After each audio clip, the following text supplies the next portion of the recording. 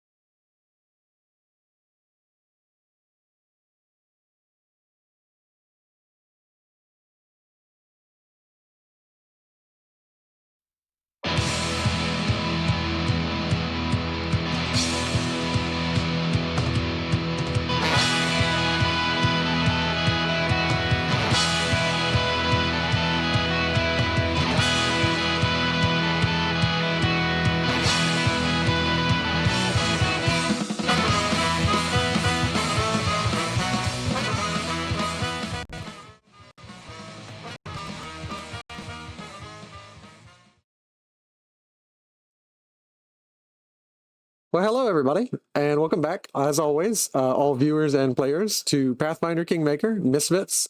This is going to be our 14th session, and we have good news. We have a whole new stream member. Everybody, welcome in. How do you want to be called?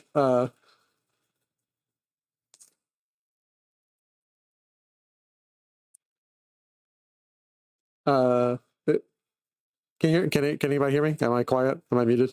Oh no. Oh no, I can't hear anybody. Oh no. Of course, it breaks immediately. Oh, but of course. Oh wait, I can hear you guys now. How do you want to be referred to, Mika? She, her. She, her. Okay, and the name you want to go by, Mika Boshi? Just call me Mika. Mika. Okay. Well, everybody, welcome Mika to the stream crew, and all the viewers. This is Mika. Her character will be coming up shortly. But let's go ahead and do the recap for this episode, today's episode. Always told by our little halfling bard, Lindsay. So let me go ahead and pull up the recap and preload it. From the notes we've cyclically transmitted to her while she's back at camp. Hey, what are you doing? You're supposed to be flesh form. There we go. Don't want to raise any suspicion there. Don't want to be us now.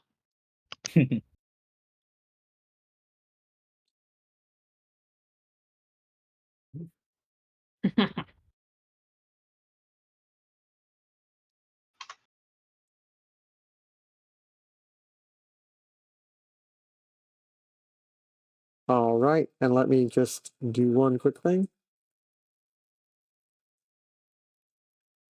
Yep. All right, and I will pop this out. All right, and let's go ahead and start the recap.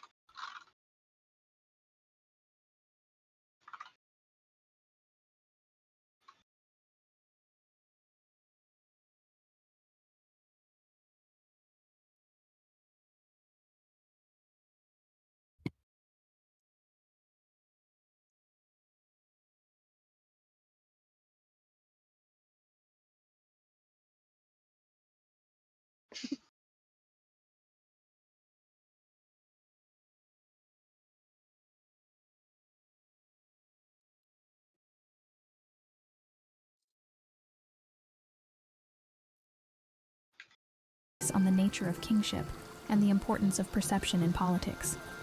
Harum also provided counsel to Corey, emphasizing the need for inner strength and decorum, and confirmed he would accompany the party on their future endeavors. It is this author's continued note that Harum's touch seems to have a detrimental effect on objects around him. Reminder, keep copies of journal and main journal away from Harum. Anyways, before departing, the Misfits recruited the eager kobold, Mikmek, equipping him with a runed dagger and leather armor.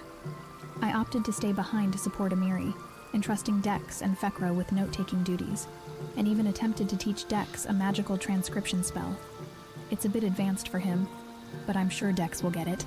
Tracking the party with some long-range observation spells, I note the Misfits, now including Harim and Mikmek, ventured into the Stolen Lands, their journey leading them to a fetid marsh. There, they discovered the secluded mud hut of the old beldame Elga Verniex.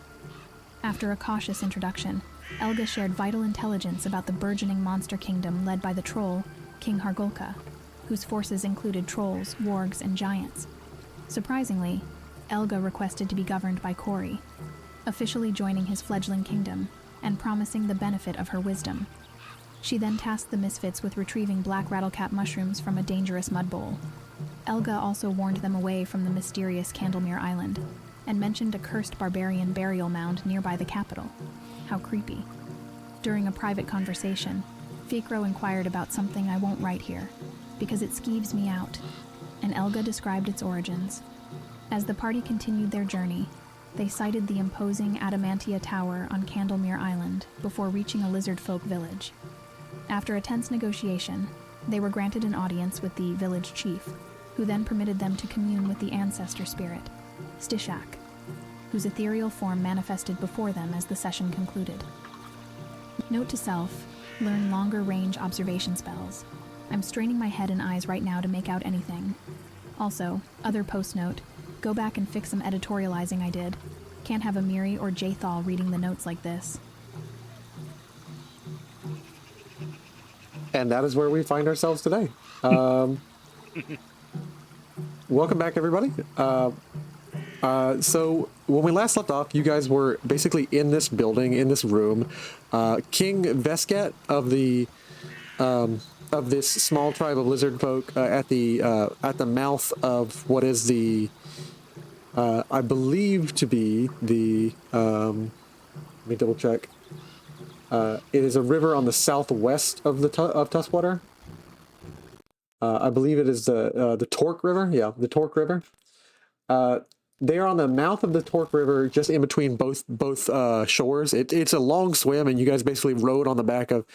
He used up a spell slot, Dex did, and turned himself into essentially a small whale, and y'all rode on his back towards this island. But you were basically knocking on the ever so faint, thin, pencil thin shore, begging to be let in because you guys were still thigh high or basically. Foot high, foot deep in the water, and waiting to be let in. When you were let in by a bunch of very nervous scouts who warned you they go human hunting because their chief has been telling them to at the behest of the spirit of Stisshak, their old hero. He has led you into this building, into this room, and ignited into life has been this little green flame. It dramatically appeared in a flash of green smoke and light as a floating Lizardfolk skull.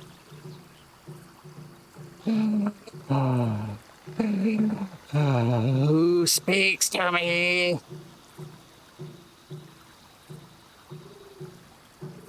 Help us, Tilly the Wizard. You're our only hope.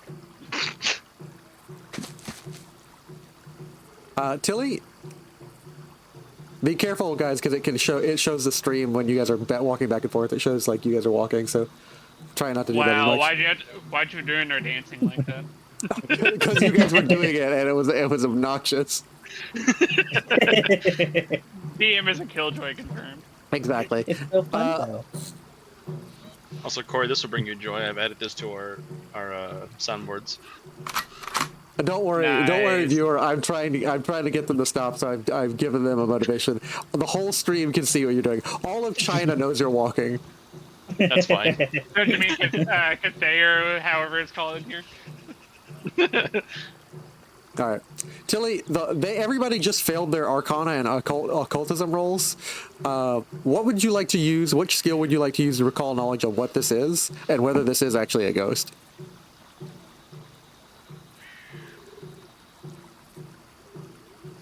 As the muddy Tilly just climbs out of the backpack. Tilly. Oh no, she's gone inert again. Is her mic muted? Because it probably is.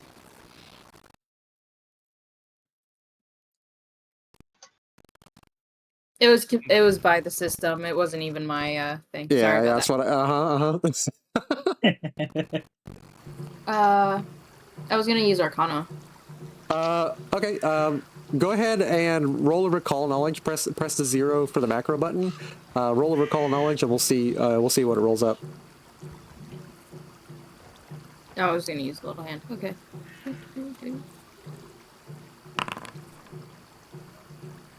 All right, that is what's called a secret roll, viewers. You will see it as she has privately rolled some dice. I see it as the full menu of everything she has rolled. Reason we display it that way is because on a critical failure, a player is given a bad piece of information. I do not tell them either way whether their roll was good or bad on a secret roll. You never know whether a secret roll is good or bad.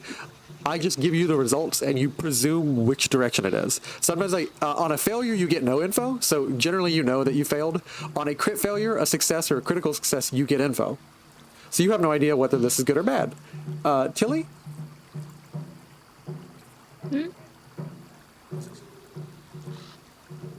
Yeah. You have no idea what this is.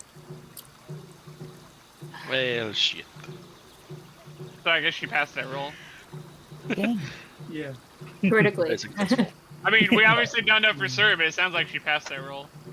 Can I use a hero point to try again? Yes, you can. Okay. DM's like, yes, the points. Technically, again, this is one of the home rules. Technically, secret rolls are not something you can spend a hero point on. I don't mind. At least tell me before I give you the result. That you have no way of knowing whether or not I give you a result. But I will sometimes, as a kind GM, for I am a kind and benevolent GM, I will. You sure you want to take that result? I will kind of. I don't know what I The rolled. previous one. You rolled the exact same thing you just rolled. Is it the system? No, It's done not that the to me like the past couple of. You Help, and, help, I'm being oppressed by the system. you rolled the exact same thing. Don't worry, Tilly. And I'm going to take a hero point from you. Once again, Corey is made valid. The hero points are nothing but a ruse. I feel so validated right now. All right. Same thing happened in Fallout yesterday. I mean, it happens. Sometimes you roll the same die over more than once. You have, I will say, actually, the feeling you get is this must be like an ancestor spirit.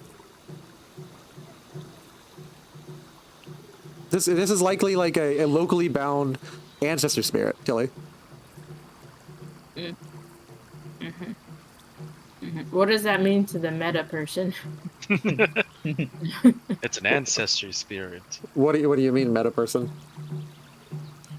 Like me, the player. I give you info and you figure out what it means. It's an ancestor spirit, Tilly. Like, I'm giving you a piece of info, you have no idea whether or not that's good or bad. I'm not gonna just like give you extra info. Dog, you don't Oh, know. Billy might have known in world. Okay, I don't know. Neither of us knows. Got it. Yeah. Oh, shoot. Sorry, guys. Harem steps That's forward. fine. Harem steps forward, narrows his already narrow dwarf eyes, looks strong and hard at this thing. He's actually just closing his eyes at this point. And he's going to try and remember if he's heard something about this. I believe in you, Harem. I believe in you, Aaron. It's something old. He nods, he looks up. We've got a problem. What would that be, good friend? He pauses, he looks at the thing, speak to me directly. Does it look at the lizardfolk? He is going to sidle past Silent, walk over to Corey. King, and he kind of like zooms in on Corey. They're kind of just whispering to each other now. That ain't no ancestor spirit. We're familiar with ancestor worship. That ain't no ancestor spirit. Not no sound good. I think it is. I may not know much, but it's old. As soon as Tilly says this, I'm gonna lean back into Harem and go, "Yeah, that's not an ancestor spirit." Tilly should probably hop back in that pick. That's we have about a second or two before that thing realizes we're talking about it. That is a will-o-wisp, sir. A king. And you hear the spirit.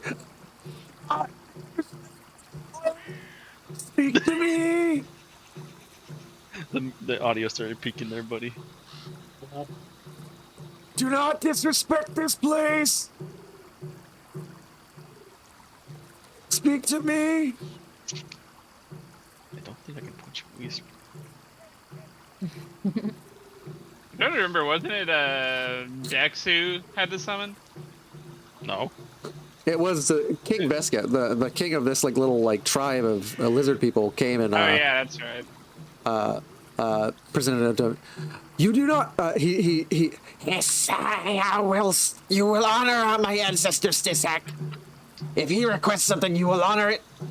If he asks for your death, you will die.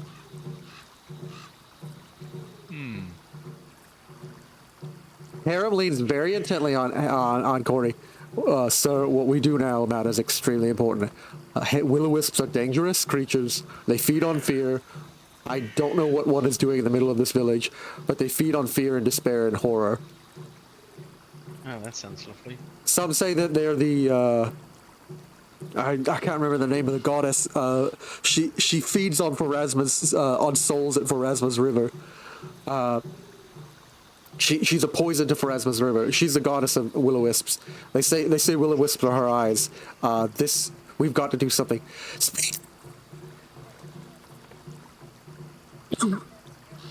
I'll lean into Dex. You should say something. Like what? I don't know. They're your people. You want to be friends? Yes, we inquire information about the territory that we are in, of your lovely home.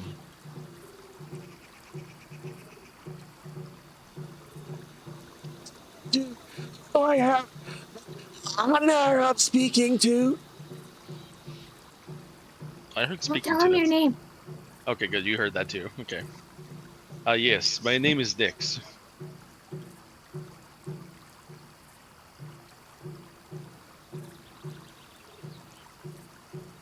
I am Stisshak, and therefore you will respect me as the lord and hero of Lizardfolk, lizard. That is a very odd way of referring to yourself.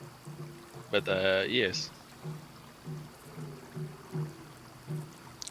You have done a great evil in coming here with other people, and therefore someone here must die to honor and appease me.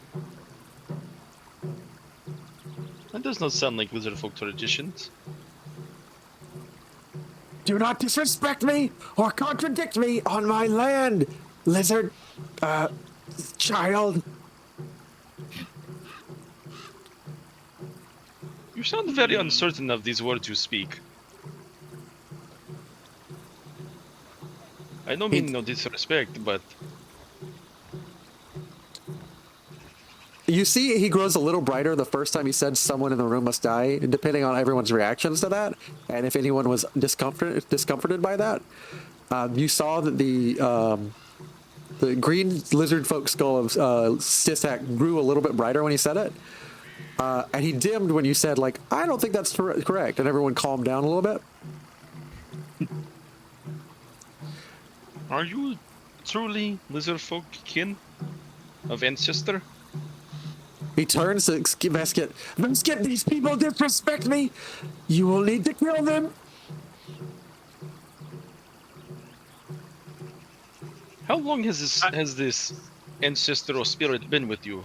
If you might not ask me, Chief. The chief kind of turns to you and says, Don't address me. Stisshak is true leader. He is older than I, more wise. But If the he spirit is does not know your traditions, is it really your ancestor? traditions. roll me a make an impression, Corey.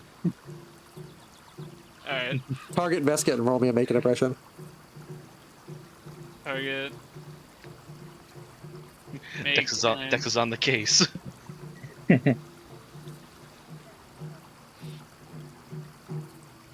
Oh, thank God, I saw a 1 rolling there. Oh, wow. Failed by 3. Damn. Oof, that's a high one, too. Well, since it's only by 3, maybe there's a chance the hero point will bring me up by 3. I'll re-roll for it. The universe can beg and offer. No, bring me down by 1. These They hero always points are fail you. actually, yeah, these are actually useless. They're good for revival. He raises his trident. King Vesket does. He raises his trident kind of above his head and shakes it back and forth, like forward and back. You will not disrespect me, pink man thing. You will not disrespect the ancestor spirit on its own gravesite, where his spirit smoke lingers. Mr. Ancestor Spirit, sir, if you really are who you say you are, then say something only those of the lizard kind would know. And Dex here will confirm. Me, like, side-eyeing you. I will. You hear the creaking and cracking of, like... you don't... And it, like, attempts to, like... And, give me one test. Give me one check or something. It speaks in Draconic, Tilly. And then it speaks in another language that you guys don't recognize. Since I know the languages that you know, Dex, and it speaks the same thing that the Lizardfolk speak. The thing other than Draconic that the Lizardfolk speak. Tilly's gonna yell out. What Which is in the side. What you do catch, however, Tilly, make me a perception check. This one's gonna be like a DC 17. I believe in you. Oh. The Mighty Tilly's first roll of coming back. Perception. P. I believe in you, Tilly. Never mind. Second roll, not first roll. General.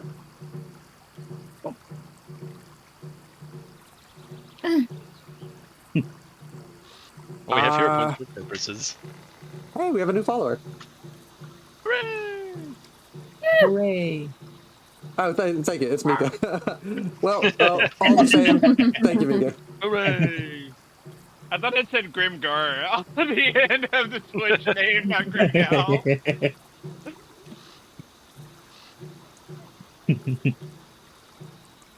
A new follower it touches the beacon.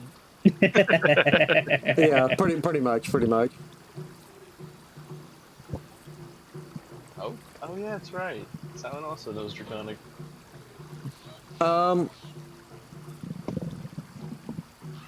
Silent, you also understood Draconic. You also get to roll a perception check. Yep, sends his words alright. Many eyes fall upon this shady shade.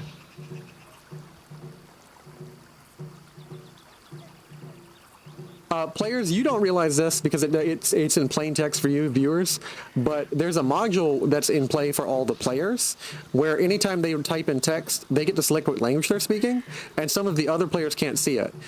Tilly and Silent are speaking in Draconic. It just so happens it's translated for you, the viewer. Go ahead and roll me a perception side. Does it tell the viewer what language the person is speaking though, or it does not? Just like by one. Classic. Do you want to hero point so you can be -2?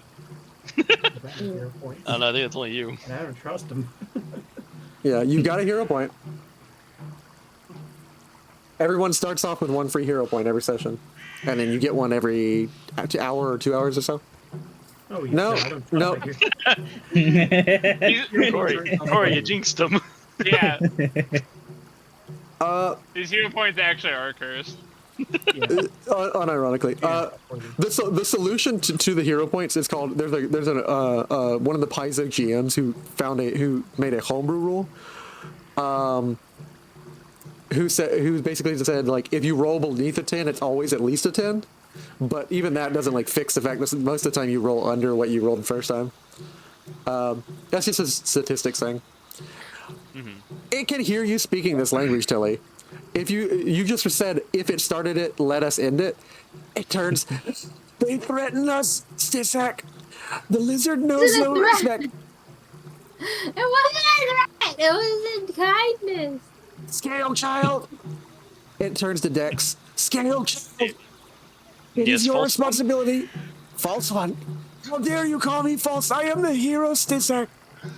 You will select one of your party to die, and they will ritually die.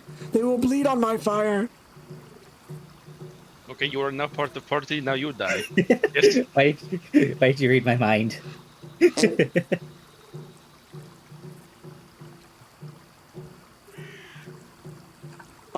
Okay, like just remember, everything you type in is also considered canon. If you type in this typing chat, guys, and the viewers can see it, it's considered canon. It's not just OOC chat. I haven't had to address this before. It's not just OOC chat. So if you type, it's going in the world. Well, that's why you make it OOC chat, so your character isn't literally saying it. Yeah. Yeah, I'm saying all of this. You don't skip over the things that matter. Tilly says, "Why are you victimizing yourself? I be friends." And it of course turns to you and says, "I demand this one, the small plush thing. It must die and bleed. Pour it over my fire now, or you will all die." Wait, I'll say it in regular time. Do it then! This one does not bleed. Also, I do not believe this is a part of ritual that we would partake in as our ancestor. Watch him learn! Watch him learn! King Vesket. Oh, so he's a false idol. King Vesket says, "This is Stisshak. Stisshak knew many things, perhaps old traditions greater than new ones." No, this is incorrect. I will This give is something amiss. I will give you. It will be a high roll for you, Dex. Oh dear. Roll me a recall knowledge, and it will be a high one. What about a high rule? Throw high rolls. You are, after all, an amnesiac lizardfolk, so it is possible you know something. I pray to the gods for the good stuff. I think I was a little bad at you. You were telling me. Also, Sally, your mic's a little quiet. I'm not sure if that's audio-wise or if that's just me. I'll turn him up. He's a little quiet on my end too, but like I'll turn him up. There we go. He wasn't Might that just be quiet on distant my from end. microphone. Yeah. You have no idea. Nothing. Your mind is a complete little skeleton blank, Dex, and that was the last check. And Mick speaks up and says, "Mick, I'm not dying for this thing." Like Mick stands in front of Tilly. Tilly is part of Union under Union protection. Union protects boss. You not strike Tilly. You not strike any of them. Vesket. This I agree with. It's okay, they can strike me. I don't bleed. They don't know that. Vesket is going. Okay, just remember there are consequences to all y'all's actions. I shouldn't have to remind y'all that in a role play game, but I believe it. Vesket calls out, and he's going to say, "You have one last chance. Give us the body to bleed, or all of you will die to my warriors."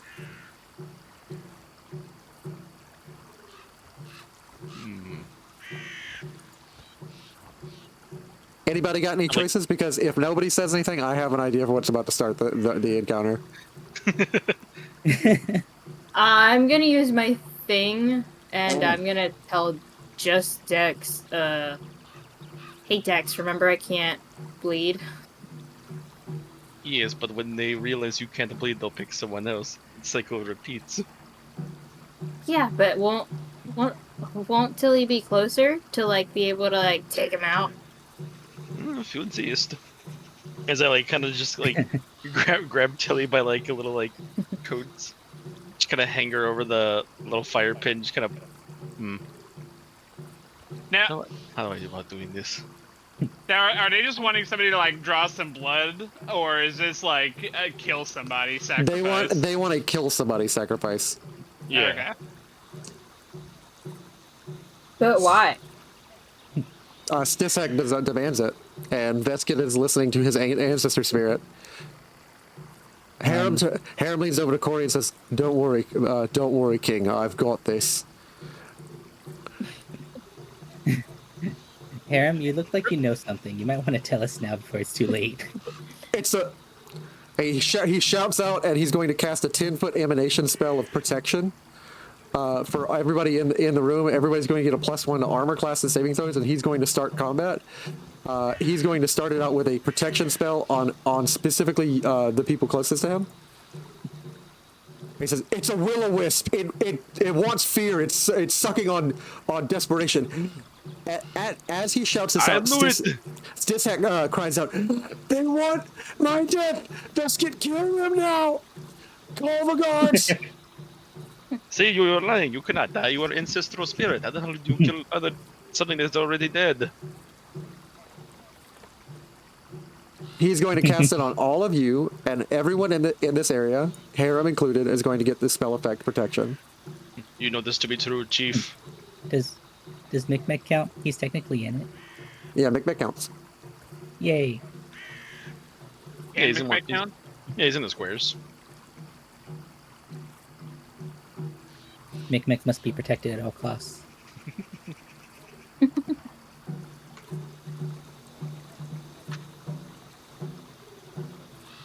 This is what someone would call escalated situation.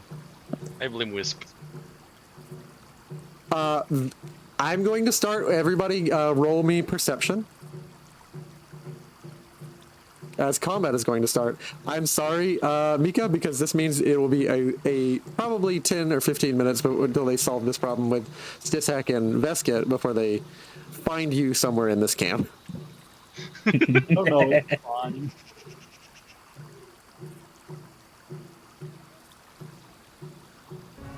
There it is. Is anybody else able to open up their character sheet right now? Yeah. My character sheet is not opening. Time to refresh then. Oh, I'm also not able to. Refresh for everyone. Refresh. Thank you.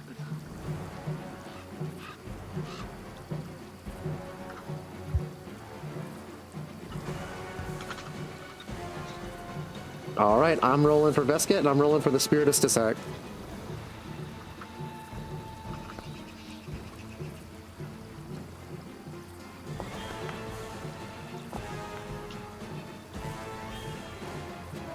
Stisshak rolled a huge 36, which is a sign that this is not going to be, like, just a reminder, modifiers go up as levels go up, so this, anytime you see a huge number that's probably like 10 numbers higher than you, it's a sign that the enemy is probably a high level one. And I'm not telling you what to do, but, you know, levels matter in PF2E, so running is always a valid action. Who needs to rhyme? It was all a dream. It's all a dream. I refreshed and I'm still not able to open my character sheet. Did you fully close it out and open it back up, or did you? I'm about to do that. Harem is going to be first in the turn order. He just cast a 2-level spell. Oh, I rolled a stealth, not perception, for some reason. And that's probably from when we last rolled it. Yeah, that's right. If I re-roll with perception, will it update? You should be able to. Yeah. Oh no, it says I've already rolled initiative. Okay. I guess I'm stuck at 13 then. No, roll again and I can update it. Just roll perception. What? The character sheet's not letting me re-roll initiative. Is that like actually grayed out? Don't click the initiative roll. Perception. Yeah, press the perception roll, not the initiative roll. And I'll just update it. Because you're clicking on the left where it says initiative. Right above it is perception. Just click on perception. Oh, okay. Nice, you got a 10. You want to take that one? Because it's not going to change. You still will last in turn order. Yeah, I mean, I guess it doesn't really matter, but...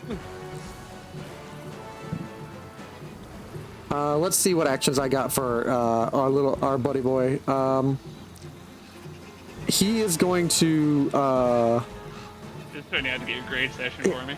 He's gonna step in front and step in front. He says, "I got you, King," and he steps right in front of Corey to take any blows. The Spirit of Stisshak is going to move next. Spirit of lies.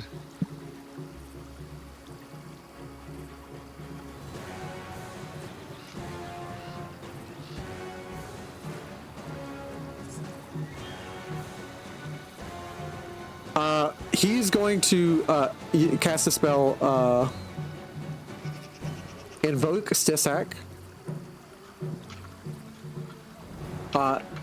He manifests a shimmering form of a regal Lizardfolk king made of flickering ghostly light. It manifests within 10 feet of the will-o-wisp. So it's going to manifest right in his position where the wisp is, like it's spilling out from the skull underneath, like a regal kingly lizard form. It can control minor actions such as moving a limbs, but it cannot leave the square in which it appeared. So it cannot. The Stisshak can no longer move from where he's at. He gets a +2 to circumstance bonuses on intimidation and demoralizing foes through this invoked image. He's going to attempt to demoralize Harem, and then combat is kicking off. So.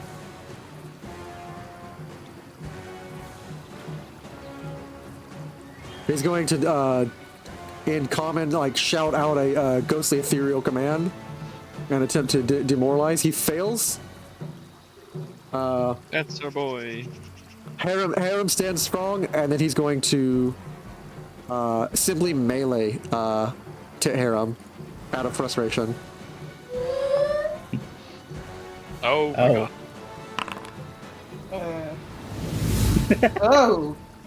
And he crit hits. Nat 20 crit hit. Oh my. Yeah, he nat 20 crit hits, and it's a high roll. He has got a +19. He was probably going to crit anyways. Oh my god. You see like the regal kingly form, like it would normally just be the skull. The regal kingly form, it reaches out back like a mighty lizard, like large lizard hand, and just slaps Harem so hard that Harem goes flying back behind Corey into the wall of the mud hut, and you see the mud hut and a lot of dust shake.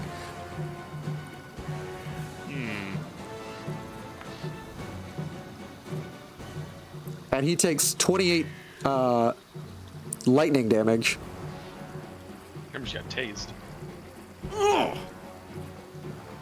my god. Oh my god. Mom, come pick me up. I'm scared. Anyone know how to punch? Anyone know how to punch a ghost? That is Stishak's turn. Tilly, it is now your turn. On King Vesket's turn, next turn, King Vesket will begin trying to leave the hut and shout for his guards. So, am I being held over a fire yet? Nothing is happening to you, Tilly. Like, they literally did not sacrifice you. Damn. Alright. Let's see. I more or less just kind of like grabbed her by the coats and kind of just pointed her at the wisp is what she wanted. Is Billy like wanting to be sacrificed? New character time. Where's my crucifixion? I'm waiting. I'm a martyr. I'm the hero, clearly. Yeah. I wanted Tilly to be like stabbed dramatically above like the fire because she's got fire resistance and she doesn't bleed, to be like ha ha ha and like be like a intimidating. Yeah, that's not happening. But obviously that's not happening. So since everybody's about to get stabbed the fuck out of, and it won't be Tilly, I'm just gonna whisper over to Dex, should we run? It is sounding more and more plausible situation, but how to punch ghosts? You know how? I'll try, and then we'll run. So I will use my. Will that work on them? Does it have organs? It's a ghost. Like specifically it's a will of wisp.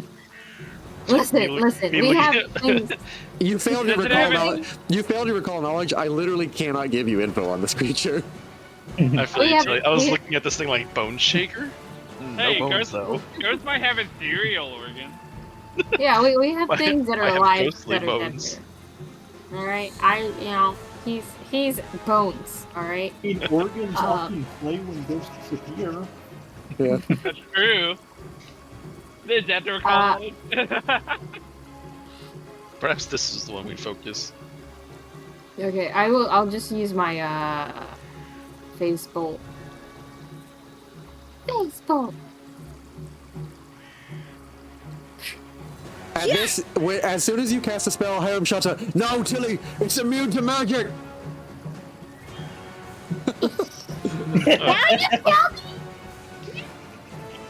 You're a wizard. I thought you knew.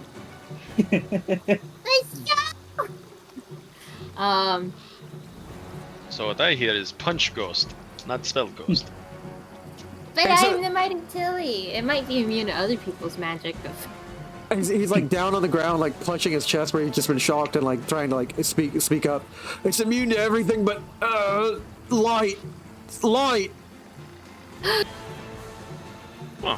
okay. So I'm gonna take my my thingamajig, my rapier that I should be holding. Yep. Yeah, I have not made And, the item, but yes, you can take it out, and I will tell you how much damage you're supposed to roll for it. Okay.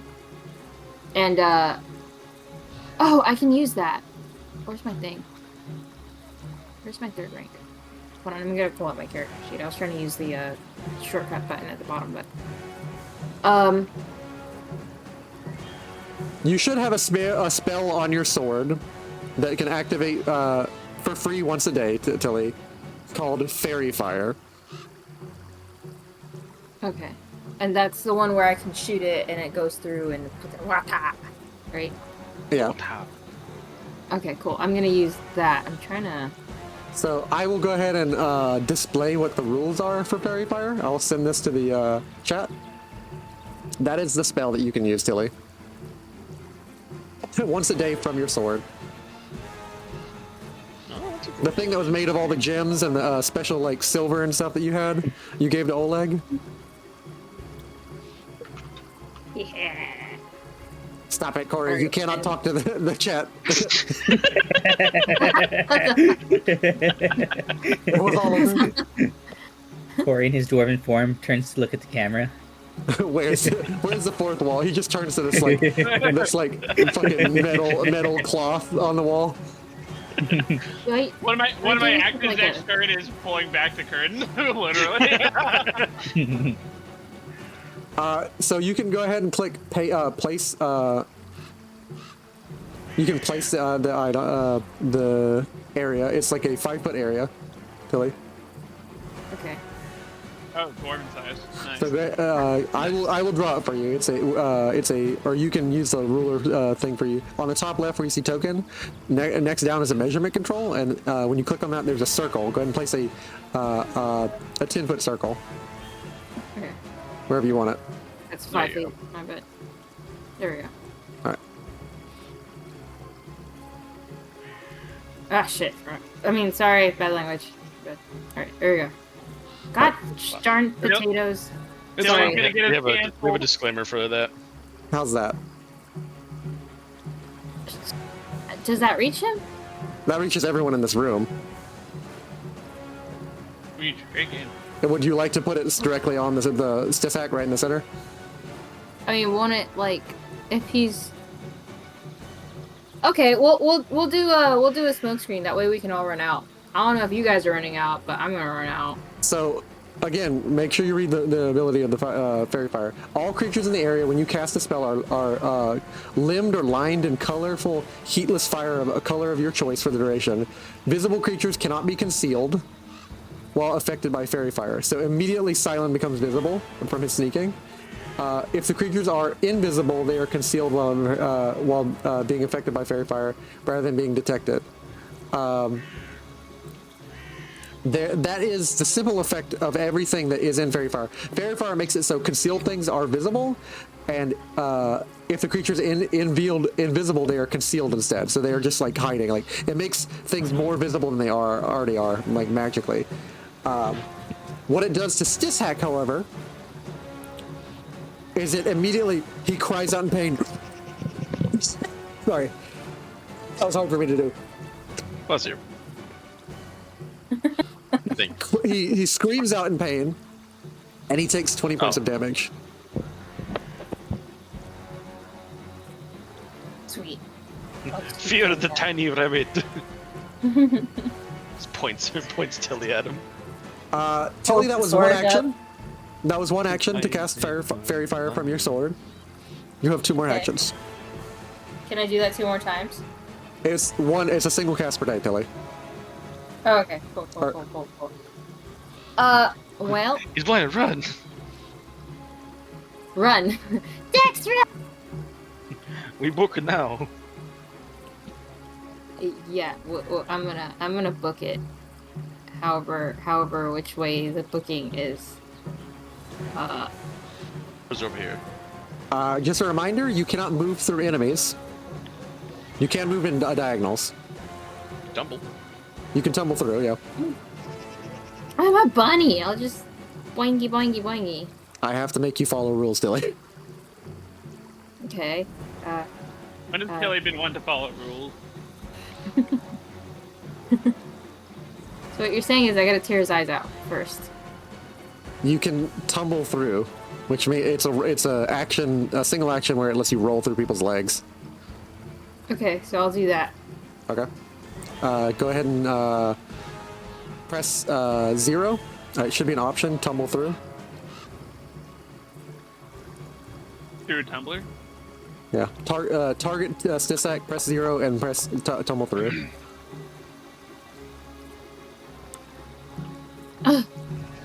You fail. You bump into him and you trigger any reactions that Stisshak has. Luckily, he does not have any reactions.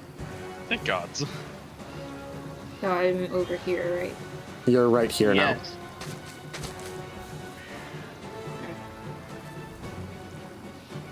That's one action. You still have one action left, Dilly.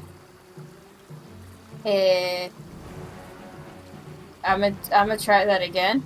Okay. Oh.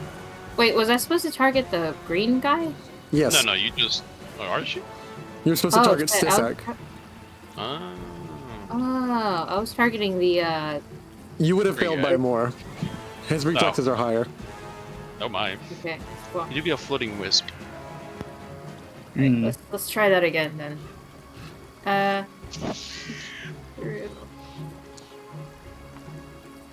Oh yeah. Oh wow. You again failed. Ow! You cannot get past this. Like he's like stepping on the floor everywhere you're trying to like roll through, Tilly, as you're scurrying around on the ground. A reminder: I said when it turns around after your turn, the next person to turn, or King Vesket's about to go outside of the building, shout to this entire town, and turn them on high alert. Which is now King Vesket's turn. Oh no. King Vesket will take a stride action. The door is already open. He's going to have to go to open the door. That's another action. And then he's going to shout out from the door with his triumphant roar action. Oh, that's a thing. Oh dear. If only he had the curse of Alceta. It's a Truly. requirement. Never mind. So instead, he's just going to shout as a third action from everybody. Men! Lizards! Come! The Stisshak is threatened! The pink things are attacking!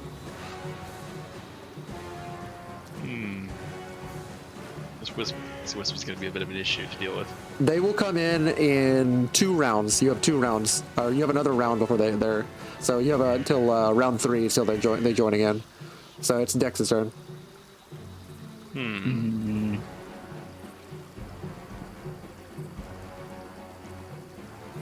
Only light can damage it. Would activating Tilly's Everlight Crystal count as something similar to that nature, or is it just that the light? That's what that thing was. Oh, the rapier's been okay. It was converted to fairy fire. Gotcha. I'll post a photo of the final form.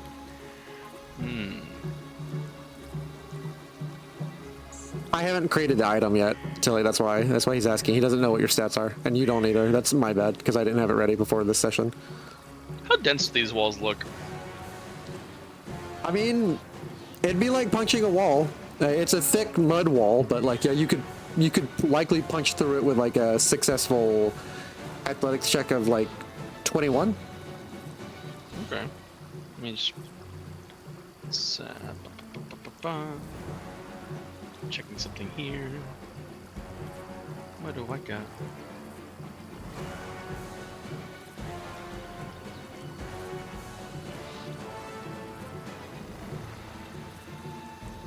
Is it Baron time?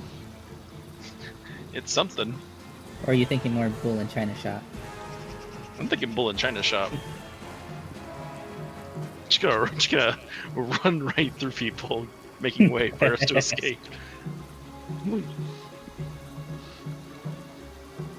Let's see.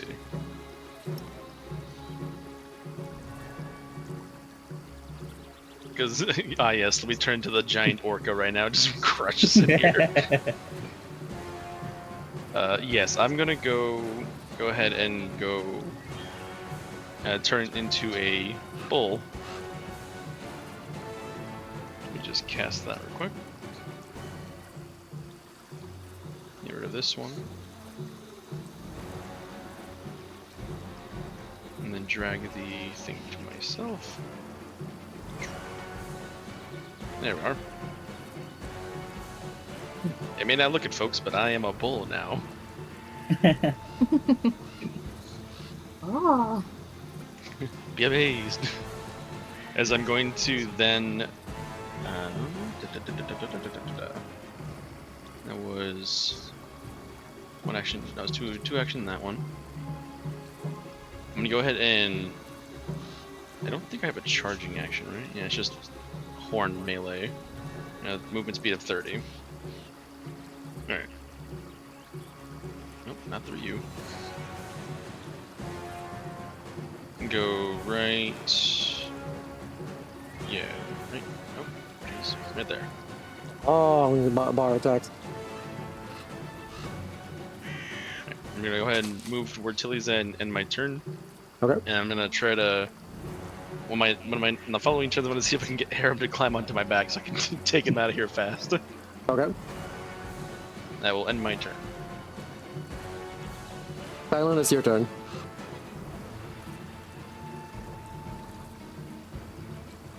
Man of Shadows, do you have anything that affixes the light? That's one stride action.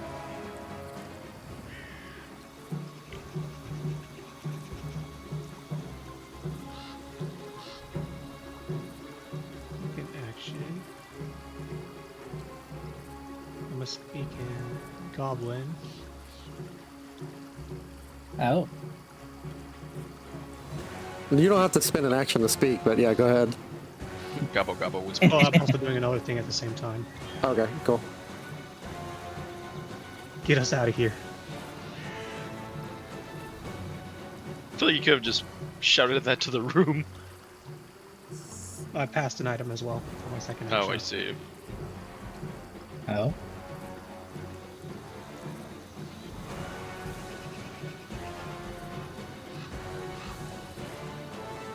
Third action. And we got a flashbang. This isn't going to do anything, but might as well.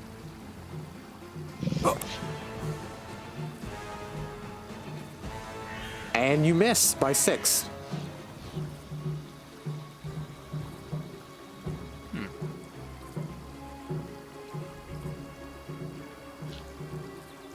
And that's my 3 actions. So, what did you do in the middle action? I'm sorry, I It didn't show that you moved any items or anything. Yeah, you didn't do anything. I passed some explosive substances to Becker. Okay, oh, okay, I understood. That's gonna be end of Silent's turn. Fekro, it's your turn. I don't see anything in my inventory.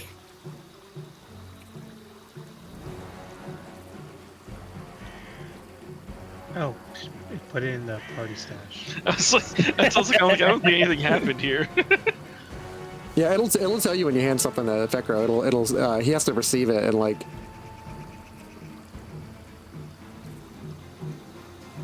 Does he have to do like a bow when he receives it too? You gotta put a gift card on it saying, "Hey, this is for you, buddy."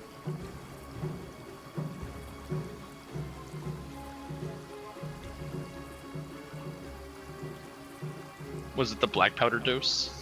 Yep. Oh, It's supposed to be in his inventory. I see. Then yeah, just drag that to your inventory then. Yeah, that'll be. It is an interact action to like hand someone something. So yeah. Okay. There you go. Well, So I got you just handed handed that. him. You just handed him gunpowder. Yep. Okay. He can make alchemical stuff faster than I can. Fair enough. Fekro, it's Pocket your powder, turn. go! Fekro, Gunpowder. Fekro, pocket sand. This ghost is beating all y'all's ass. Okay, sure. Little did we know, I- the chemical mixture of gunpowder makes Will-O-Wisp explode. Reading the description, I have an idea. Okay. He handed me 9 doses of black powder. Yes. I guess for my first action, I will, I'll move. Okay. When you said get us out of here, I wonder if he was referring to just blow a hole in the building. I Black also powder's strong enough for that. I also I'd be wonder down. that. I can do it. Everyone's like, are we bank breaking this thing? Yes. Just explodes a wall. Let's get out of here. Silent can do it. All right, here's what I'm gonna do. Instead of moving for my first action, I'm gonna I don't know how many doses I can feasibly do this with, but I'm gonna try to shove some of these doses into the wall here. Okay. DM discretion on how many doses of black powder I'm allowed to do that with. I will say you can grab a whole bag of black powder and just throw it against the wall. Lighting it and Alright, not I'll- getting hurt by it is the second question. That's my first action. Is throwing it against the wall, I guess.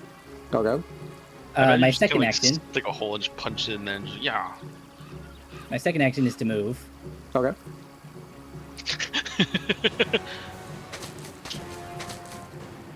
Correct, you are moving. And my third action, I will both create and throw a versatile vial at the wall. Fire, yes. Go ahead and do that. You don't even have to roll, since roll the strike action, so I know if you succeed in hitting something that's like inanimate and unmoving.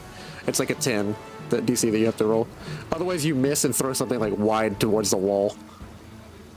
All right, yes, and using my special bomber abilities, I'm concentrating the blast of this vial just on that square. Oh, you don't even have to roll. Just decrease the vials to 4, because you have a +10, so it's a guaranteed hit. So. Oh, there you go. Hitting an unmoving object's easier than you think.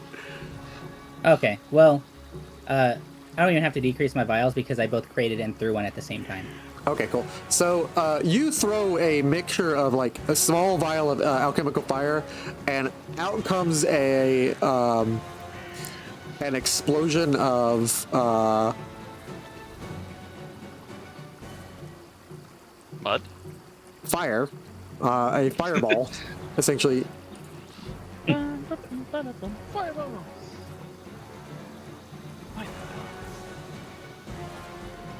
Oh, I apologize if some of you get hurt.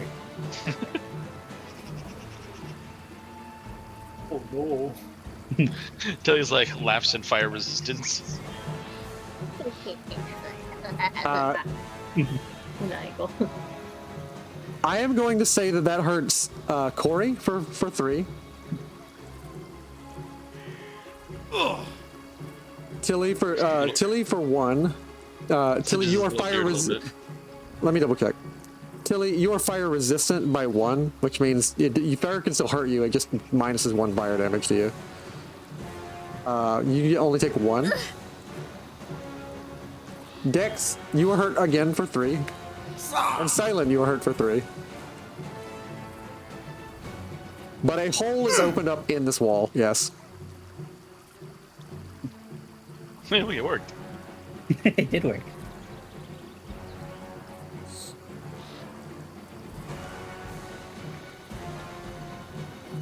Note to self: change out spells to blow up with wisp. Confirm.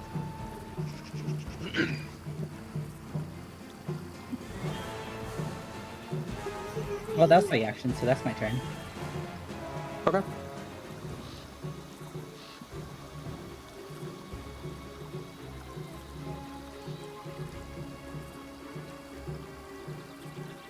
So next in the turn order is our Micmac. Micmac is going to turn. He says, "None of you are going to fight the literal ghost monster in here. We gotta kill it, and they're gonna kill us. We're not gonna be able to get out of town." And it's gonna target Stisshak. Can you punch a ghost? And it's going to try and throw a spear at the ghost. In my mind, I just imagined the spear just went right through it. It goes right through it. And he says, "We're dead." He immediately activates his hurried retreat ability. Yes, Kingmaker. Were we warranted? It requires him to be adjacent to at least one enemy. He strides up to his speed plus 5 feet, and he gains a +2 in his AC. He does not trigger any reactions, so he immediately books it. You guys are gonna fight the ghost? No. Oh, you're right. 1, 2, 3.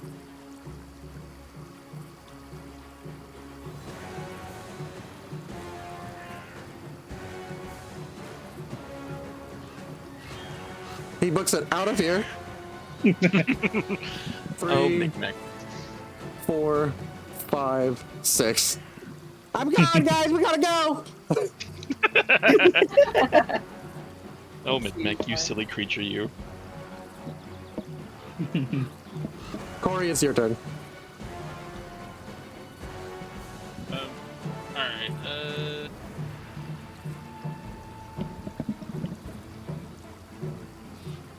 I will try to. I don't know how well it's gonna work, but I'm gonna try to shoot the ghost spirit since we got a +11. I might be able to land it. Let me pull up my character sheet real quick. I'm going to use my paired shots ability Nice. on here, so I can do 2 rolls at base difficulty. Just a reminder, it's a -2 if someone's in between you and him. So that would have been a miss by 7. Because like Tilly and Dex are in between you and the enemy. Anytime you have an ally in between you and an enemy, it's a -2 to a strike. Oh yeah, I didn't think about that because Dex's image is broken on my end. So I forgot I was him, and I thought it was just Tilly. Yeah, I'm currently a bull. Yeah, he would have a bull image, and they don't provide like Paizo doesn't provide the whole bestiary of images, which is interesting. Tragic. Well, I've already committed to one, so I got to do the other now. So I think that's wasted 2 shots. Oh well. Bang bang.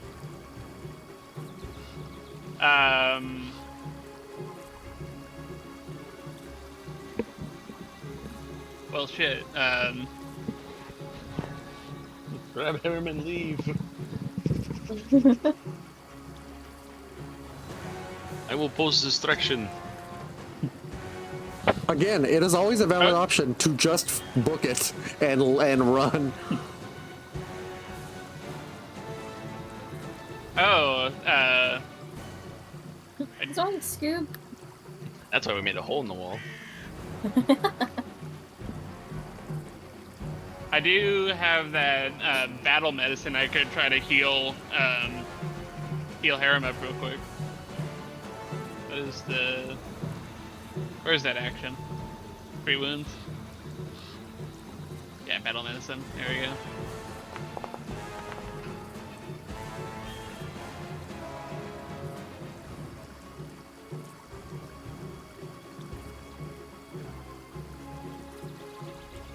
Can you apply the healing to Harem DM?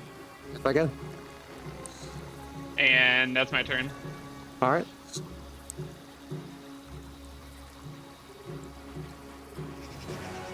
So you've battle medicine Harem. Harem stands up. We've got to go.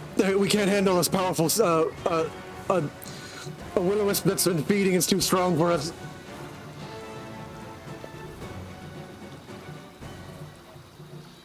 Harem is going to like look in his big bag of spells, and he's going to see if there's anything he can do before he just straight up like tries to like hop onto Dex and like get out.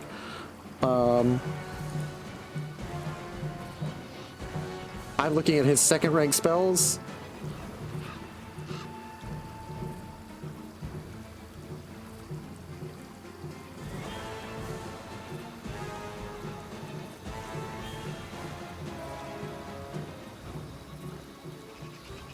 And there should be one for...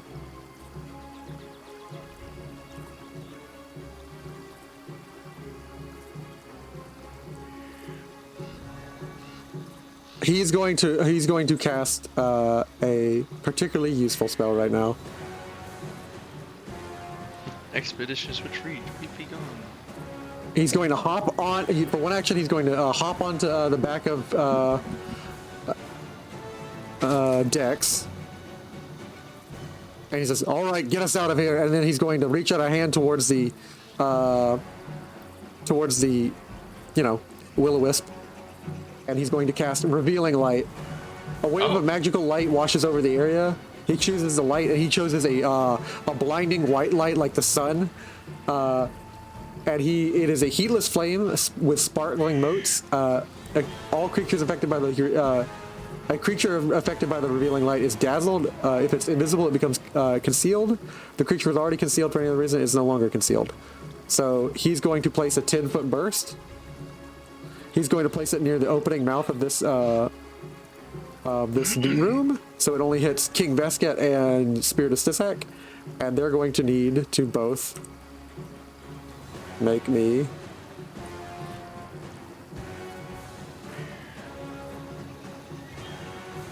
King Vesket and Stisshak make rolls.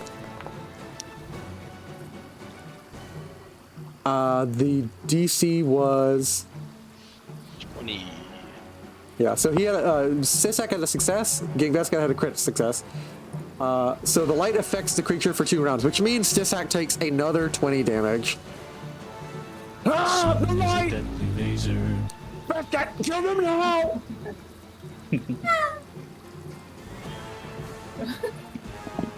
Vesket is completely unlearned, but he is like freaking out for his ancestor spirit, and he is calling more frenetically out to his lizard folks, and that is going to be Harem's turn. The Spirit of Stisshak is going to take another bite, but this time out of Dex.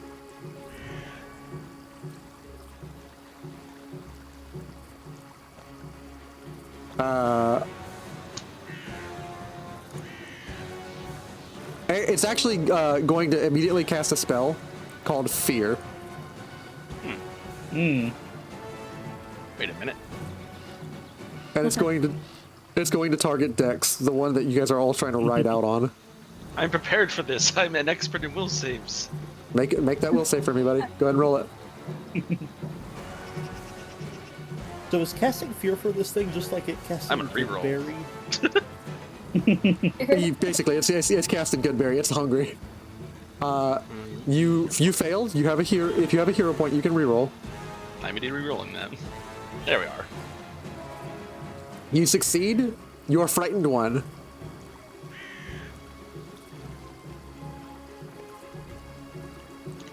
As the skeletal facade just appears, it's now a skeletal bull. It just cast for its first action, basically Fear. That was a 2-action spell, and it's going to use its action Feed on Fear. An enemy under a fearing effect or dying, the will-o-wisp is going to feed on the creature's terror. It's going to regain 2d4 hit points, and it's going to ignite even brighter. That's not too bad. He heals back up 5 HP, and he's getting stronger again. Tilly, it's your turn. If only we had a flashbang. I'm going to flashbang again. Wait, I can't. But I can. He doesn't like light, right? Yes. Alright, I'm gonna use my blazing bolt. That'll light everything up. Right? Yes. Well, no, blazing bolt. Unless the spell specifically implies that it does light, even if it's fire or something like that. Even though, you know, real world it would cause light. Unless the spell specifically says it does a light effect, you can't assume it does light for like a creature that's weak to light. Well, it says flame. Because it says heat and flame. Yeah, flame. it doesn't say light. Okay. Wait a second.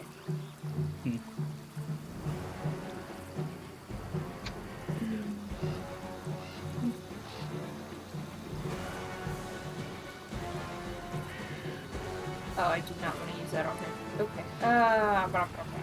He is weak to one. He is weak to one spell. One spell would be effective since Harem mentioned it. Harem shouted all the spells he's affected by. He's affected by light and force barrage, Tilly.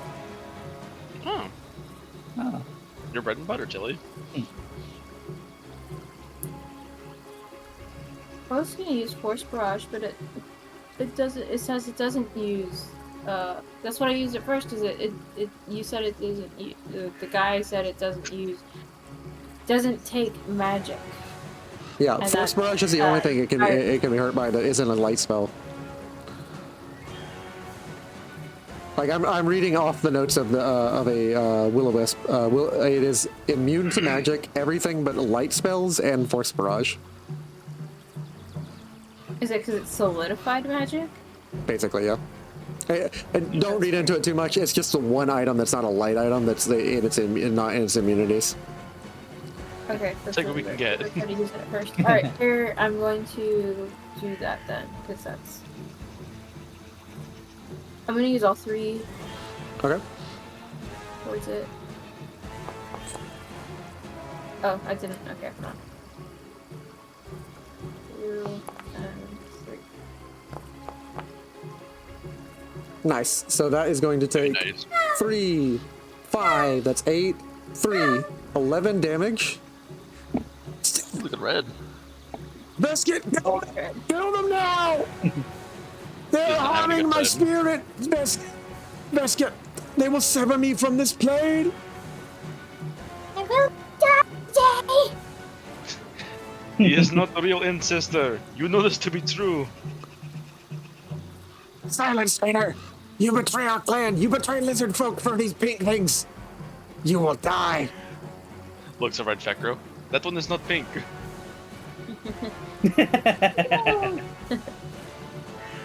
Men, come in! And he's going to step to the side to allow them in. He's going to target Harem, who is harmed, and he's going to attempt to trident spear him.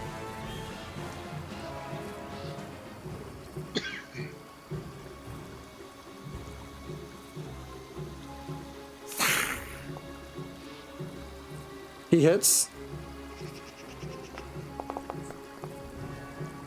That's 13 damage on Harem.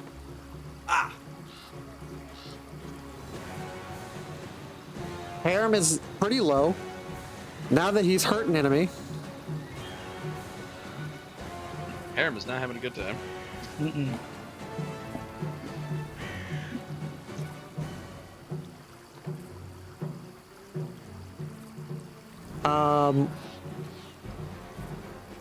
Yeah, that plus 18 to hit looked a little threatening, not gonna lie. And he is going to attempt to demoralize, causing another person to be frightened for the Stisshak. He is going to attempt to demoralize. Let's target Tilly.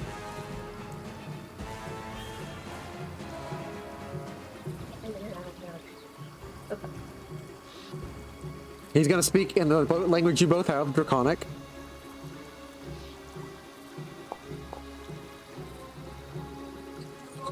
For the God King, the God King hero, Stisshak. And he fails, but you know. Tilly's unfazed by the words. Dex, it's your turn. Feel free to carry all of the people on your back out of the room if you want to. Yes. To make a frightening exit for the lizard folk. I'm going to put my swarm here to cover that door. Yep. In case anybody pushes in, and then I'm gonna use my last action as movement to clear out of here with the people. We're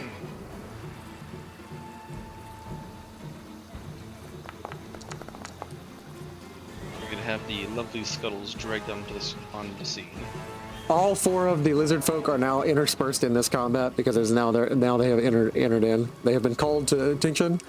They're the ones who are closest by. Mm-hmm. So your first action, what are you doing? Yes, I'm gonna summon my swarm and place them here to block them from coming in this way, since they don't. Okay. I'd imagine they don't see that there's a hole on the other side. Yeah, the swarm will appear right here, swarming, blocking the door. There they are. And then final action, I'm gonna book us out of here. The 3, both Tilly, Harem, and myself. Okay. That will be your full movement speed. I'll drag Harem and Tilly to you. How do I get out? 5. Okay, there we go. I had to do that. So 5. So I'd be about right here.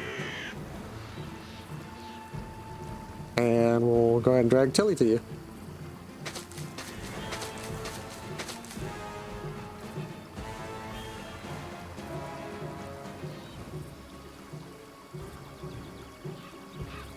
That is going to be Dex's turn. Yes, the bulk of the 30 movement speed, so I was able to get us nice and clear out of there. The first of the lizard folk responds, and he's going to attempt to chase you guys down with his full movement speed. So he's going to move over here for one action. He's going to squeeze through.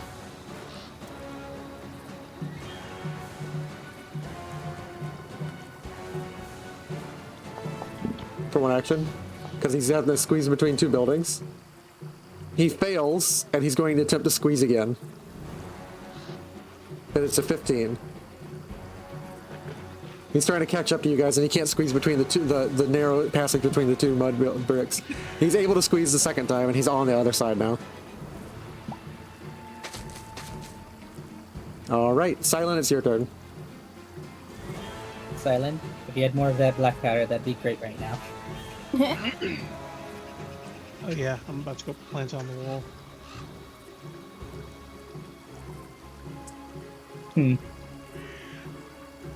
What, you think we're gonna make it to the door? I have a better idea. Yeah? What is it? The sun. Yeah, cool. Ah, you want me. Okay. I'm gonna prepare my action to throw the last of my black powder towards the top of the building. And time it perfectly when Fekro is ready to throw fire at it.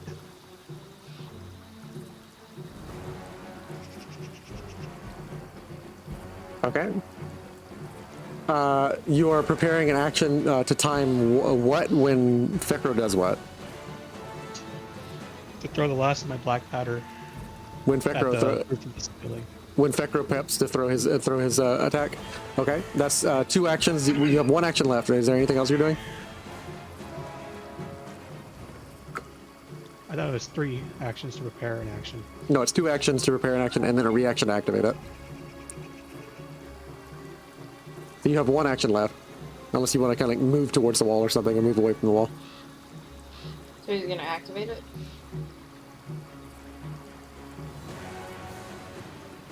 Go here. Okay.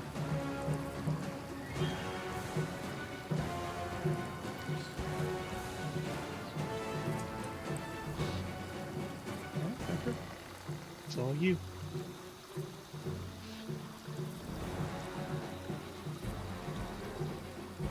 All right, it's now Fekro's turn. Fekro, I'm assuming the first action you're doing is throwing something. Where is his black powder going to match your fiery versatile vial? Well, my first action is actually going to be move. Okay, nice. I'm getting the fuck out of this building. And then I'm throwing it. Okay. I'm going to throw it directly, like, as central to the ceiling as I can. Okay, central to the ceiling. Okay, cool. Pretty much directly above the Will-O-Wisp. Okay. And I'm doing the same. Roll a strike on Stisshak. I'm gonna say you hit the black powder for sure as a guaranteed since it's your first attack and you have a +10. Roll a strike on Stisshak to see if you hit him with the rest of this fire. Okay. I'm only gonna use a versatile vial for this attack, so Okay. I'm just gonna create and use one so I don't decrease my total supply. Sounds good. Come on, natural 20. I believe That in is in the toothy grin. I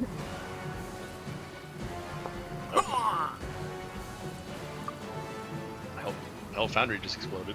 So you missed on hitting Stisshak with it. He will still take 2 damage from the fire, as like spray damage, and so will Vesket.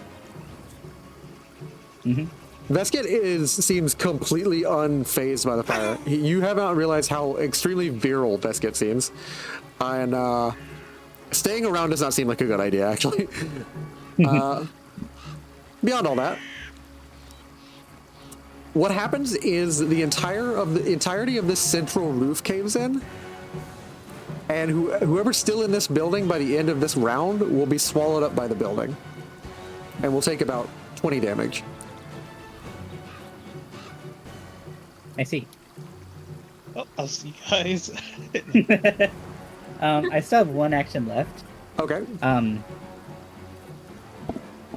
You'll be fine, Silent.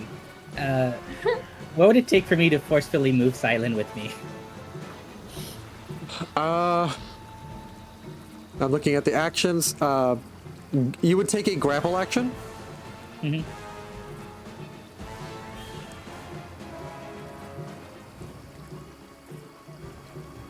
Okay, and how far could I move? You could move him to the other side of you. So from here. So you could either move him from where he's at right here to here, or here. So those 3 squares to the north of you.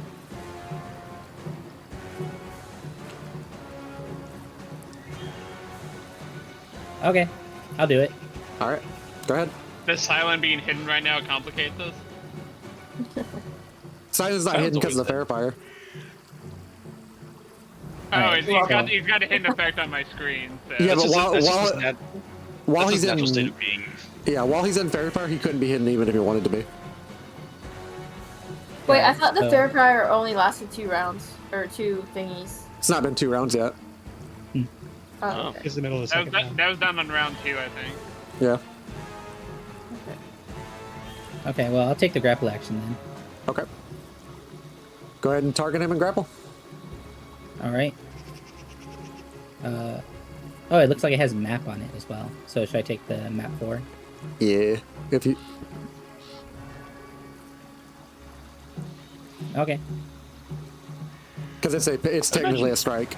You're technically striking out to grab to. So you do not grab him. I choose to fail.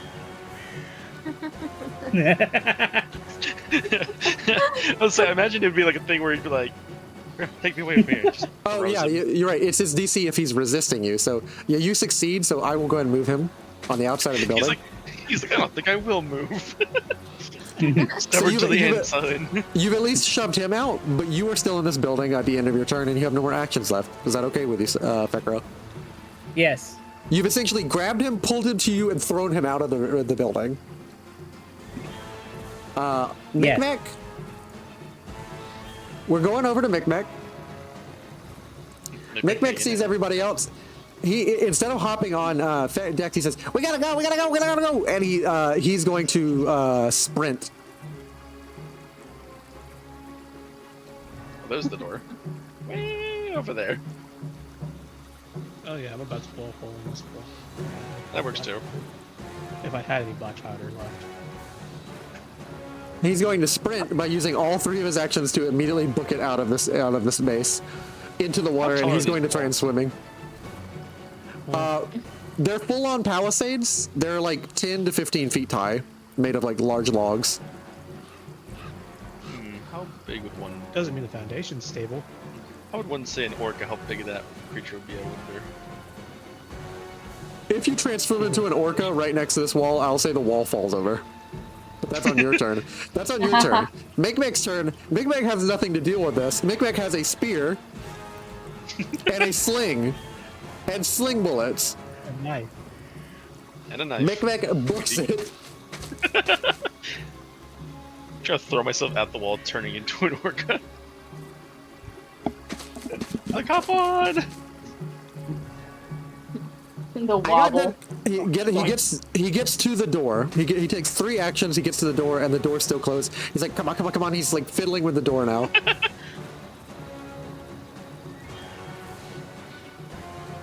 Gonna be real soon once the wall falls. What will you do now that your walls have fallen?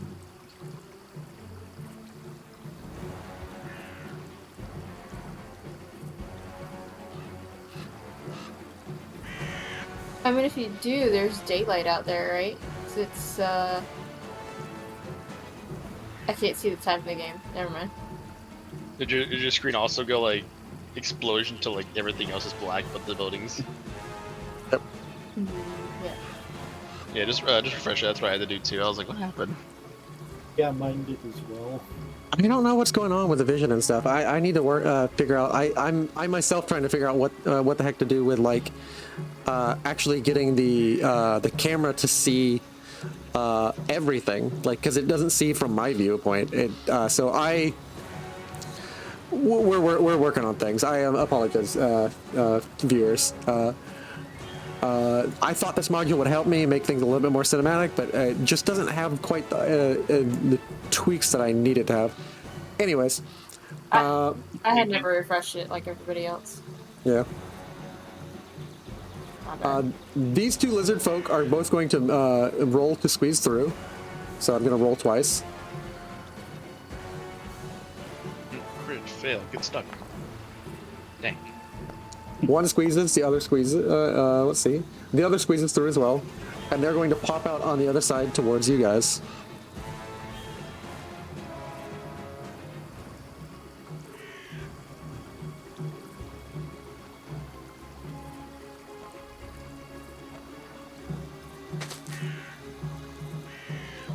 And that is their turn. Corey, it's your turn, and you're the last in the turn order before this building collapses. Don't forget your contract.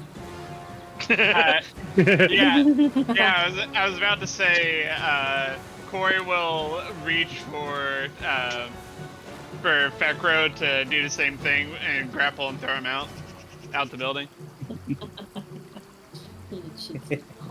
As the building shakes, Now the question is, does Fekro, knowing how much I hate him, is he going to resist the motion of Corey looking to like come over and grapple it? So, you wouldn't know this, but you can't exactly read my mind. you don't read my mind either. But I was banking on the fact that you would follow your contract, which is why I was fine with staying here and moving silent. nice, nice. That's awesome. I like you were scheming. Literally scheming, like, he'll have to save me. He has to. It's in the contract. It's like, I sure hope this works. Hell of a gambit. Banking on your honor. As the building shakes, go ahead and target him and roll a grapple for me. Oh, I thought it was just if he was resisting. No, he's well, is he resisting? I'm not. I'm not. Okay. So, God. just move him through here into this square. Or I will move him. Yep. He is out of the building, and you feel free to move with your last 2 actions. This creature's about to get a whole lot of sunlight. Oh, yeah. You know what they say. Alright. It's your Do as I vitamin say. D. The sun is a deadly laser. All right, go ahead and move twice. Corey, you have about 50 feet of movement that you can move. Or, no, 40 feet. Part of me wants to pull out the clan pistol and do a final fuck you shot towards the You can. You have one movement action and 1 shot. You can do that. It's up to you. You never know, you might get a nat 20. Might pop a hole in this thing. Let's zoom in on Corey. Let's see what happens. Oh, I misclicked that. Okay.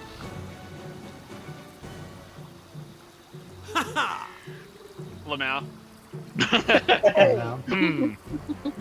Gives them you can still. That's a critical miss, Huh. which means you get a critical fumble, and with a ranged, you hit yourself instead of the target. Oh god. Roll damage. Can I hero point reroll that? You can, yeah. If you don't succeed the hero point reroll, you're still gonna take damage, and then you're gonna take the critical fumble. Okay, so it's just a regular miss, not a crit miss. So you just miss him, and now you can leave the building. the gods are happy with that. Oh, I can't. You have to use your WASD. Yeah. You have 20 feet of movement, so 1, 2, 3, 4. There we go. As this building collapses,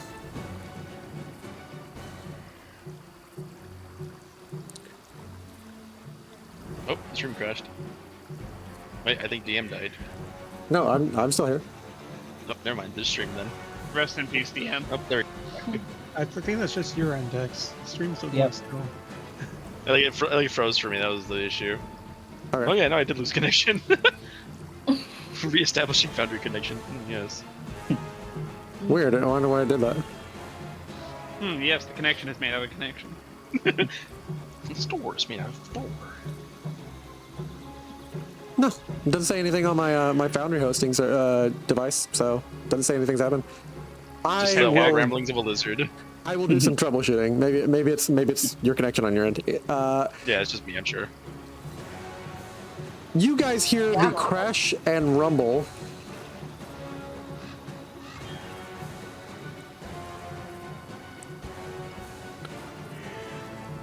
of several rocks like piling up and falling.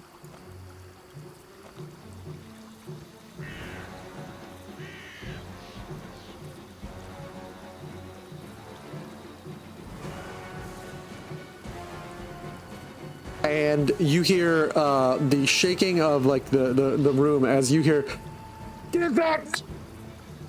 As so you can't make out exactly what happens, but likely something happened to Stisshak. I call this a win. Vesket is completely buried underneath the building. You have no idea what happens to him either. But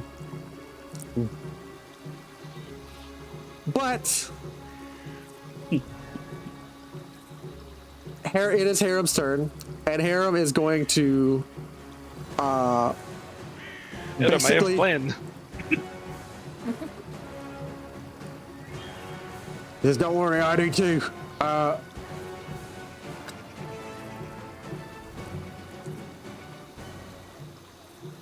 He's going to cast a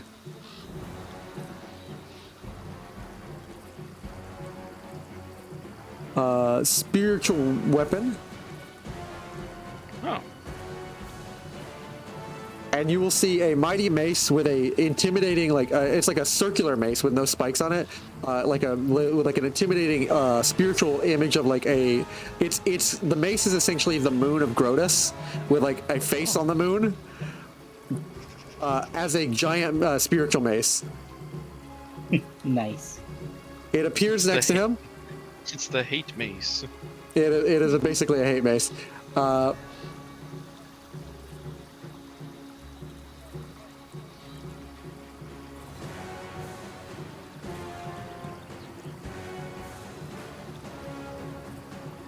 He's going to cast it, and he's going to have it attack this guy. It hits, and he's going to roll damage. Do the other lizard folk look as sturdy as their leader did? You're not how strong they are. This is the first time they're about to be hit, and you're about to find out. No, that looked like it like heavily chest thunked this lizard. They're nowhere near as strong as their mighty leader. Wait a minute. This might be a change of tide moment. No, let's look out of here. Harem turns back. Harem turns back and says, "Yeah," and like he slaps both of his legs towards the bare thighs of Dex. You just like go, Bull, go. Yuck. This lizard folk is going to get the chance to strike out at you, though. He's going to specifically attack with a blowgun at Harem.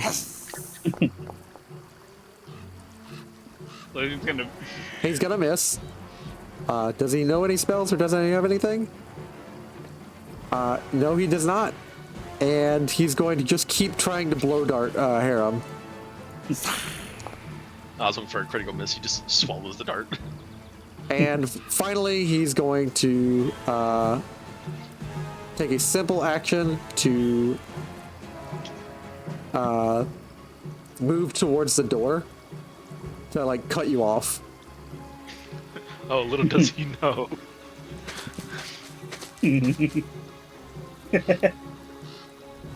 All right. I think he knows. That's why he stayed out of the way. He's trying to cut our escape off. He all it has. Tilly, it's your turn. Okay.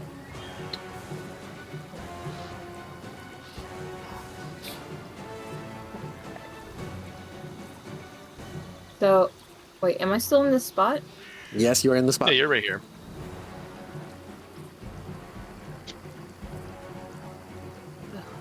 Okay.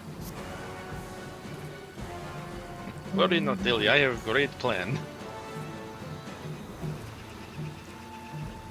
Sorry, Mika. I wanted to include you a little bit earlier, but they decided to fight the spirit in the building. How is... Hey, you tried to kill us. It's self-defense. True. Should have the record. Correction, they tried to kill Tilly. That's us. Not all of us. All of us would have been next. All right, Tilly, what are you doing? How is Micmac coming along? Micmac is by the door. Micmac is currently going to open the door this turn. He's going to open it. Left us. Yeah, Micmac left you guys. He's throwing open the door. Don't worry, guys. I got it right. He's throwing open the door, and he's going to begin swimming out into the lake. Wait. He's fine. He's dead by daylight. He's currently opening the door. All right, cool. So I'm gonna. Micmac is down here. And then I'm just gonna blazing bolt these suckers. I find Malaysia. Come on, do the thing. Do the thing. Oh my gosh. Okay. There it is. Okay. Let's just do it for 3. So first one. Nice. Nice. That hits. Roll damage.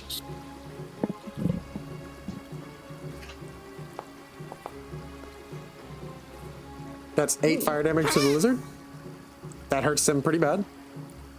Roll a second attack at map 5.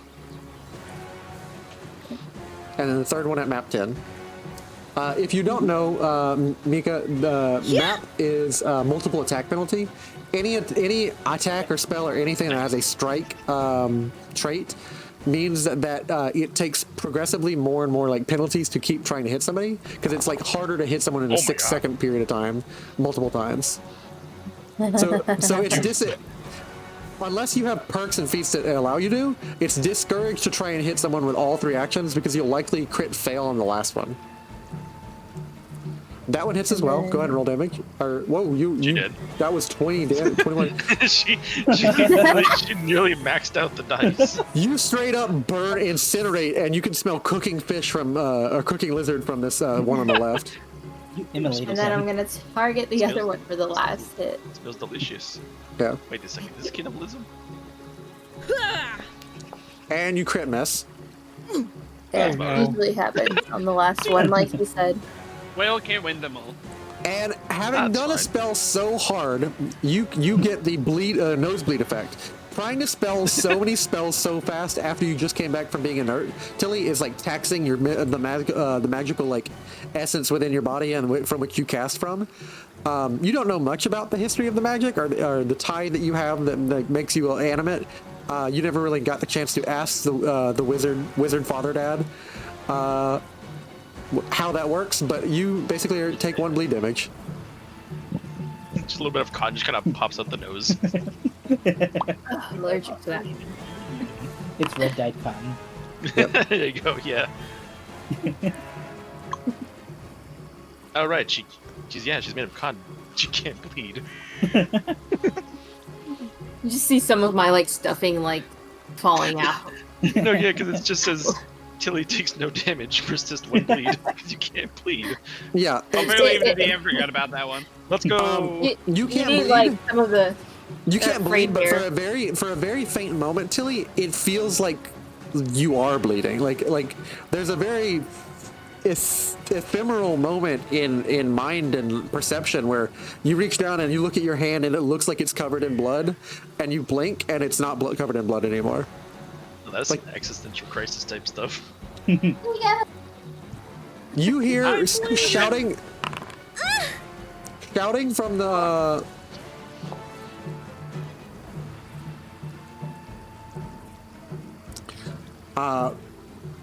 You will not take bleed damage, but you'll take 1 psychic damage. Oh. You hear shouting from this crumbled building. Stisshak has been slain. The ancestors. He cries. Were false. He cries out a mighty cry, and you can hear him just like, I'm going to be rolling for him to dig his way out of this building. We killed your Stisshak. It is a false god or false ancestor. Sisters. He's going to be rolling it pretty high at like 25 athletics, so.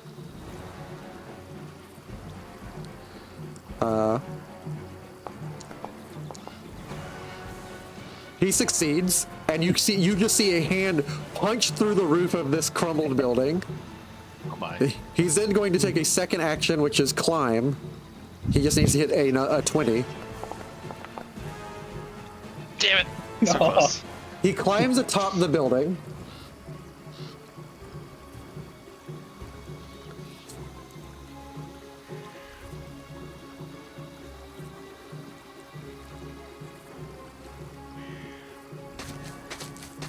Oh dear. And he's looking at you from this crumbled building. Nope. Yep, some tells me the comeback is not coming back. Now we leave. I'm in He's danger. barely hurt after a building collapsed on him. No, he would be hurt. He took about 60 damage. Okay. Oh. He's at half health. Oh my. That doesn't change much. I just want to reiterate, he's at half health. He took 60 damage. Yeah, the fact that he took 60 and's not feeling good. Yeah. gotta smack him about 60 more. Quick, drop another building on him. Who has that damage output? He's going to target Dex, who is the one carrying all of you away, and he's going to throw his magical trident. Oh, thank God it scared me. It hits by 1 and does 16 damage to you, Dex. Haha. Mighty Dex still stands strong. All right. That is the end of his turn. Now for the silly portion of this sequence. Dex, go ahead. I would say I'll get a running start, but it's just more of an active, just kind of throwing myself at the wall as I'm going to change shape one last time. This is the last casting of my animal form. Yep. And proceed to turn into an orca, smashing down the wall. You see a massive shaking orca just blop down on this wall as this entire wall comes down. And I will. I think someone just got deleted. Oh no, somebody did. Never mind. I don't have a way to delete the actual battle map. No, it's fine. But like, just we see the open view. Yeah, there's an open view out to the rest of the water. let's do this for a second. Let me. Nobody expected that one.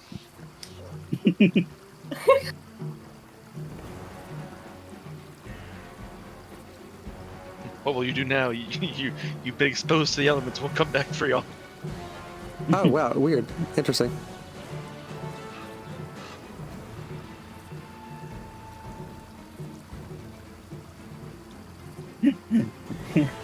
Wait, we could just circle their base and just throw shit at them.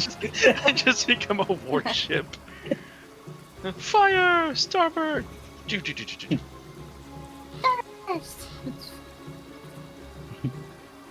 Everything's all fine and dandy until someone brings out the cannons.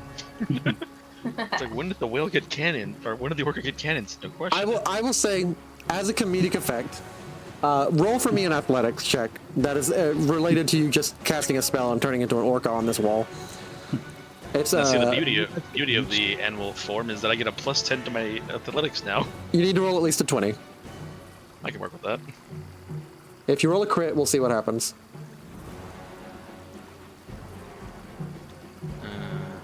Athletics. There you are.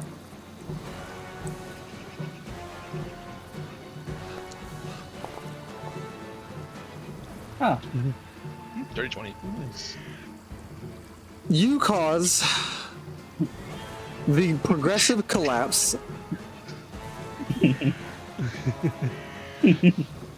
Nope. Oh. Oh my god. Of all the walls in like around dominoes. this, as you just hear kunk, kunk, kunk, kunk, kunk, kunk, kunk, as all the walls around this village begin to like fold out from you laying down on top, like an orca, on top of the wall. And that is your two actions to transform on the wall. Wait, we have rafts now. Nick Beck's at the door like, I got it, guys! Look, falls over. Oh. We have rafts.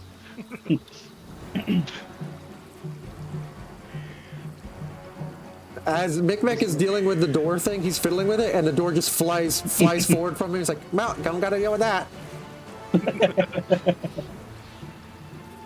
Good job, Micmac. All the walls of this island have eventually fallen down outward towards the sea and are facing out towards the open lake. You have one action left. Yes. I'm gonna. Can I hold a movement action until everyone's climbed on my back to? Only way to delay a turn is to delay the whole turn. Okay, gotcha. Don't know how big an orca is in terms of my 1 square, so I'm just gonna wait here, assuming that I'm somewhat in the water. We are going to fix your token just for a quick second. This temporary token that you have.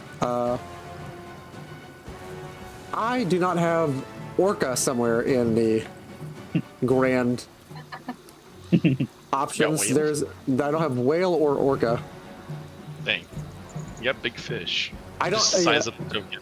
I need an animal for. I need an image for a fish. We don't even have an image for a fish. Paizo does not include default life, apparently. It doesn't default include the images for all the things from the broader compendiums. It just adds the items and spells. It doesn't add the images. Like those images are specific to if you buy their larger collection, which turns to the camera. Please buy all of Paizo's official collections. They're great, wonderful compendiums, and they make great stuff for Foundry VTT. Anyways, back to the audience. Not sponsored. Yeah, not sponsored. Not sponsored at all. I just love the product. I do love the Still product. It's a great product. 7 out of 10.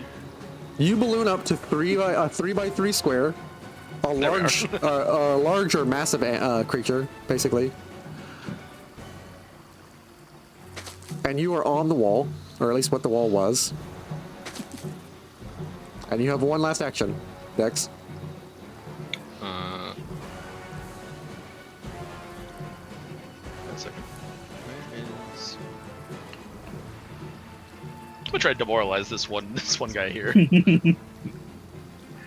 as the giant whale has crushed his walls. I'm going to say to him, "Your ancestor was false. Just as the holes in this lie, we've exposed him to the light. We will be back as just crushes wall and turns into Orca.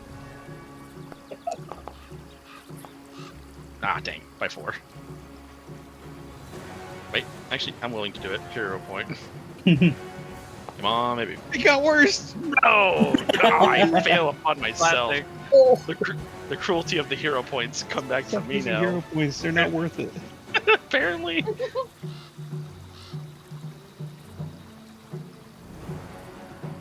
And you critically fail. Yeah, did he just roll that? Got a nice 12. Simple fail. I was like, I no, also feel like if you use a hero point, it should take the higher value, but whatever. So critically failing an intimidation check. The target refuses to comply, becomes hostile if they weren't already, and is temporarily immune to your coercion. Well. So you are kind of still a beached whale right now, like barely out on the water. He's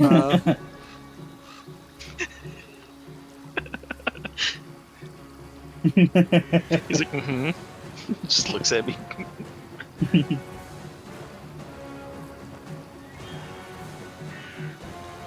And next in the turn order is not the lizard folk that just got burned to death, but Silent.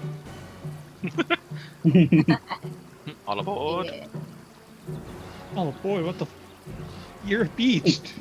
I'm not beached. I'm half in the water, half on land. It's fine. I can move myself.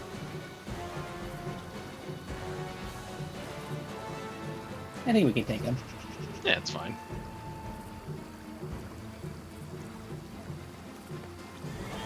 Nice. I can phase in. Oh, there you go. Perfect. Close enough. He temporarily changed his token name to Dex Whaler. Yeah. The little yellow bit, the little yellow bit right there could be my gem that's in the center of my chest. It fits perfectly.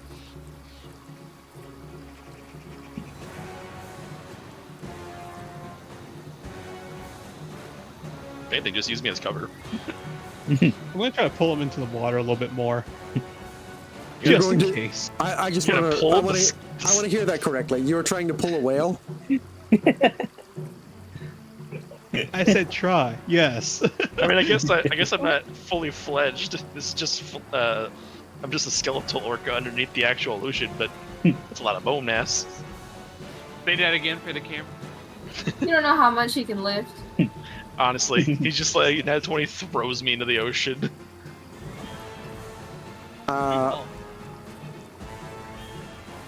I'm curious. So that'd be a grapple. That's gonna be.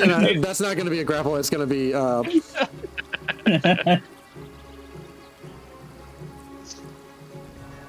gonna be you're funny. No, that's the neat part. I have Titan Wrestler, which allows me to grapple up to 2 sizes over me. Okay, well then. I like your funny jokes, Magic Man. Well, I'm indeed 2 sizes taller than you.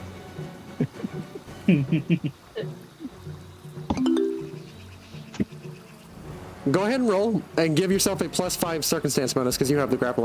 You have the Titan grappler. I'd imagine I don't resist this, so it's just a matter of shoving me, or some nature. Since you have Titan Wrestler, this is an athletics. You are essentially kind of grappling, kind of athleticsing a giant whale.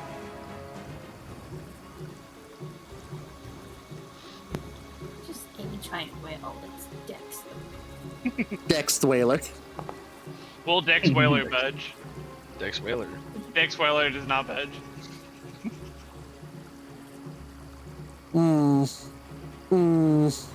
Dang, just one. Hey, it's a 9, so you have a greater than 50% chance of going Hero up point? with a hero point. Yeah. So you want to reroll that? You want to reroll that? We roll it and get a 6. Because my hero points. Going based off how we've been going for hero points. Yeah, no hero points, just so y'all know. You already spent your hero point, so like it's been Let's see here. It's been an hour or 2 hours. Again, Mika, I'm so sorry. Mika's gonna start. Mika's gonna start with full hero points, and putting up with those shenanigans, understandable. Silent, I will give you 1 pity point. I will give you 1 pity hero point. No one else is getting it. No. Watch this get worse. Hey, an improvement! Hey! Yes. Went from -1 to +1. You managed to shove Dex 2 tiles over, straight up into the water. My third action. A rare instance of hero point actually helping. Right? Did it with some Third action. I get ready to leave.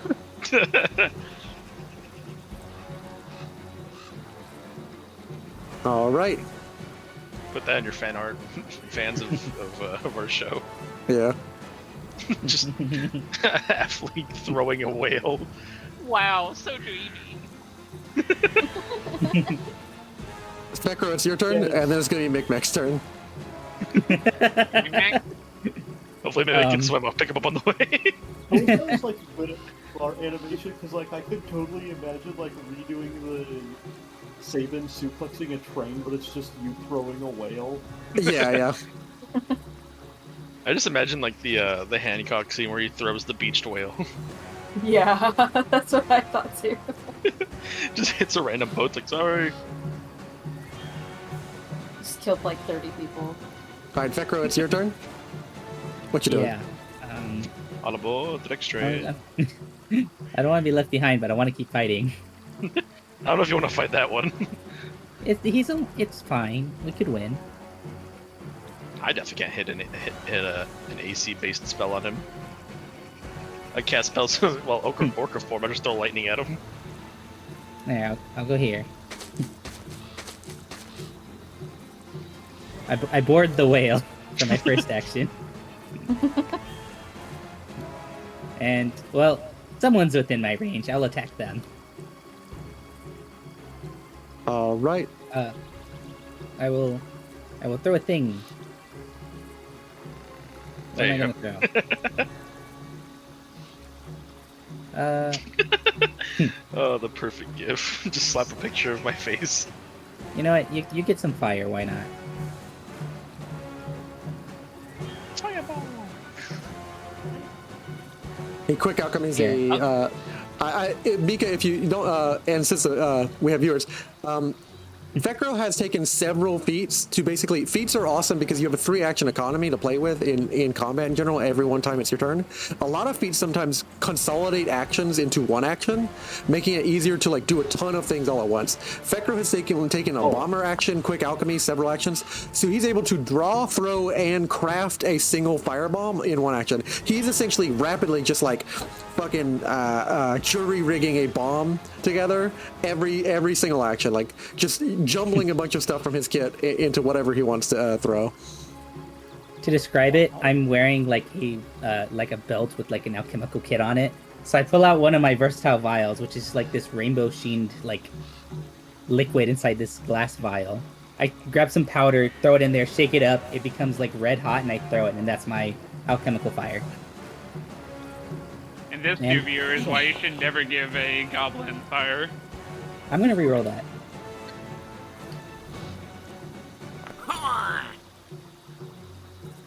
There we go. You managed to hit him. Go ahead and roll damage. You'll hit everybody in that in around him except for Stisshak, since Stisshak is like 2 squares away from him. And no one's around him, so it's fine. Okay, roll damage.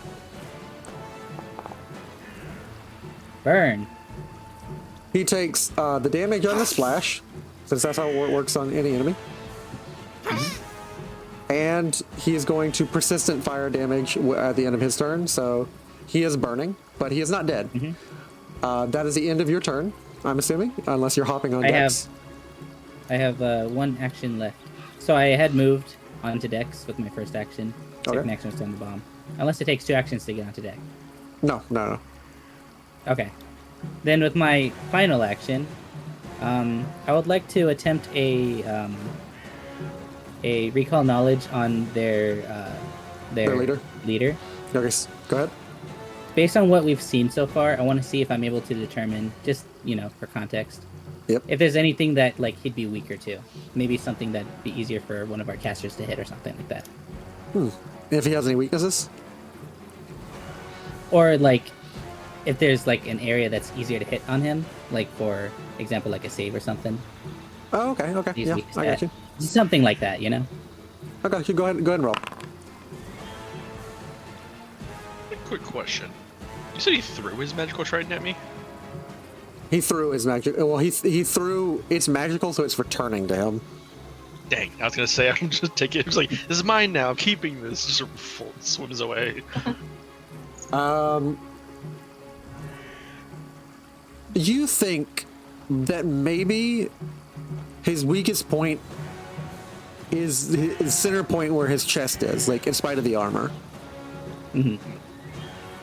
Complete opposite of Batman. Well, I'll relay that then. And we will go ahead and drop you onto the great Dex Whaler. Corey, Micmac, you are just going to hear Micmac say, "Wait, guys, wait! I'm sorry! I was trying to get the door open for everybody!" Micmac is going to just... That's 3 actions. He's going to just haul ass again. He's just going to haul ass, like you said, yes. He's like, wee! Again, don't worry about cursing on this show. As long as you don't say anything like truly horrific, which you guys are cool people. I don't imagine you ever would.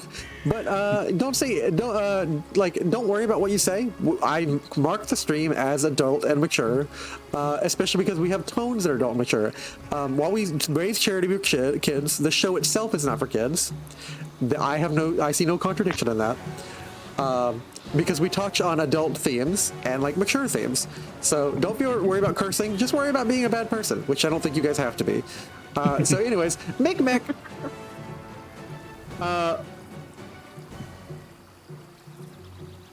You see Micmac, I mean, it's like, "No guys, wait, sorry, I'm sorry.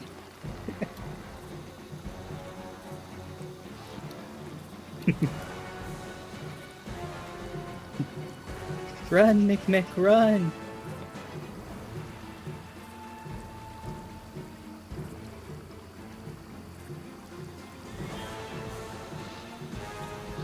And I'm going to go ahead and do this real quick.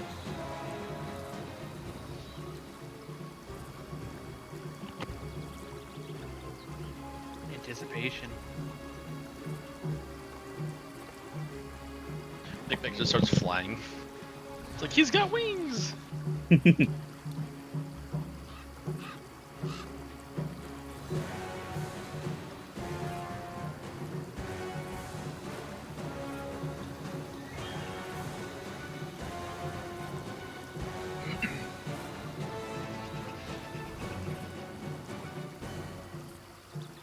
He's like, "Oh, hold on, guys, hold on. And he hops on. That was gonna be like Pinocchio. He just like hops into the whale mouth and just like hides. Yeah. I'm trying to make it to where it clones whoever's turn it is. But yeah, that's not working. So anyways,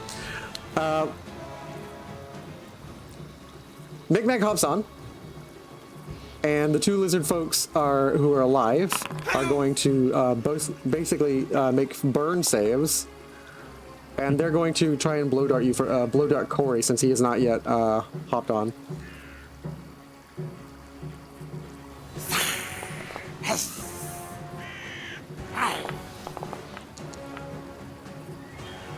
They're going to make 3 attacks. Indiana Jones. Hey. So it misses a hit Corey for 1 damage, and then it's going to crit fail. It hits Corey for 1 damage on a poison dart. You feel like a little prick, and then it's going to crit miss, and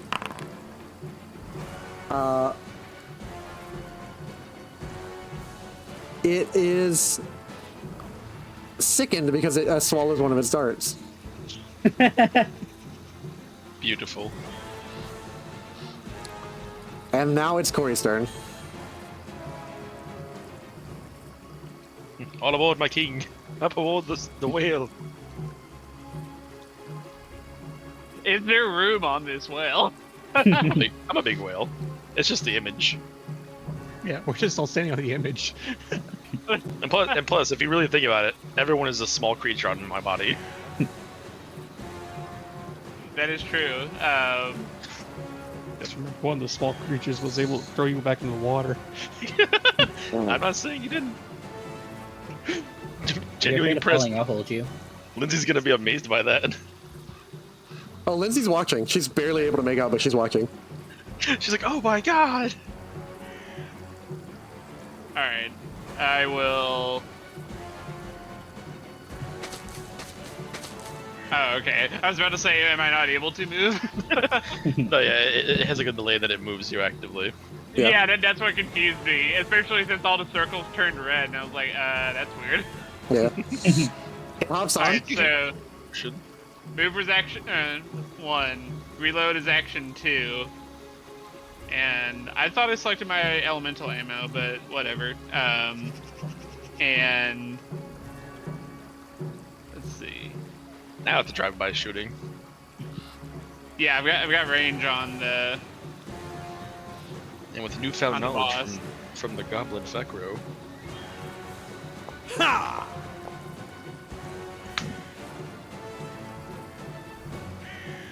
You gotta he's be fire kidding me! I shooting. rolled a 4. What you is missed. this game? Are you guys yawing Dex to take off? Circle them, Dex. We can take them. Is that the idea? Is it plan? Yes. That's my plan, anyways. We got them on the ropes. We're just gonna do a drive-by orca combat. It's no longer guerrilla warfare; it's orca warfare now. Well, what are you guys doing? Poses. I mean, I have a speed of 30. If I know most of us have very long ranges. So does Vesket with his magical trident, and he will do damage to you, Dex. And if you go down, the rest of them have to make an athletics roll every turn. Everybody's swimming. Yeah. We'll focus him down. Corey, No, it's up to you. Dash. You That's can how it roll a works. command an animal check to force Dex to leave. Oh no, my I've used all intentions are 3 of to my leave. actions already. Okay. No, Y'all my use all three? intentions are definitely going to leave. Harem cries out and he Give says, me we need to go. We need to go. This is an entire village. This is a drive-by situation for another time. Yes. We can take them. Are you love your all hit. mad? I love your hairbrain scream, but not right now. Not in this particular moment. Friend Harem is very hurt. I'm ready for the end of all things, but you guys are kind of hastening it a bit. Even Grotus takes his time. Even Grotus takes his time. Well, somebody's had a change of tune. See, Harem So understands we can the hasten their situation. end instead. All right, just tell me right now, are you guys leaving or not? Because it will not. I will not make you roll. I will not make anything. I will end combat, and you guys will get out of here. Sounds like everyone else wants to leave but me, so we'll. I assume we're gonna leave. Okay. Yes, I mean, I'm fine with staying and fighting. All right, Oh, I'm not alone. That's 2 of 5. We can throw y'all back on shore if y'all want to keep fighting. I choose life. Okay, that's. And Dex, you are the whale. I am the whale. You get the biggest vote. Which in democracy is still a vote, so. If only I could actively throw myself at him, but no, we will leave. We'll come back Okay. later. The encounter ends. I will move you guys to the overworld map. You hear Stisshak cry, You pink creatures! You never come back to my land! The humans will be our enemy forever! Good thing we're not human. Exactly, that's how we I'm got not in this human whole or situation in green. the first place. Pink and green. Oh, we'll be back. I will remember this. Creatures, you have slain the ancestor spirit will fall. As you guys just kind of like begin to like swim off into the distance. False ancestor. And I'm going to end combat. And you guys do not get the full XP for this encounter because We get XP at all? He was secured. you did We ran away like cowards. You got 100 XP because you did in fact slay the spirit of Stisshak. And you also killed a random Lizardfolk. Yay! You brought the literal roof down on him. Oh, it's nice to know close that in Pathfinder, environmental kills still apply to you. Everybody has been awarded 100 XP for an extreme encounter. Extreme encounter. It wouldn't have been extreme except for the fact that you awakened everyone in town, and the town would have progressively wakened everybody else up. Those 4 lizard folk were not everyone. There were lizard dogs, lizard soldiers, scouts, lizard women, the incubating eggs, Lizard children. the lizard. You're angry to lizard men, to lizard women, to lizard children. There were at least 30 tokens on this map. Yeah, there were You at least... enraged an entire lizard society. Do you not realize what you've done? There might have been 30 tokens, but how many of them are still in buildings? I don't know if you guys you players know this, but if you press J and go to lore, in the lore tab at the bottom, there's a faction reputation. I am about to add a new faction, which you have a reputation with, and it is hostile now. That's fine. The Lizardfolk.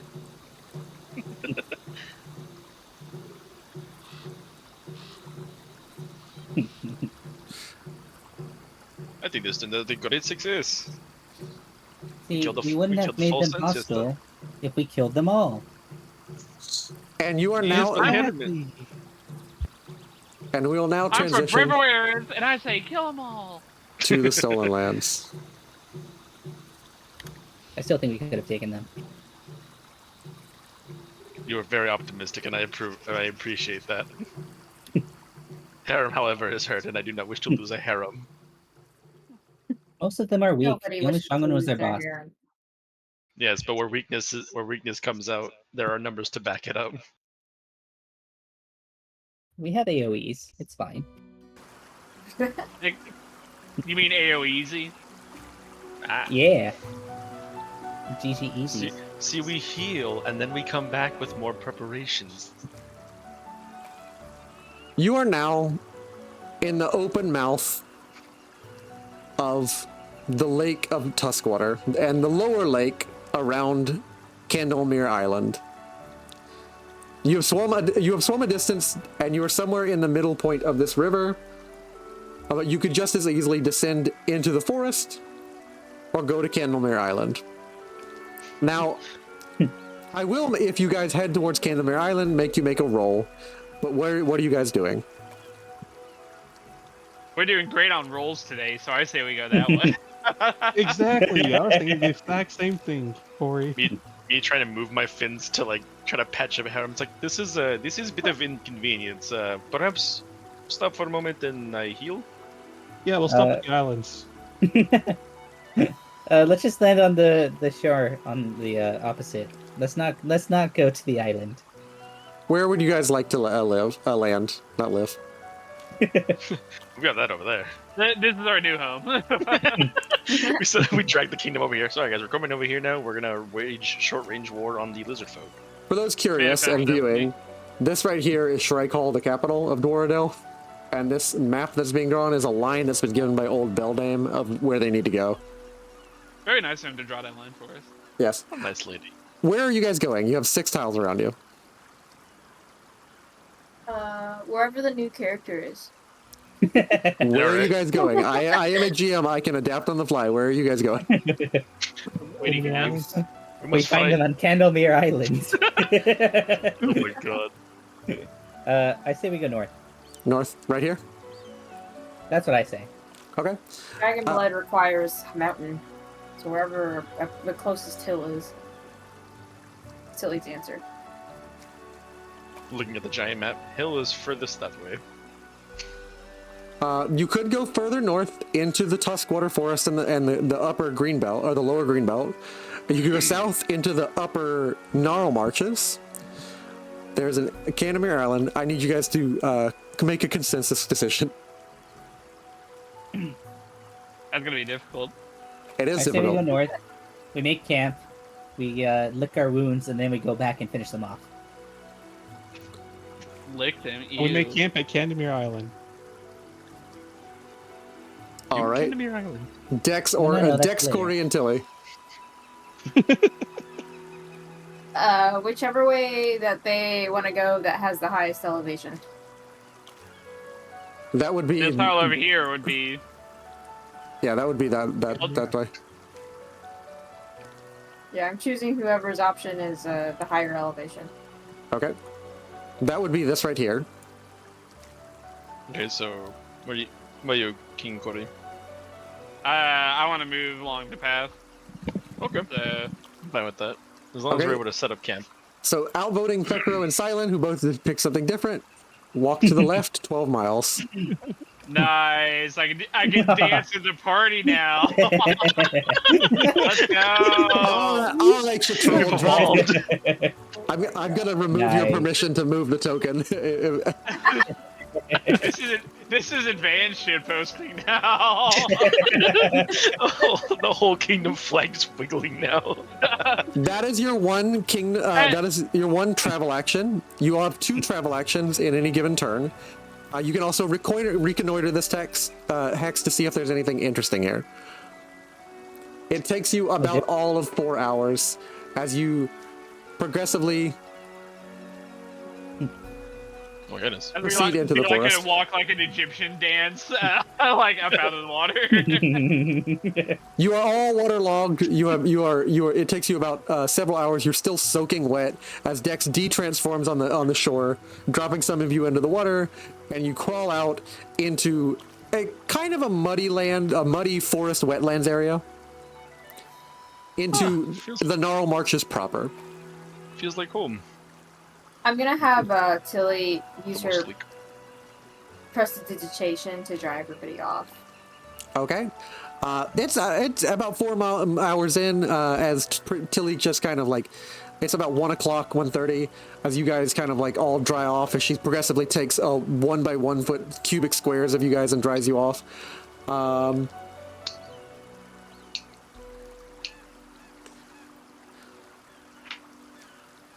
I'm going to say time to heal allies. Pass potions or sit there for administering medicine.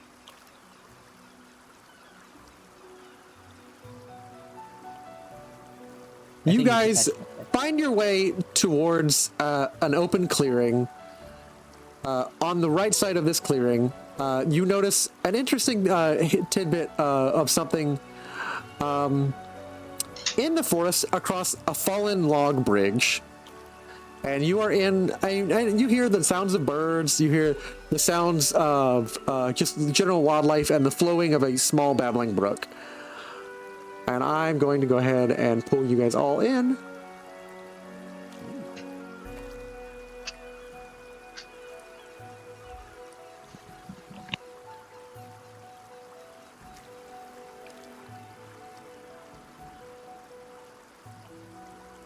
And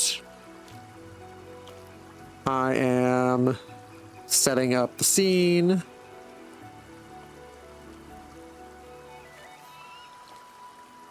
And I am pulling in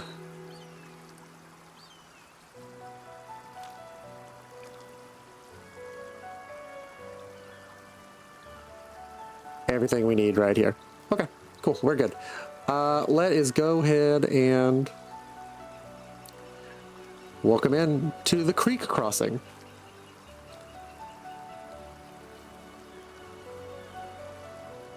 It's a relatively a small locale. I will say you guys are basically in a small section where there's like traveling flowing water. There's a bridge that you all can spot from a distance ahead of you. And on the opposite side, almost at the other end, like in the way, is a tree stump with something poking out of it. It's a relatively calm inner forest. You don't run into anything. Are you guys doing a reconnoiter action? Sure. What you notice in this 12-mile square as you guys scan this area, this hex, is there's very little to no activity. The only thing of note is this fallen tree that has grown up and is like the life that is extremely rich and vibrant. Like the rest of the areas as it passes away from this little clearing, this little forest clearing is kind of dims down into a swamp, but it enriches itself the closer and closer you get to this little water crossing, to where there's vibrant rows of ivy, plants, flora, fauna. You see occasionally a deer run through, a couple of bunnies. You see like flowers everywhere. And it all focuses in on a point where you see this stump. Why are you taking your gun?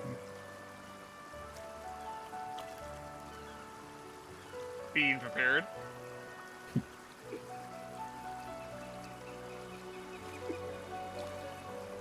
All right, guys. The 4 of you enter into this, 5 of you enter into this clearing. What are y'all doing?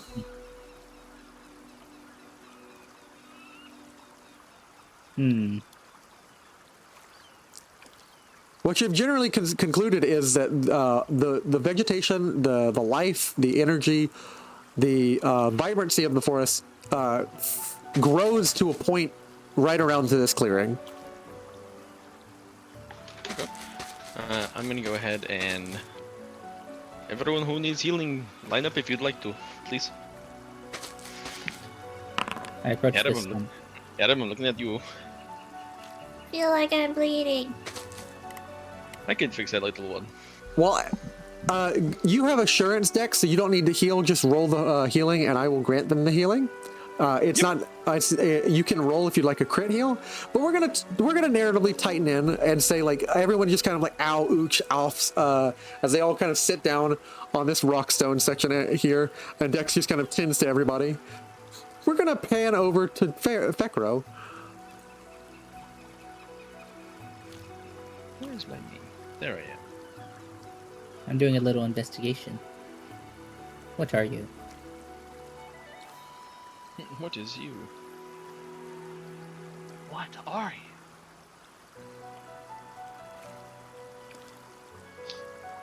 I'm going to play some special music because as you near, you get a sense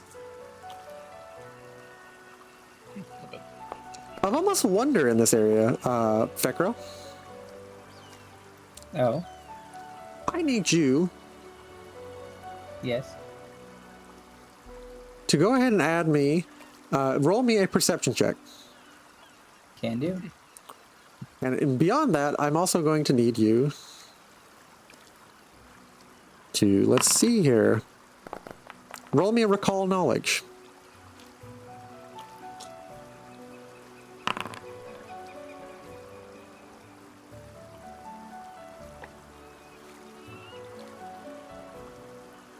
Done and done. Your first perception check. You are fascinated by this object. And I don't mean like in a narrative sense. I mean the condition fascinated comes upon you. Oh. Yeah, I had a feeling.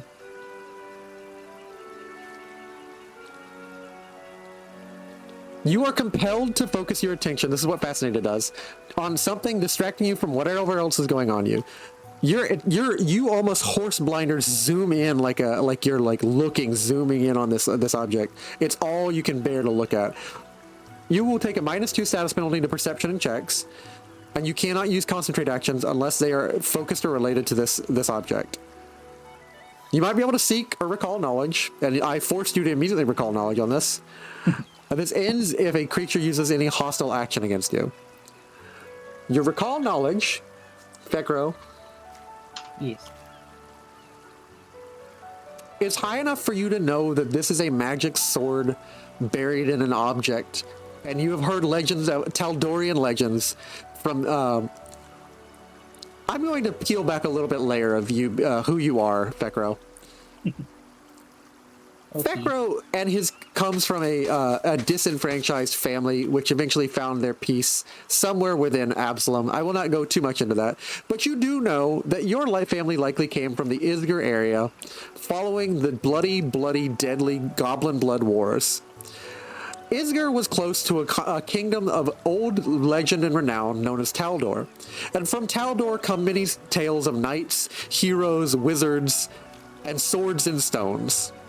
This is not a sword and a stone, but this looks like a legendary sword. It is silver, and it is hilt swirling with a blackness pinpricked by motes of light.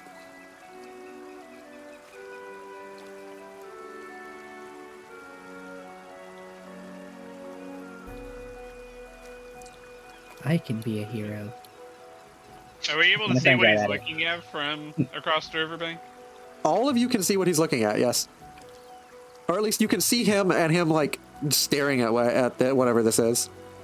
You need to come across the river to like make a perception check on what he's staring at. He's kind of like obstructing the view. Mm-hmm. Oh, okay. I was about to ask if this is like a really tiny sword or something. No, it's a you can't see what it is, but you can see he is staring at it, and it's a stump, and like obviously he's fascinated with whatever he's staring at. I'm gonna try and pull it free. Make me an athletics check. Will do. I would make you roll. Athletics? Actually, yes. I don't want you to. I wish I could. Is there a roll to just roll raw strength? Strength. Oh, raw strength. You can roll a d20 plus my strength. Yeah, roll a d20 plus 1. I actually I can force a roll. I can request a roll. Give me 1 second. Yep.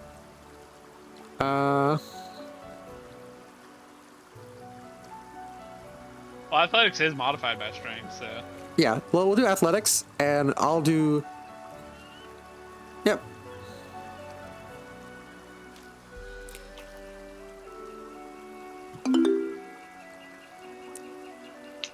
Does it show you the difficulty of this check? No. Okay, cool. Go ahead and try and roll me. Got it.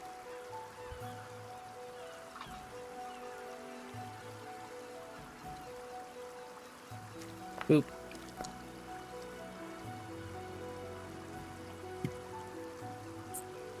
You sidle up and you pull. Okay, well, I'm sorry, I don't want to cut you off. What did you say? Can I use a hero point? Yeah. Yes, you can. I haven't told you what the result is, but you're always free to use a hero point. I'd like to use a hero point. Okay. The other side effect of me, sometimes I will say like, "Are you sure?" But you want to accept that roll. It don't give me the normal. Oh wait, I had to scroll down. There we go.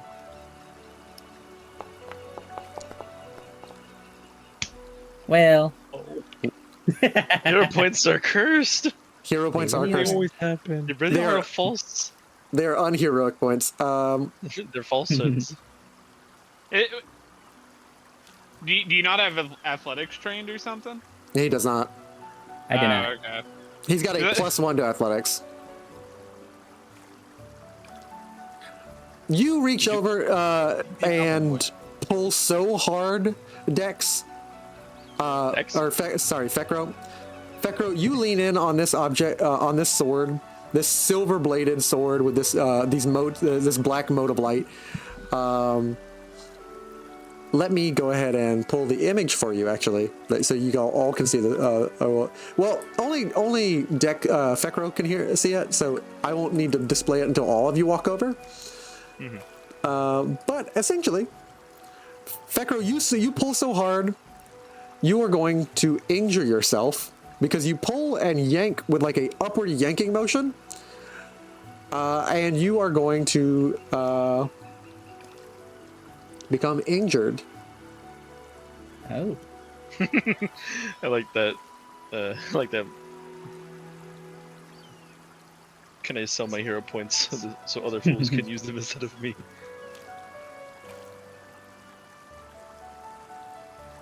Let us see what status effect I can give to you. Hey. I passed, therefore critical healing. That fits what just happened. Did you fall backwards into the water? You become wounded?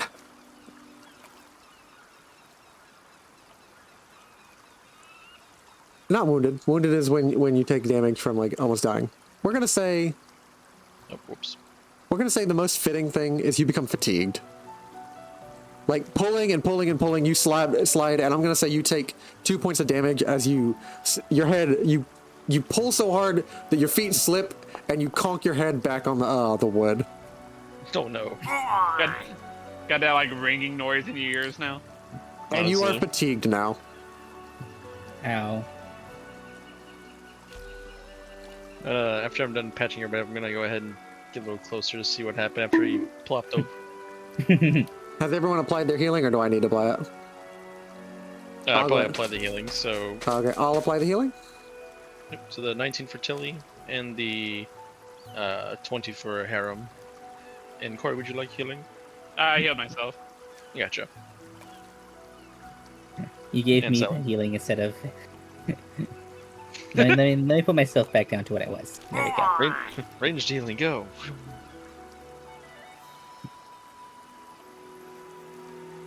And did you heal Corey at all? Corey says he healed himself, so he is good to go. Okay, so you are back to full health. And then, as I'm looking out at Fecker, I'm gonna go ahead and patch myself up. You are right over there, friend. I just don't even respond. Where's Silent? What has happened to Silent? That's what I was wondering. I was like, where? Oh, he's over there. Found him. Can I attempt my perception check from this range, or do I have to go where he is at? You are calling out to Fekro, but Fekro cannot hear you, both because his ears are ringing, because he just slammed the back of his head, and because he is still fascinated with the sword. I see. I'll go ahead and... God damn it. Let's go check on him. Corey, as you and Dex approach... How strong is this water that that Dex is walking through? Is it deep?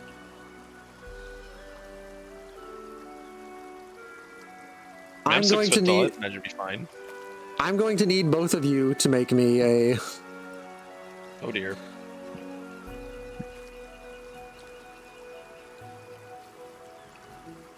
This is how the party does. We all keep fascinated with the sword and the stump. Dex and Corey, I'm going to need both of you to make me a will save. Oh dear. You might, if you get close enough, you might hear me mumble, hero.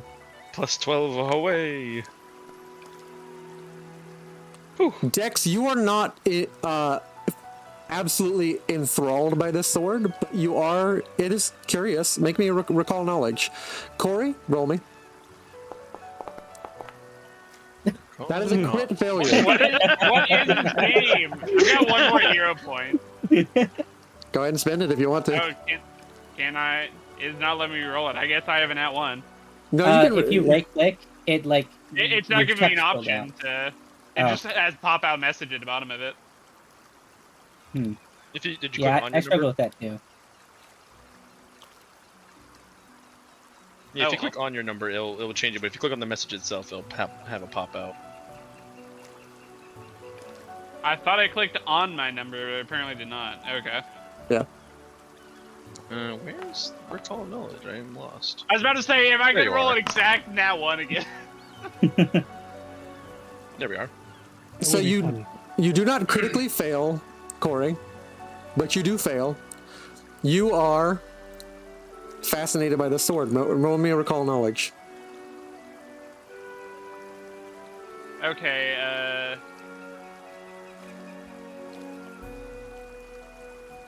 Dex, I do have this stubborn class feature. I don't know if that helps out at all here. your proficiency for will saves increases to expert when you fail, but don't critically fail. A will save against a effect that you would give you a controlled condition. You can attempt a second save against the effect at the start of your next turn. Yes, it will allow you in a couple of seconds. We'll say in 30 seconds to make another will save. Alright, and recall knowledge. Yes. But for now, for the next 30 seconds, you are kind of fascinated.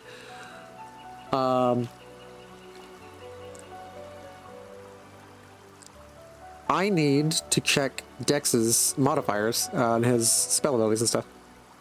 Because you rolled a certain number that I don't tell you. Ooh, Dex. You have -1s on stuff. Dex explodes. Just his knowledge was great. Dex. Druids tell tales of magic items in forests that have great and wondrous powers. And for a moment you think perhaps this sword is literally the life of this forest. Oh. Corey,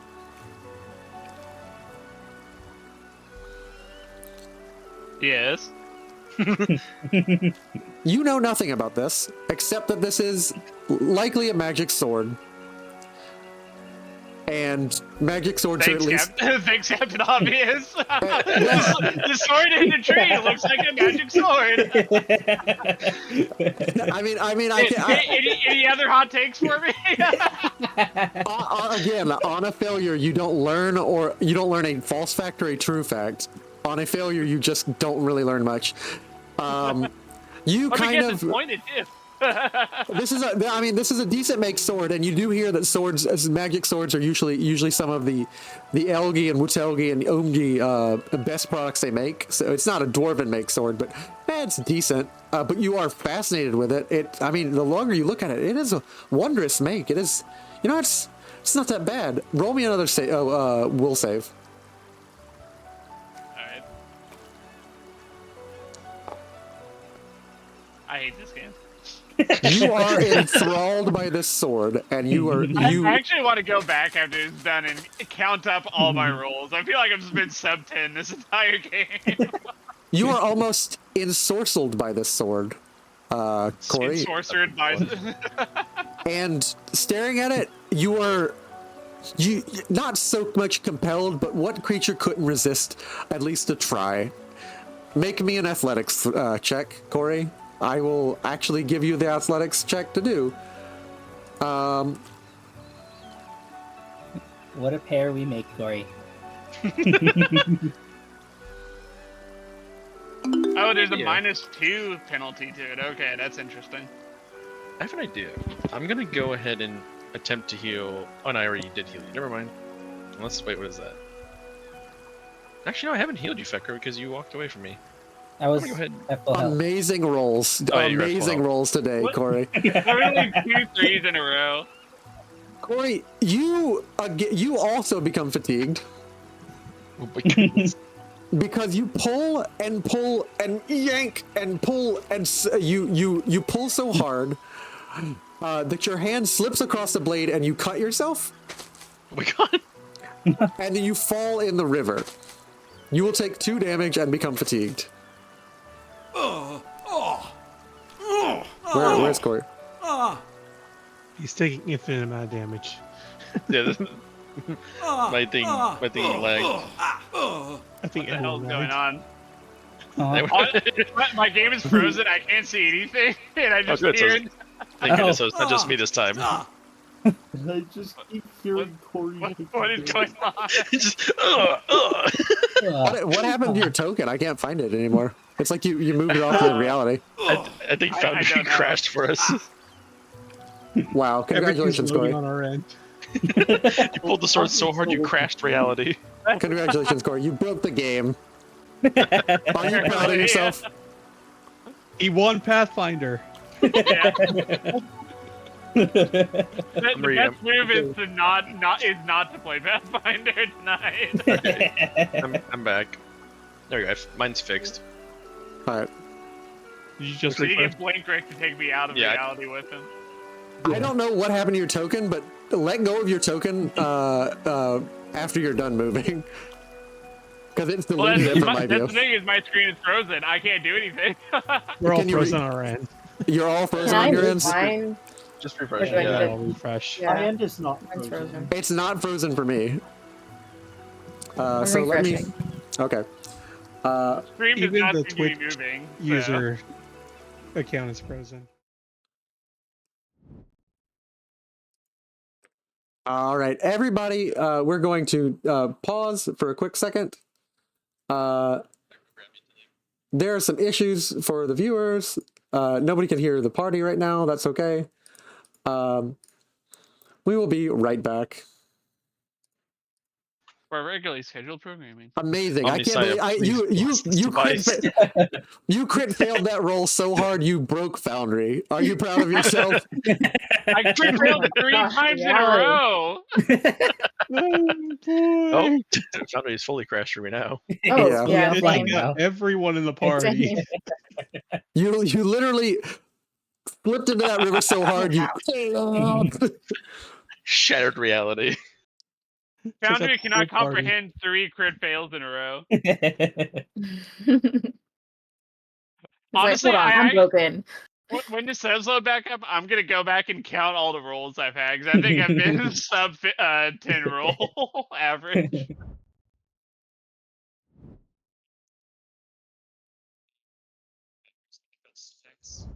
Drinks. Brief hiatus. Drink hiatus.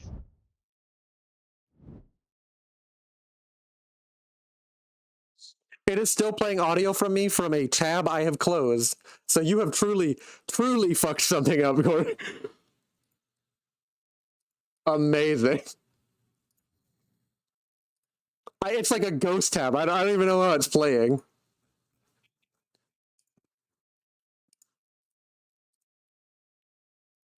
Basically.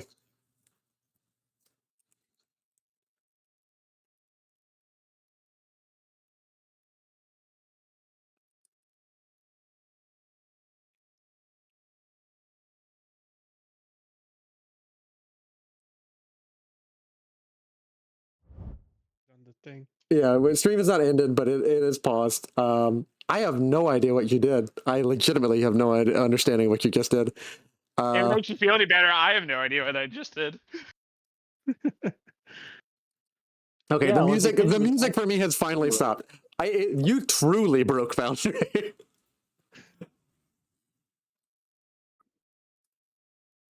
My critical fails are beyond your understanding.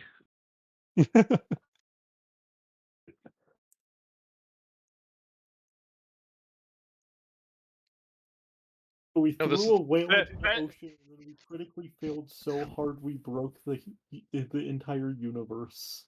And there goes the king with a 3rd crit fail in a row. And here comes Corey with a steel chair into the server room.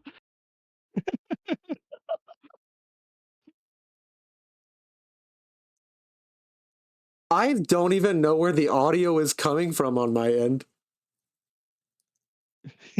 Oh no. I have literally closed every possible tab that it could be coming from.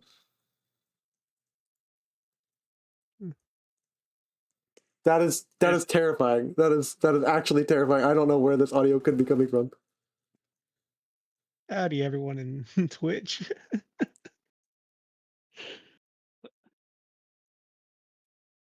Now, I do think it's kind of interesting that the DM introduces a elven sword and the game immediately crashes. That is quite interesting if you really Yeah. think about it. I don't know. It was when the dwarf touched it. Yeah.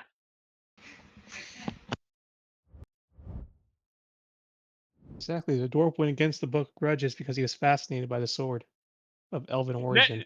No, actually, what it is I touched the elven sword and it drew blood, and that's literally not possible. So, out of bounds exception crashed the game. I actually have to stop OBS because it is frozen OBS for me. Weird. Hey, we're now in Fallout. Yeah. You get a hero point for truly breaking Foundry, Corey.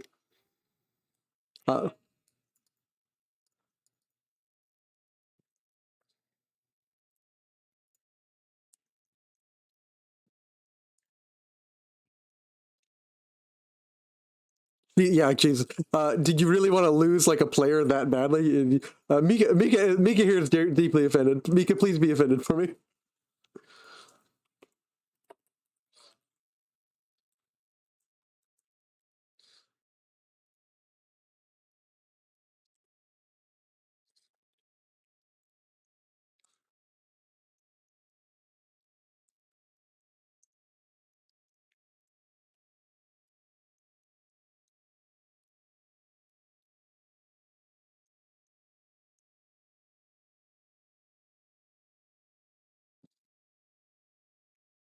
Yes, yes.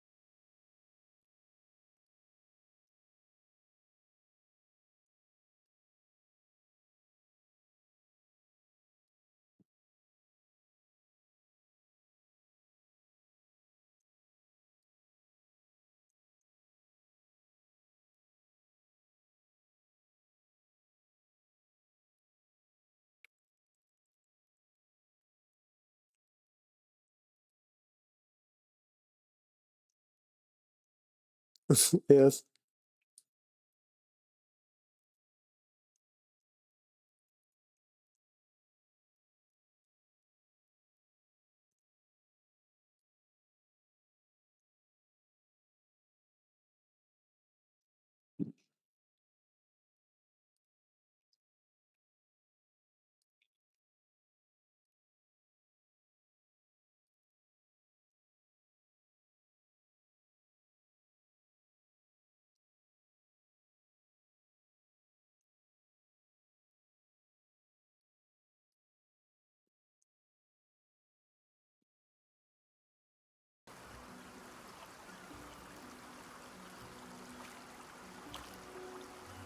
I don't know if that's so much the goal as just the reality of what happens. It is the perverse incentive of every player.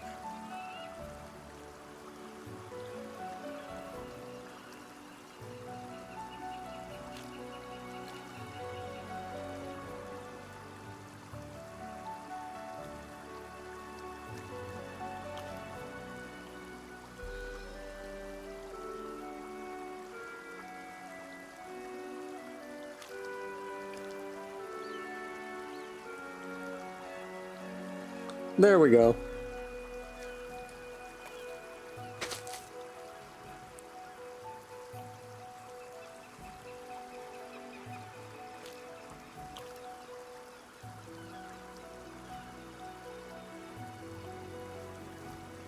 Yeah.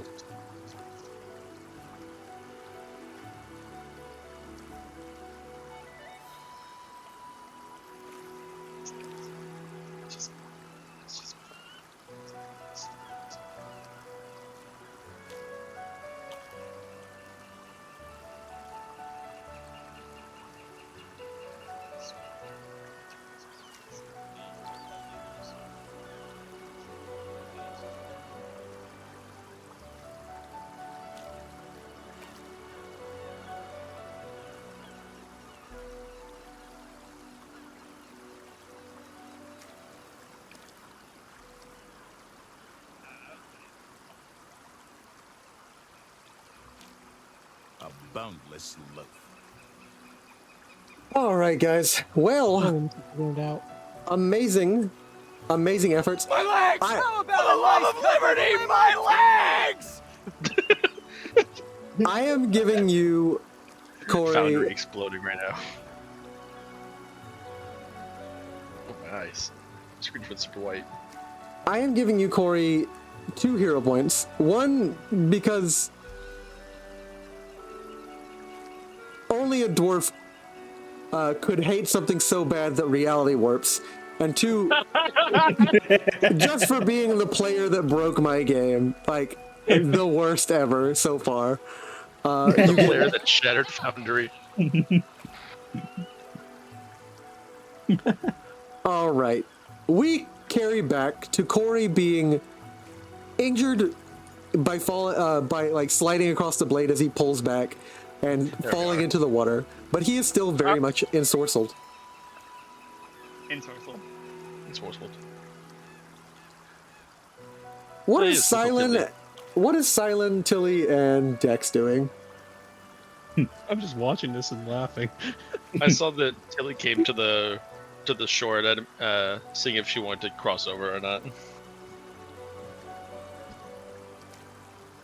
If Tilly has come back yet. Is Tilly back? I don't think Tilly's back yet. She is currently muted, so she might still be gone. Okay, well, in that case, we will switch over. Dex, what are you and Cylon doing? I am perplexed by this situation. So, you stated that earlier that I had that I have heard stories of. Oh yes. Okay, so she doesn't want to be picked up. Do you wish to be brought over, Tilly? I feel that something's going on with this space. I'm just gonna hold her in my hands, just kind of like bring her a little closer, and see how she reacts. Wait, is Tilly like texting you and replying to you? Did she? Oh yeah, she sent me a personal message. Okay, I thought she was putting it in the. No, she's not. She's not. Tilly, if you're gonna play, unmute yourself. Come on. Yeah, no. Stop fighting. Are you both Throw yourself, buddy. Are you both approaching this sword? From where I'm standing here, I would say see if that's where this situation begins again. That is about a safe distance. 5 more feet, and it will not be. I'm gonna put Tilly, like, just kind of hold her out right here in front of me, just kind of. As you place Tilly in front of you, Tilly, I'm going to need Tilly to roll me a will save, and I will present the will save for Tilly. You got this, Tilly. I believe in you.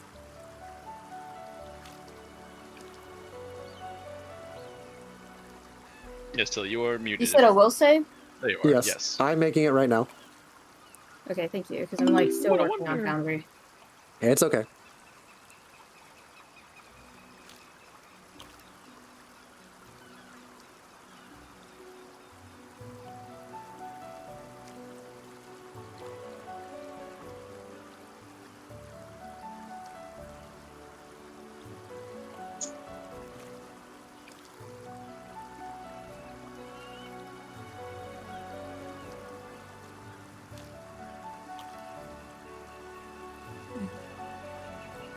It's still loading.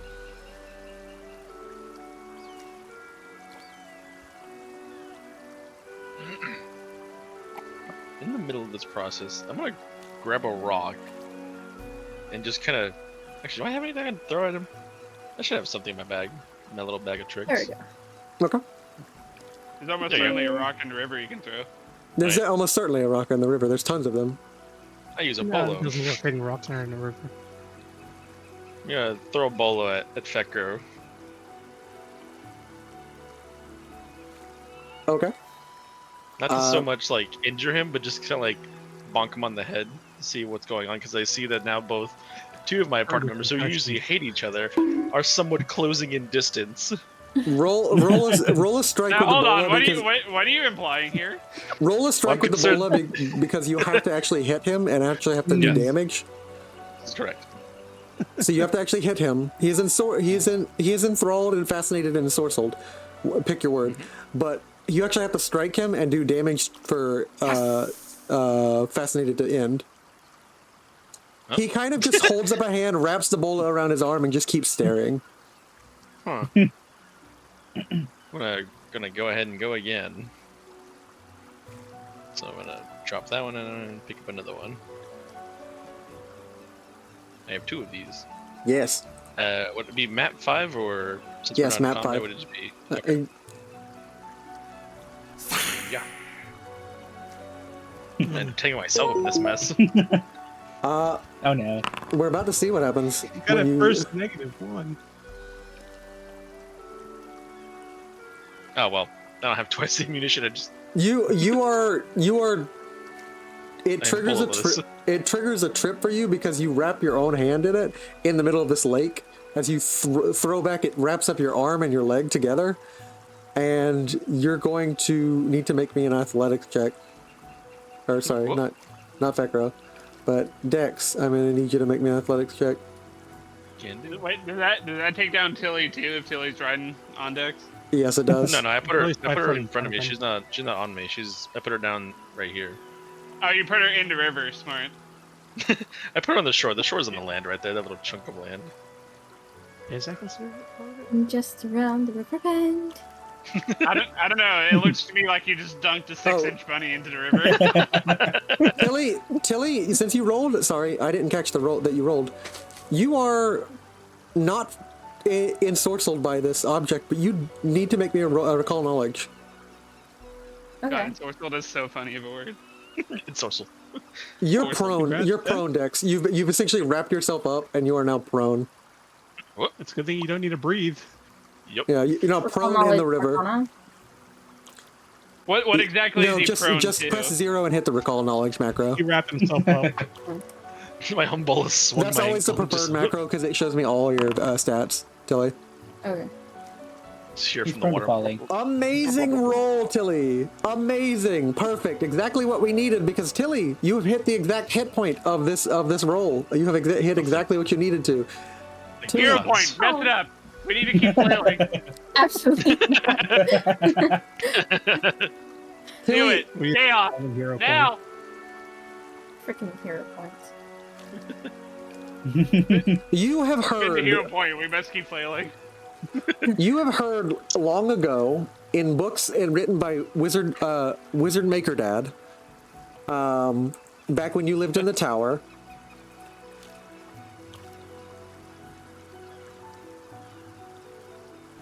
Of things made by ancient beings known as an Aeon. These creatures are written ever ephemerally, almost like fantastically. Very rarely are wizards like poetic like bards, but on subjects that even they do not understand and believe are beyond magic, they wax poetical. Aeons are beyond passion, mercy, reason, faceless caretakers of reality, who toil without end, who struggle to preserve a tenuous balance in all existence. Supposedly, Aeons are the things that God stuff comes from. They are shapers and eliminators. They touch cosmic forces. They endlessly strive towards goals unfathomable to even the most eldest inhabitants of the plains. They build order from the plains of Maelstrom and seed new life on barren worlds. They halt rampages. They rend nations to vapor. They halt gods in their steps. Aeons act dispassionately and strive towards some unknown objective, an ever-changing, amending thing. What you do know, Tilly, is they make things. They make mighty things. This is a mighty sword made by an Aeon. Mighty sword for a mighty Tilly. Anyone who wielded this sword would be wielding a heroic blade. Silent, what are you doing?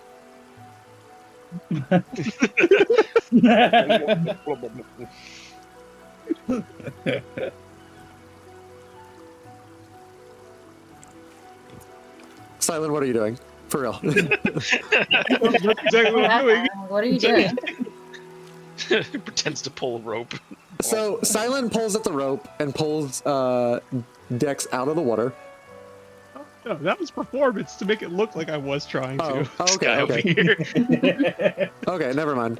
Are you not engaging with this whole scene that's happening, Silent? I'm just curious. I'm not bound by contract to deal with random swords. I don't deal with random swords in a random forest. This is their nonsense. I'm just pulling Dex out of the water, and that's the most I'm going to do. Corey, Are you actively pulling me in, or am I just actually stuck here still? Yeah, I'm pulling you out. We're in Okay. thrall right now. We can't do Right up, shit. Hero. There we go. I've been dragged out of the water like a fish. Oh, thank you, friend. Do not need oxygen, but the waterlog. Corey, Tilly, Fekro, I'm going to decrease the difficulty since all of you are pulling together, and all of you, Tilly likely motivated by her own thing, but because Corey and Fekro are still fascinated, will approach must pull sword. I'm Yes. gonna go ahead and Wait, set why am I Dex up pulling a where he rope? can still see across. You're not the pulling a Hero. rope, you're pulling the sword. I'm pulling a sword. Yeah. That right here. What? A perception check. Yeah, I was about to say, why is this a perception check? Because I'm a dummy. don't be mean to me. Stop being mean to me. Oh, wait, is this a meta joke to DM for Eel's perception check? Yeah. Hey, GM, I'm gonna prop Dex up on the rock Yes. so he can see what's happening across the river. Okay. And that's it. I'm gonna go ahead and just untangle myself at some point. Okay. I will become a hero. I will remove the prone effect on you, Dex. Thank you. At 20, come on. Oh my god! Damn it. Thank God I'm not pulling this sword. My arms would have fallen off. Oh boy, I'm gonna have to get him out. As you all pull in unison, Oh my God. you to conk your heads together, and now that you have touched the sword, Tilly, you are also fatigued. Oh Jesus. You each three stooge and conk your heads together. Wait, why am I taking damage? I didn't crit fail. You didn't. You didn't crit fail, but you are conking your head with everybody else. Oh, I'm punished because of their tackle? Wow. It was a group effort. You all failed together. GM. We just spilled words. Yes, Silent. Yes, Silent. I'm gonna go ahead and prepare a lasso, and I'm gonna pull Fekro out of it. Pull Fekro out of there? Yeah. Okay. I'll go to assist him once I'm good. I will actively resist. And we will actively pull you.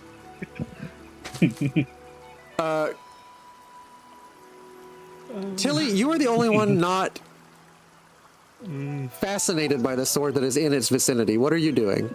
You know that this is a sword of Aeons. A long distance grapple. Honestly, this is a sword made by things that defy gods. I have lassoed things before. We can do it again. Nah. Well, you're not Can definitely. I use Dispel Magic? Are you using Dispel Magic on it? Do you have Dispel Magic as a spell? Mm-hmm. Are you using Dispel Magic on it?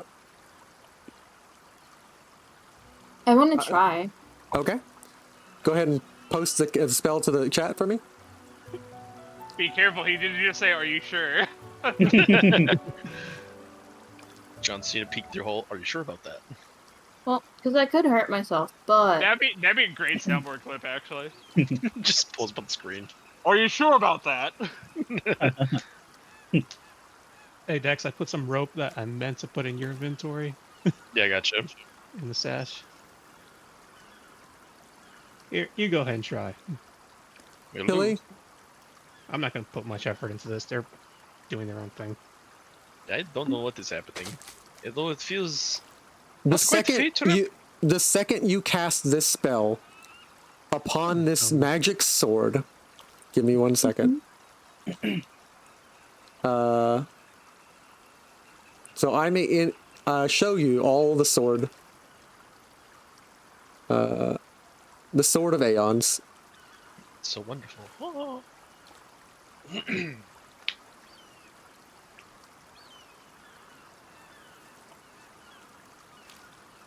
It's a mimic blade.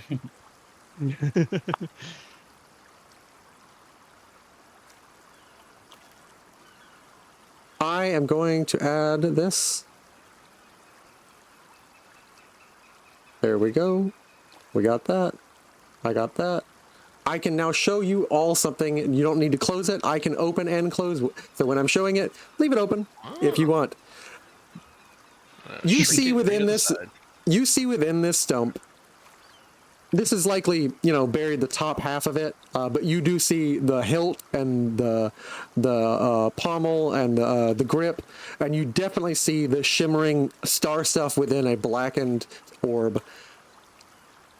You see this sword rise and begin to shake and shimmer and fly as the second you cast a spell on this sword, Tilly.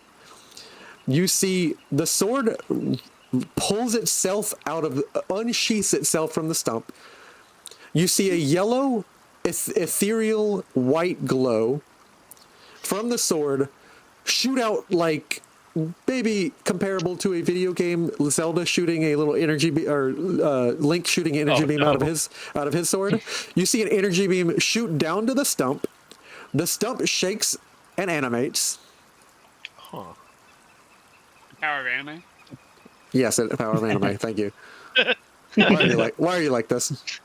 You see the Wait, you it's also see the power of God. The dwarf you is. see the stump shake and animate. That's all it has. It's moving. As the stump breaks apart in magic. as the stump breaks apart in 1,000 pieces, both you, Corey, and you, Fekro, snap to. You are still fatigued as all get out from the efforts that you just did. But you see bursting forth 1,000 pieces of wood, reassembled in a wondrous. Let's say if anyone's a fan of Sailor Moon. Oh yes. A wondrous animation.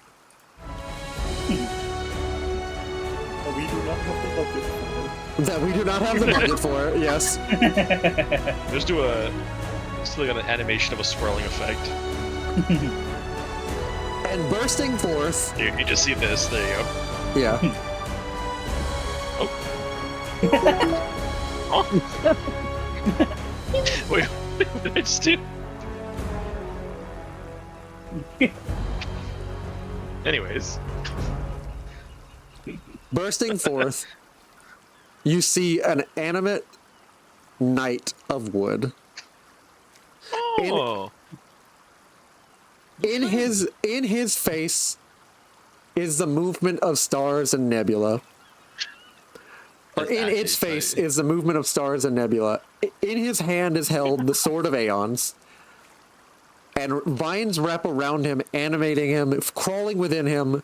This reassembled stump forms pauldrons, a chest piece, arms, and flowing within and flowing through the pauldrons, the arms, the leg pieces, the bucket helmet, the open-faced visor that shows you nothing but star stuff. Into it crawls all the vines. It animates this wooden flesh.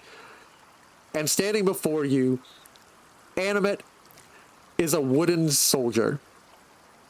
So her face is gonna go absolutely excited, and then like it just flat face, bow, kneel, just. God, ruffians! What are you doing here? Corey shouts as though we're telling you trap and readies his gun. Oh, new friend. I think. My Hopefully. ruler! Your ruler? Question mark. I serve Leonidas Giovanna, sworn to protect this place. Ah. Yeah, nice to meet Are you a legendary hero? Seven could say that.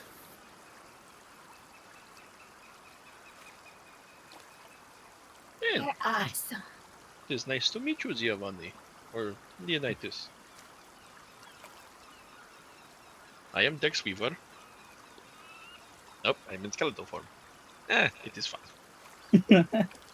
All you see is that Silent immediately backs up, dancing up, and puts as much possible distance between him, the rest of you, and Sir Leonidas. Just booked it. Face is like space. I go ahead and step forward and outstretch a hand. Great to meet you, Fred. Yeah.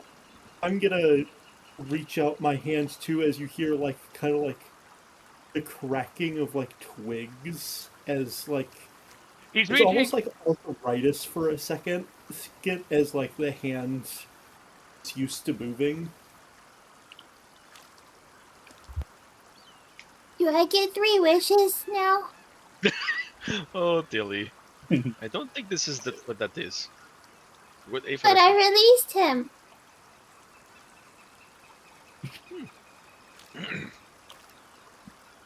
I'm going to make it plain to all of you that none of you know what, except for who, Sir Leonidas Giovanni the Fourth is. Tilly Mothbutton, you know from ancient old tomes and an ancient old wizard in the land that you grew up in the forests of Taldor. For you know, long ago in the western coasts of Avestan, you grew up in a neat, tidy, hidden little wizard tower with many books. You know, this is a wielder of a sword of aeons. But none of you have any idea what they are.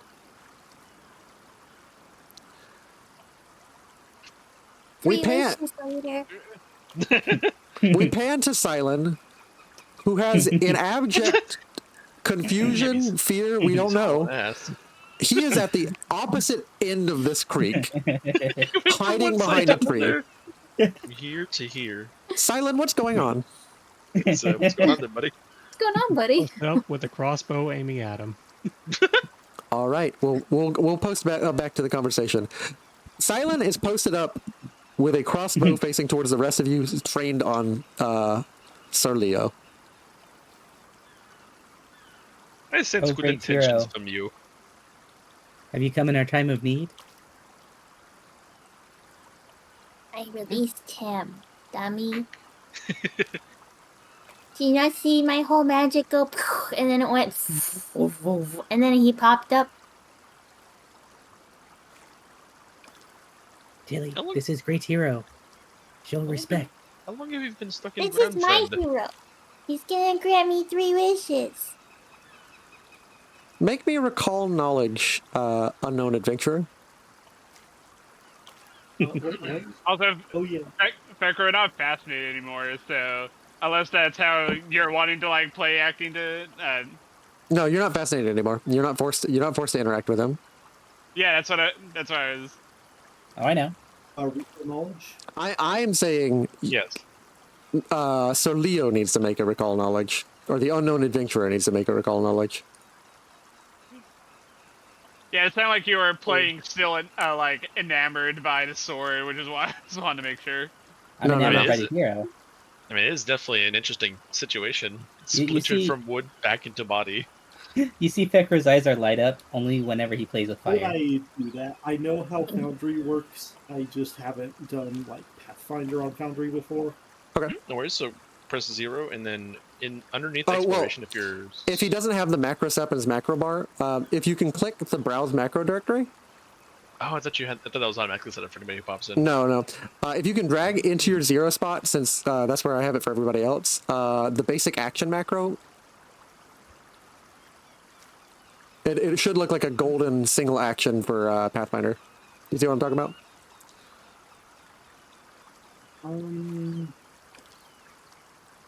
I believe I can also possibly ping it, maybe? Let me see here. If you go into the companion, it should also let you type in basic action macros. And then you can drag it into your 0 for your macro bar.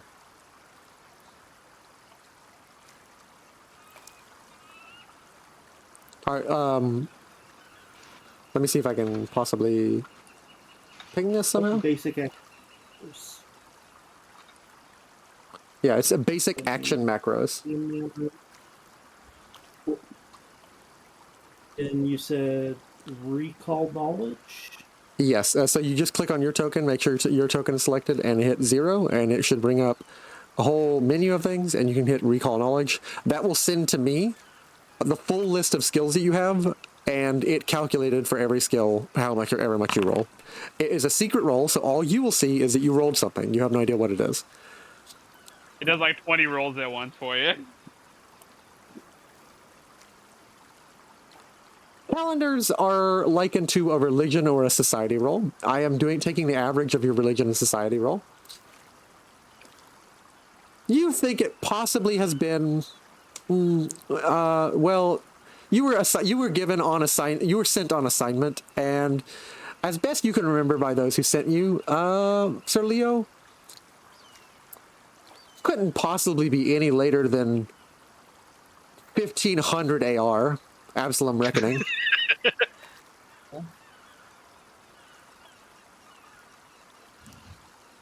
You have no idea how long you spent in the stump that you landed in, but couldn't be later in anything any later than 1500 Absalom Reckoning. Translation. That's a lot of years. The GM will unselect the token and tell you what time it currently is, and present to everybody the calendar. The calendar. It is Serenith, 4725 Absalom Reckoning. Oh. Oh, you have been there for quite a while. This trap has been laying here for quite a while. He knows. Yes, he knows what year he landed. He has not told you anything. Oh, yes, I outstretch my hand.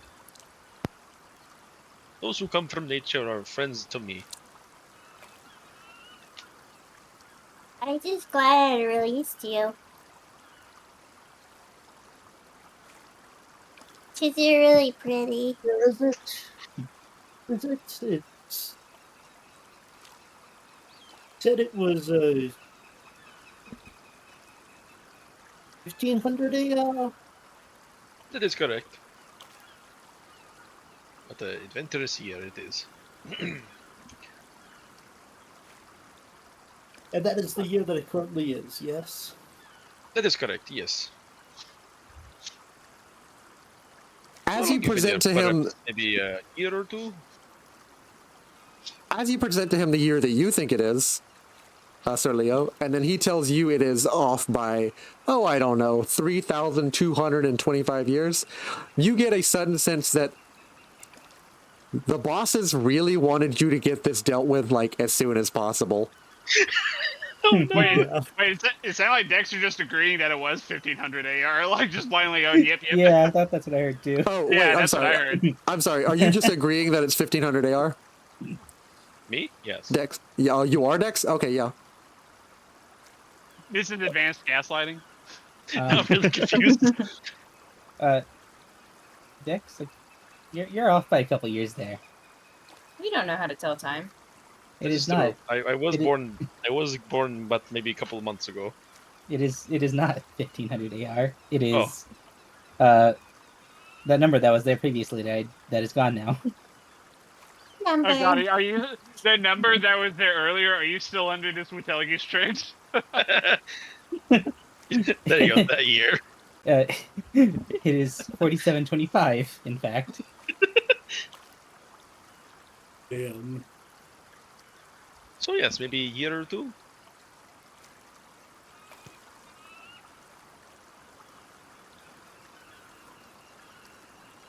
Dex, do you want to do math? Shh, no one needs to know this. I feel like the great legendary hero needs to know this. Tell me, are these lands still broken? They're stolen. Yes. They are indeed stolen.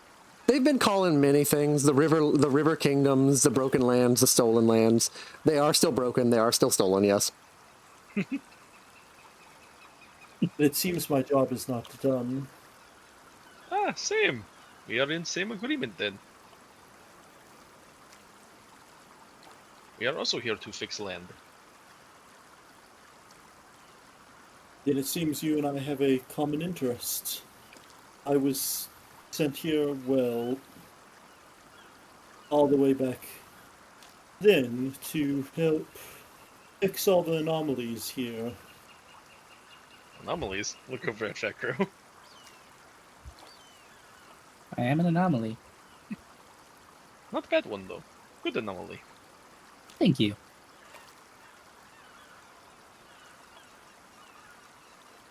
Just as I, Juritic Skeleton. So what kind of anomalies are you trying to fix?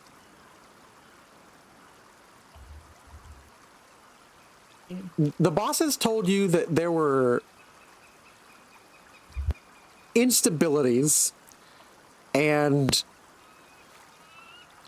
imbalances of forces within, localized entirely within this region on such a scale that they threaten the cosmic balance. Vector, I did not know you had such power behind your lack of fear of horses.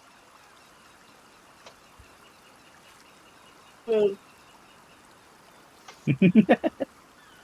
I am contractually obligated not to tell you everything just yet, but let's just say there are forces beyond your knowing at play here in these lands. So how are you gonna fix it? That's mighty convenient, isn't it? Well, we did come across demonic influence here. This is Is that a hint towards what you tried to fix? Well, How do we know we're not Sir staring Leo at that right now? Was not given instructions on how to fix it. Oh. I will figure it out nonetheless. The main thing we're told is trust the sword. The sword will do most of the work. At which point, remembering and recalling which Sir Leo, held in your hand, it glows from its regular pinprick white to its warning red nebula. Someone in the party is an instability. Uh-oh. Or something here in this area is an instability. You're not really sure. I mean, cosmically, it's a pinprick and not really that significant of a piece of land, but locally, it will take a few days. It would take a few months to cross the entirety of the Stolen Lands. So, Did you say the sword is glowing red? the orb within the sword. So. Oh. That orb at the center of the sword has turned from a black to a series of red, or a black with a white stars to a red nebula with a warning series of colorful stars. Does that do that often? Only when there's said instabilities to be fixed. Ah. Are you an insta-built potato? He sure seems that way to me.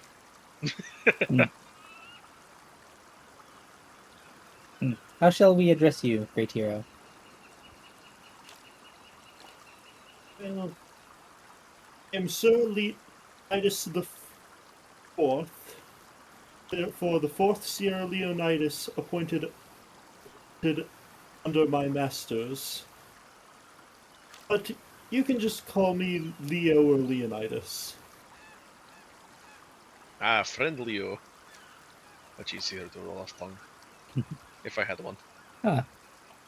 I'm going to reveal this token as no longer being unknown adventurer, but Sir Leo.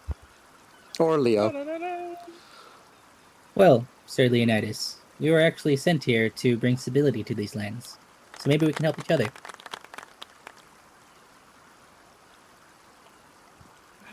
Perhaps. You seem like a perfect fit for a merry band of misfits. You got any snacks? I don't believe a stump would have snacks. Okay, I will go, can I do like a nature check to see if I can just like pull something off the ground that could be considered somewhat edible? Yes. Go ahead and pull a nature check. Fellow nature enjoyer, let's go. You just need to hit a 15 and you'll find some random berries or something. Well, let me just...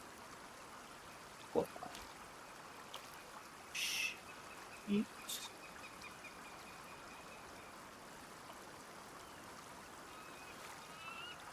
So in your sheet, there are several tabs. There's a square that has actions, a box. Under proficiencies. Yeah, it'll be under proficiencies. Oh my. Oh. You grab The most poisonous berries around. No. Isn't that one nature roll? A nat one isn't always the absolute worst that's possible, though. Isn't it? This is true. That one is my character has no concept of what is or isn't food. Yeah, That's I'm in the same nation.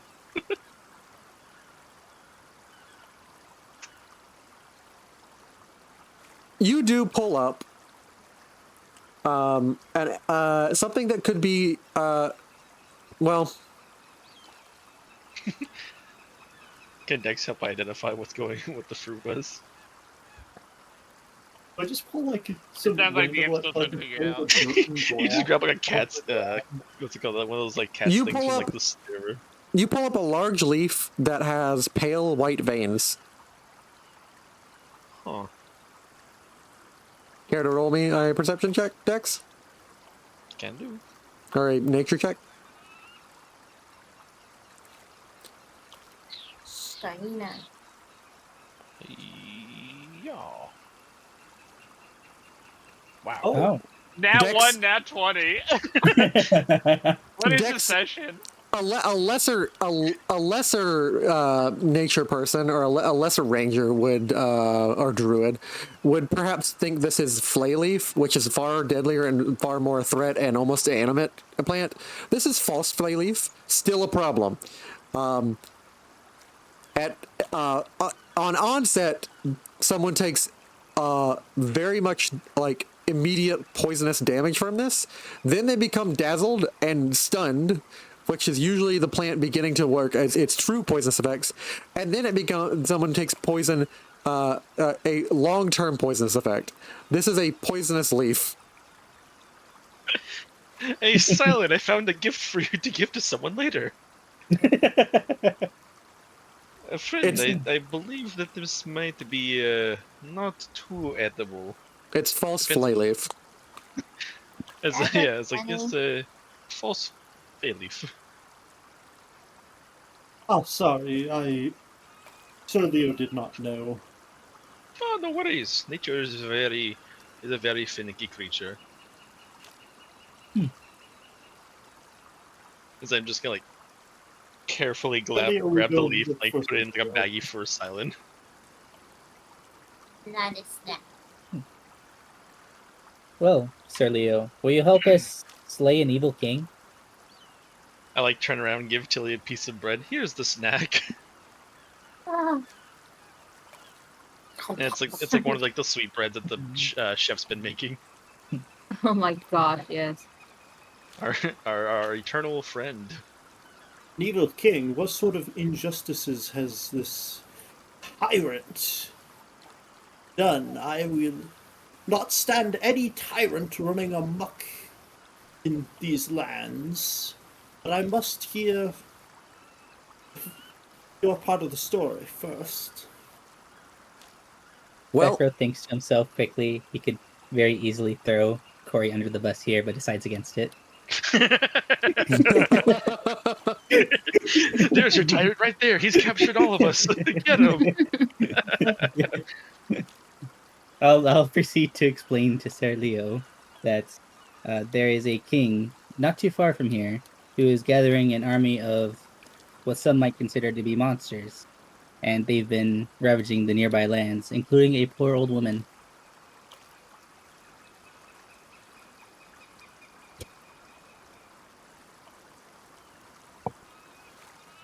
Ah, this tyrant must be dealt with post haste. Let us go.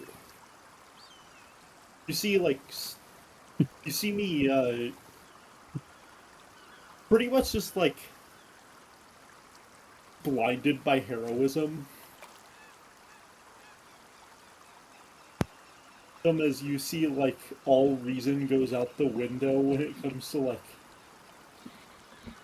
quote unquote, like, doing justice. To Corey right now, it looks like the entire party's lost its sense of reason.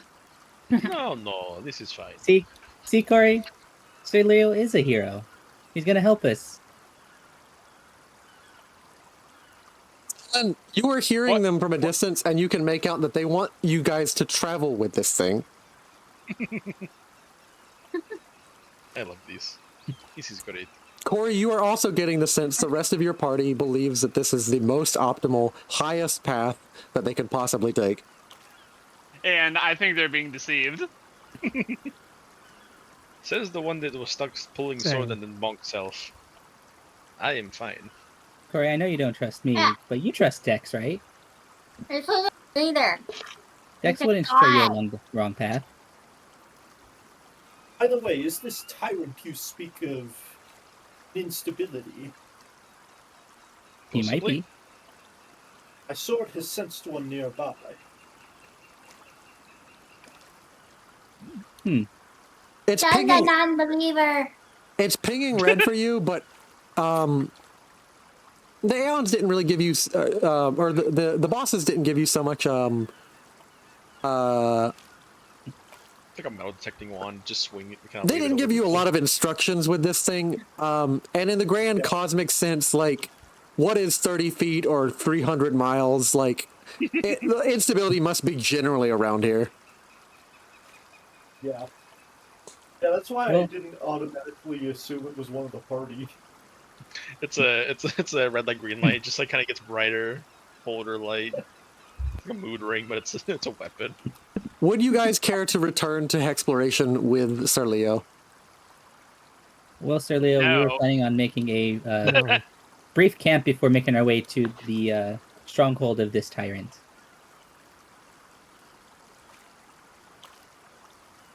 I see. Well, Harem, let's make sure it is a Oh, I had him. hearing block. Hello, friend.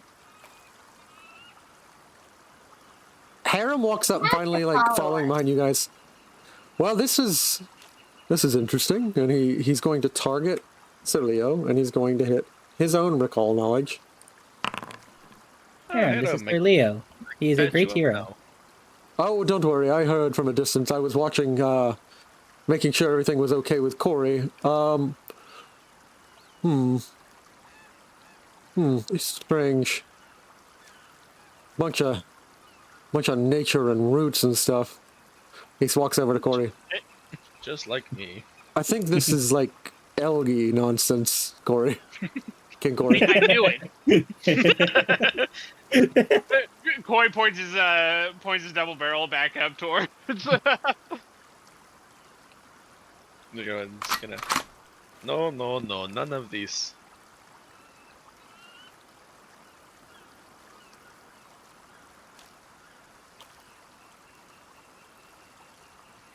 Also, Adam, would you like healing? What potion? How would like a contest work for this? Like me and Harem trying to convince them that this is what Telugu magic they're falling for. It would be well, typically, and I will go ahead and state this for Mika Boshi. It is not common to and strongly not encouraged, and because it kind of violates the typical spirit of any kind of tabletop game, which is that the player who is role playing always gets to role play their character and never gets affected by other players. You don't player check another player into doing something. You can speak check in any Fallout game. You can diplomacy check and convince NPCs, but players make up their own responses as they determine their own player's personality would. So you can present an argument, you just can't roll off to convince them of something.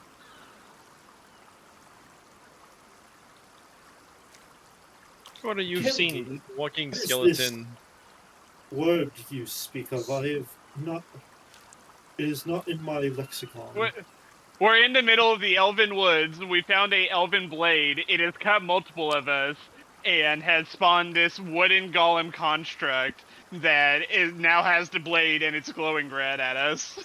That Corey, is incorrect. You cut yourself on blade. Fekro Corey, bunkhead. Do you think God. all woods are elven? I believe It now. cut me, it cut Fekro, and I think it cut, Fekro did not get cut. He Yeah, fell in the river. Maybe He fell head in the rock. bonked a little too hard. It cut Vecro. It cut Corey. It did not cut Tilly. Tilly just bonked her head whenever all three of them tried to pull it. Oh, okay. I thought Fekro just fell into the river and bonked his head. yeah, so it's cut multiple of us. I mean, we Corey, were trying do you to think- remove stone from stone. Sword from stone. We're both enthralled by it. So Do you think all woods are elven? Like genuinely? Wait, what? Do you genuinely believe all woods are elven? We run into other elves in these woods. Grows It a doesn't small make them garden. elven woods. Elven woods. We've also run into kobolds in these woods and different like mitflits and different things. They're actually in Okay. a separate forest on the opposite side of the hilly valley that we've settled in. But Make. The boss probably has. He walks up to Fekro and between them. Make. The boss, Union boss Corey, likely has reasons for why he believes things. Fekro, Sir Fekro, but like, just being clear, like, make. Most. Just to like pass along stuff, boss man, Corey, King Corey. Lots of us creatures live out here in the woods, like. And not tons of elves live out here, but like I've seen the mitflits. I don't hate those. I hate those mitflits. I've seen other kobolds, different kobold clans. I've seen I've seen a Lizardfolk or two now. Hello. Well, not just you, Dex. So he just came from an island, literally, and I literally just saw them. We all just saw them. I've seen, well. I've seen the old Beldam now. He's like listing off people you've recently seen in the last few days. See all the creatures. Oh yeah, we saw that Fae thing. Like we saw that. I see Faes all the time. Like Fae's pretty common out here. See, these are more likely Feywoods than anything. Corey, they're Freewoods. Make me recall knowledge. Make me recall knowledge when they say Fae.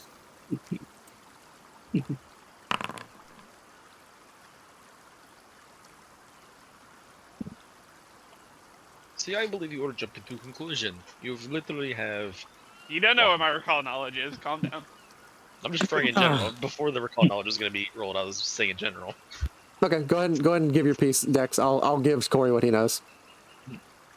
You've encountered walking skeleton, goblin who is anomaly, and tiny tilly, and kobold. There are many things that are strange. I do not think friend here is one of them. Well, is strange, but not threatening strange. This is an elven blade. I'm telling you, he's a god. I don't think that's just accurate. You remember the faintest piece of old history and world instruction from your dwarven ancestors, your dwarven forebears, Corey? And in the dwarven history class, as you learn many grudges, you do remember that one of the worst thing that the elves did. Now this is, you would not pass this on a religion check, so you don't remember what the religious situation was at the time.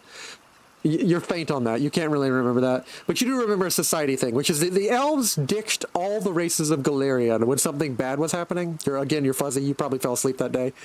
But the elves ditched and left to the first world, and then came back from the first world. And the first world is where Fae come from, and gnomes. But that's a secondary thing. You know that the Fae come from the first world, but the elves also hid there when something bad was happening and kind of ditched the rest of you other races to deal with it.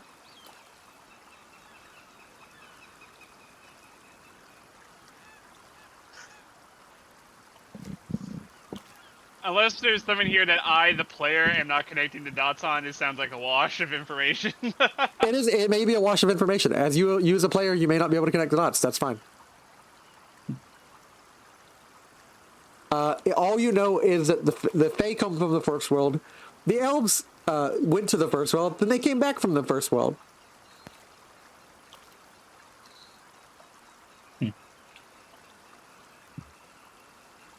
They basically hid from the problem in the first world. Be trying to think if that's any applicable. But yeah, Corey will point out that just because there are other things in these woods does not rule out the fact that that is an elven sword in a tree and is powered by Watelgi magic. Okay, Tilly, but is that an elven sword? Is it attacking us now? Tilly says it's not an elven sword. I believe you're... It has a sword drawn at us right now. It does not. Do you? I look at Leo, just kind of spin around. If I remember right, he had it drawn and it was glowing red. Yeah, but not drawn at us. It's just you tell me, Sir Leo. Is your sword drawn and pointed, or is it just being held? It is literally just. Well, okay. It's being held, but you see him, like, not towards you, but just, like, doing, like, flashy, like, combat poses with it. He's like, This should not help me. This isn't helping the case. He's just See? showing off his skills. see, nothing wrong here. If this was truly evil, it would have stabbed me in the back as I speak.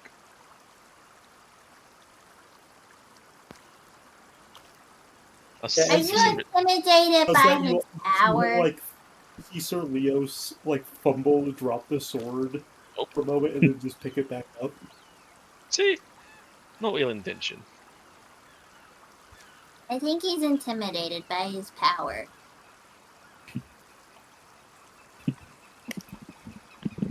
I'm not saying, like, Harem leans over. King Corey, it is. He harms and hums and harumps. Harems. I'm not saying that you have to believe everything that everyone else in your council is saying, but a common thing that Grotus says is the fall of kingdoms is to not trust the council on its wisdom and to blindly bleed forward. This does cause many kingdoms to fall. Oh, I And- was not aware that you were a king. Yes, Sir Leo comes and like kneels in front of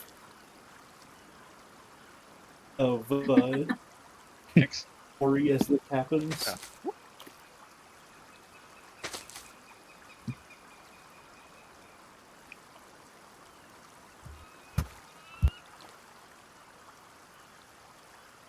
See, boss, he's not that bad. Like, he's kneeling. He gets the pecking order. Like, he gets it, boss. I'm not saying like we know this guy or like who he is, but like he's not swinging at us, and everybody's got a reason to carry a sword or two. Like, heck, I got like 5 spears right now on me. I have sword on back. Typically, everyone who's been hostile to us has swung their sword at us already. Yeah, Or I mean, like, trident. worst case scenario, I mean, had he swung already, Silent's like all the way over there. Still, he's been pointing that crossbow for like a good couple minutes. Wait, and he looks back and he's like, Silent's not there anymore. Where's Somewhere. Silent's got that crossbow. Silent's somewhere in this forest, like he always is. He's dug it off to who knows where in this forest. But he's looking at this guy. I'm sure that if this guy does anything, boss, you got me, you got Harem. Even if the other guys, your council, and he air quotes as best as his little 3-fingered claws can do. That's understandable. Even if your other council can't take us, I'm sure I can take a bunch of wood. See? I like this. And Sir Leo said that, we could take down a Tyrant King together. If anything, the enemy is my friend. Exactly. And he owes me 3 wishes. So he has to come with us. Oh, really? That's funny. He's mine now. Well, I'm trying to think because Corey's like fears around this have not really been like dispelled by the party. It just has literally amounted to "Don't worry about it." Is how it's coming across. With Corey feeling like this is a wood elf construct that it might be passive right now, but we could do something that triggers it. It'll start attacking us. Well, Corey, how about this? But for gameplay purposes, and to make this a little bit interesting, I don't know how good Sir Leo? Sir Leo's diplomacy or like charisma stuff is, but with the bow, I'd be fine with like doing a diplomacy check or something along those lines here for Sir Leo to try to convince Corey. Roll a diplomacy for me, Sir Leo, and your save against Will is just 18, Corey. Just so you know, your save DC is for Will is 18. I again, Diplomacy may or may not be my highest skill. Again, Corey, I don't make players like I know we've done it before in Fallout, and I'm moving forward because it's not a good idea. It's not generally advised in any tabletop. You don't make players roll against players to change the player's opinion. You just let the player's opinions be what they are. I mean, I actually feel like that should be the case, but whatever. So it doesn't beat your save. You have do you want a hero point or? He's full on hero points. I gave him hero points since he hadn't played until like 2 hours in. Corey, how about this?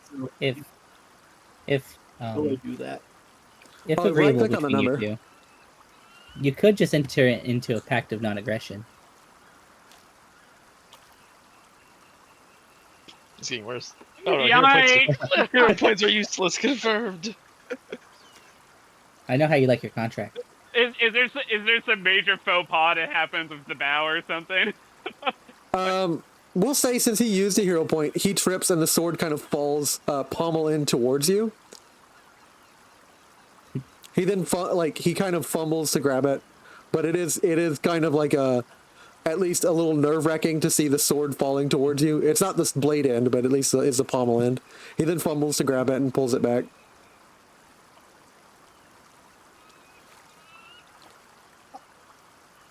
Sorry about that. Sir Leo would never liege. Unless they were a tyrant. I kind of want to add a little bit of chaos to the chaos situation here. Chaos. Give us your idea, Mr. Chaos Man. Chaos Dwarf Man. Corey is on edge right now. Like he's had his gun like ready with this for a little while. If since the way you're describing this is the he fumbles and tumbles his blade towards me. I kind of want to say that startles Corey and he fires off his gun. Okay, we'll say the gun fires or misfires either way, like a hair trigger reaction. It's not clear to anyone in the party or even Corey if he fired intentionally. Roll the attack. Oh dear. I am sorry, Mika. Corey is intentionally our problem character. That's what you fucking get.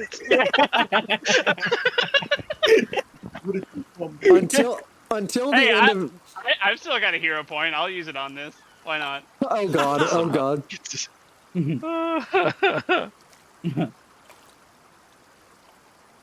I didn't even target, so I don't know if it actually hits or not. But it hits his AC. Roll damage. Oh goodness, I'm doing some healing afterwards, aren't I? Dang it. Thank God you're made of wood. Roll damage for me, Corey. It hits his AC. Or it hits Sir Leo's AC, Mika's AC. Yeah, hold on. Oh, whatever. Now, normally I do not tolerate any kind of hostility player between player, unless it makes sense in the setting, but not definitely between the player. Between the player characters, it's fine, as long as players are able to separate from their characters' intentions. But Corey is meant to be our problematic character for this campaign, or at least one problematic character for this campaign. So. Oh no, I'm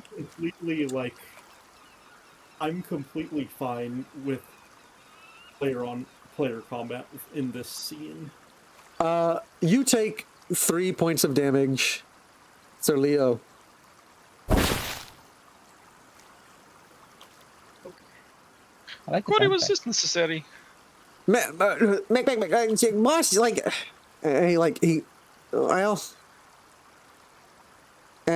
Corey.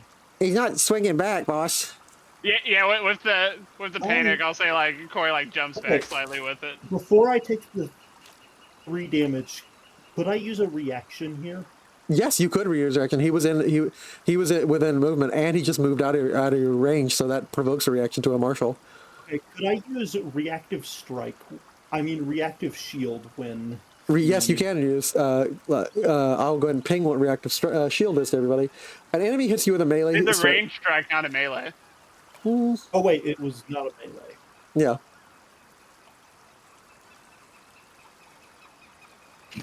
So it just kind of pings off, and Harem says, "Well, You gonna strike us now, wood thing? Construct? It depends. I do not yet perceive you as a foe, but Sir Leo holds no grudge unless you struck it with intent. Well, Corey, you are a king, and this is welcome to diplomacy. Did you strike with intent? It looked like that sword was coming towards me, and I'll point to the sword that is now, like, presumably, like, in the river there. Yeah, he's fumbled to grab. He scrambled to grab it. Yeah. Yeah. Okay. Well, I guess at this point it'd be pointing to where it was in the river before he scrambled to pick it up.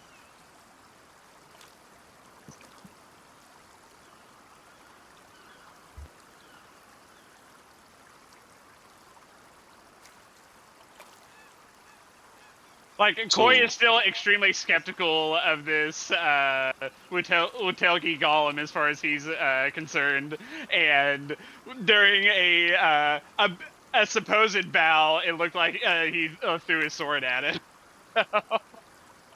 He's attacking me. He's attacking me. Yeah. I'm still unsure as to what these Wutelgi are, but based on how you describe them, they must be horrid people.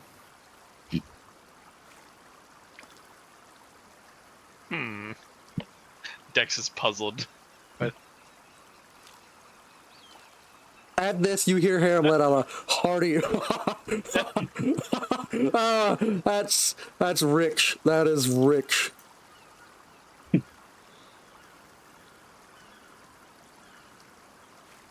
He holsters his mace and his flail and just kind of turns to Corey and says, "Well then."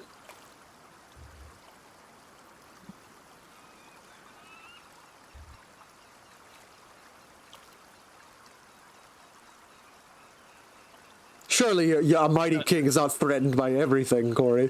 You can't see fires in every bush. that is what I am saying. You'll burn down the whole forest, Corey. Are you not even gonna apologize for attacking unprovoked? No, I'm interested. Like, let him play this out. Let me see where this goes. Well, the thing that's weird is Corey is still not feeling very convinced, but I also recognize as a player this scene is really dragging on here. So, even though I don't think it's 100% appropriate, Corey will. Oh, it does not pop up there. Sheathe the musket for now. Yeah. As Corey follows suit with Harem, Mick says, Mick, and he says, "All right, as long as you know pecking order, boss is big boss. That right there, one of boss's clan. These right here, boss's under things. Me, lowest thing, and highest of the lowest thing. We in a union. We's law bound boss. As long as you get pecking order, you random stranger, use bottom on totem pole. You work with that little, you work with that wood thing, and we good. I don't care what you are. I don't care. I don't really know the words the boss says, but it's use a Wutelgi construct or use a totem pole. I don't care. But let's just get one thing straight." And he points the spear pointedly towards Sir Leo. "That's my boss, and kobolds take care of boss."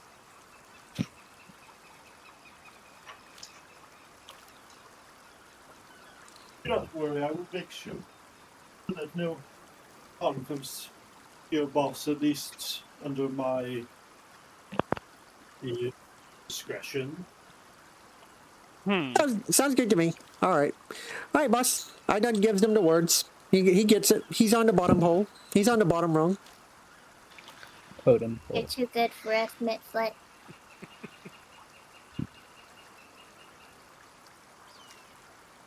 Have you shared with anyone what this thing is, Tilly, or no? I don't just think keep she has referring yet. to it as God. Did she literally just called it God? Yeah, I just keep referring to it as God. Yeah, that was not helping with convincing Core. Well, Leo, you were a little scratched up. Would you like me to help you with that? And I'm going to say, as you guys talk and casually meander on, we go back to the stolen lands. Yeah. As for the healing stuff, I'll make a remark about how just the glorious light of the sun is enough. Ah, what's the word? Photosynthesis have a. I'm going to really enjoy your company, friend. Out of character, Konrasu during rests during sun can heal. Huh. Yeah, I can repair pretty much anything. Constructs such as Tilly, undead such as myself, and standardized flesh creatures. Ori, you do recall that the map says that the next tile over is Hargolka's stronghold. If you're within 12 mile radius, you're nearing your goal. You'll have to camp for the night, but starting next day, you will be ready to strike out into Hargolka's stronghold. That's probably a good stopping point here for the session too, since we're at that 4-hour mark. As long as you guys want to stop, I'll always let you guys peek in and see what's going on if you would like.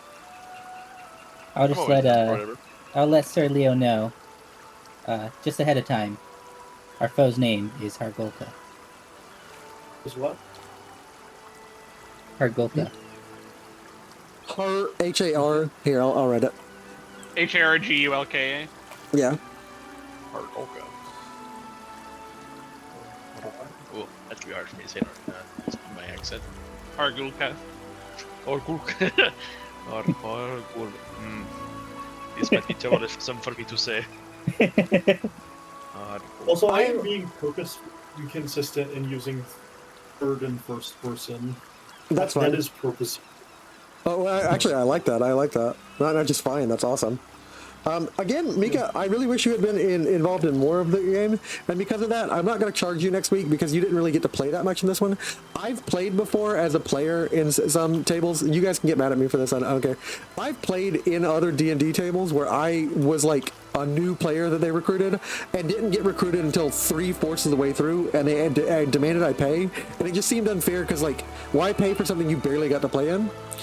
Mm-hmm. I'm not going to charge you next session. You are now in the party. Next week, I probably won't be able to make it, but I can make it the week afterwards. Yeah. Okay. Another inanimate friend to carry. Let's go. I have exactly the idea for what happens to you. The thing that you told me that happens when you go inanimate. We're going to go move over to the Kingmaker's campsite. And since you are going to be inanimate, can I go ahead? Are you sure you won't be there next week, or is that a guess? Pretty sure I won't, because just okay. My work schedule. On that case, we are going to transition to the map, and we're going to bring in. The map we're already on. No, a new map. A new land. And we're going to drop in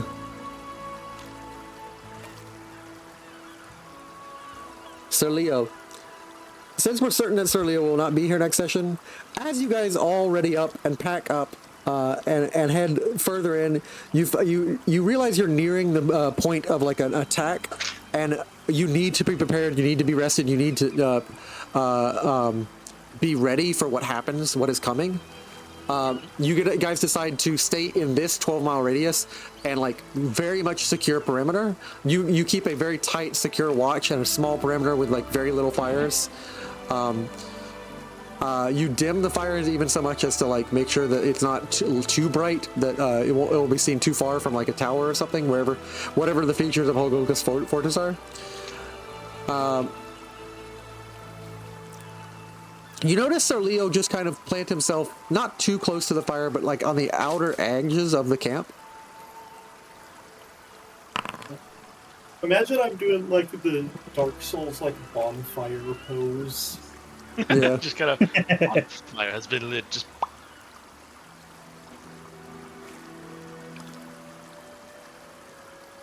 Silent, are you still hiding from this thing?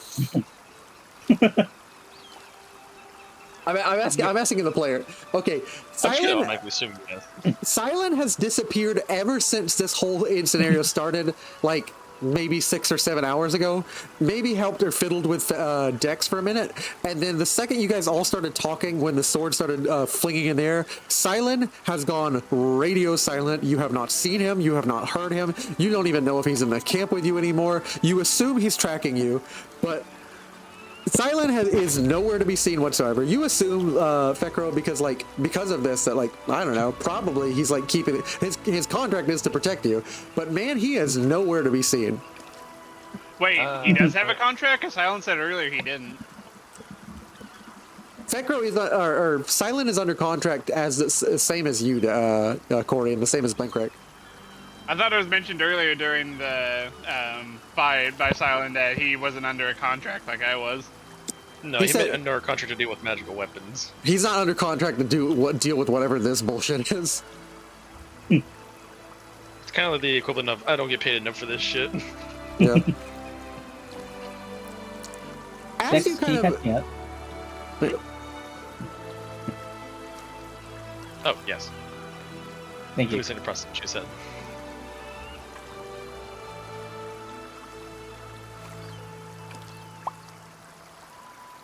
You were saying, Dean? I'm going to heal all of you up to full. Hooray! Since it is guaranteed that Dex always succeeds at his healing, and it's several hours, so you guys would have time to heal up. Haram is kind of leaning over to Corey. He says, "Now, I don't know exactly what's going to go on, sir, but King..." and King Cor, and you hear rustling at the back of the tent. Rustle. Yeah, come in. What the? Corey like blinks twice. Like what? The back of the tent is speaking. Haram sidles up to the edge of the tent, hand hovering over his flail, throws open the back of the tent. No one else sees this. Throws open the back of the tent. He's, "Oh, it's just you." And he lets it back down. You are no longer hidden, Silent, or at least no longer hidden from them. What do you want, halfling? Glory to this. Corey is gonna look at Heron saying that with like a little bit of surprise. You aren't very trusting of that other individual. Well, no, it's likely an elven construct. And I don't trust that other individual either. Enemy of my enemy is a friend, in this case. I want to know as much as I can about elven constructs, and you two are the best at that. All right, you roll me a recall knowledge. Yeah, it's something like that. Haram, I'm going to force Haram to roll a recall knowledge. And you guys are both going to take the results, and we'll kind of end out here as we pan back over to you guys all in the camp area while they're kind of in their private little room session. Ooh, private session.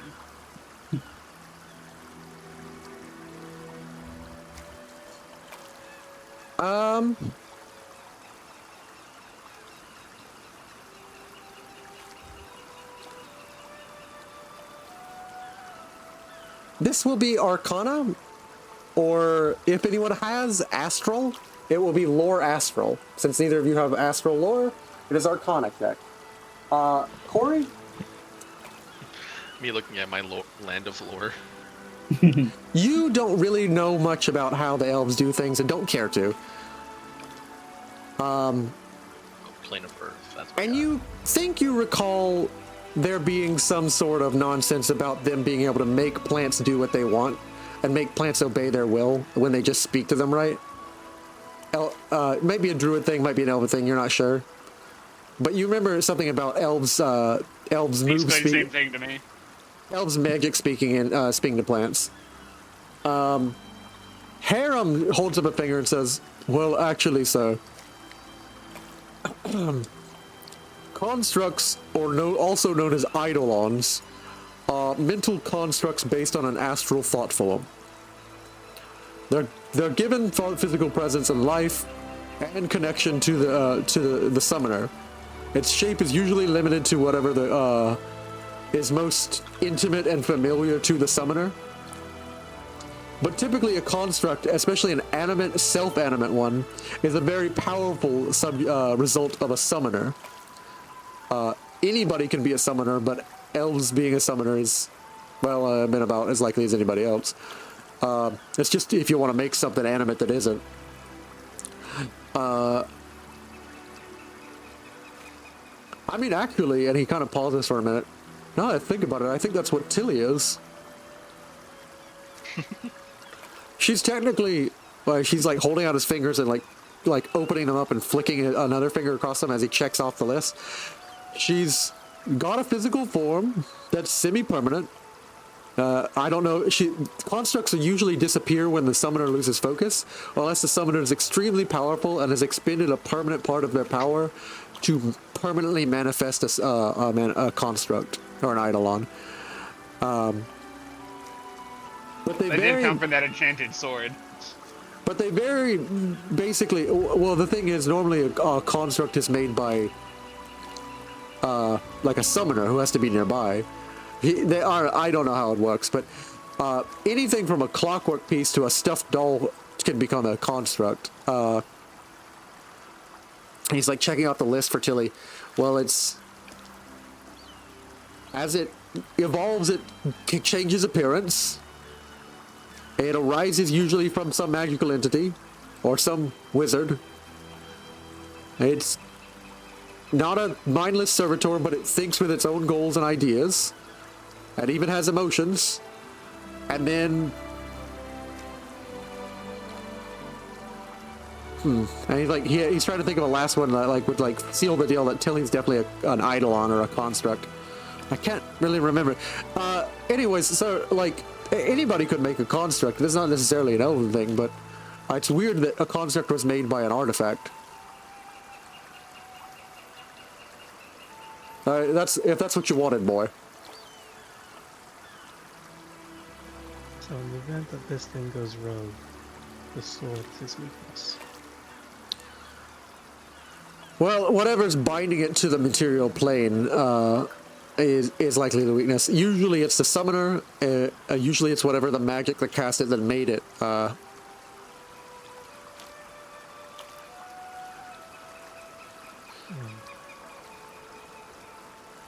But yeah, now that I think about it, there is usually what's called a construct's heart. It has a link directly to whatever's making it appear's life force. It's actually the thing that makes a construct live and think and feel. So in this one's case, could it be the sword? I don't know. Your guess is as good as mine. Maybe there's a summoner standing nearby and he's watching our camp right now. And he like looks around in the tent. I'm gonna follow you out, boy. And he comes out with you. I'll come with him. Meanwhile, Micmac is currently roasting some pig on a fire.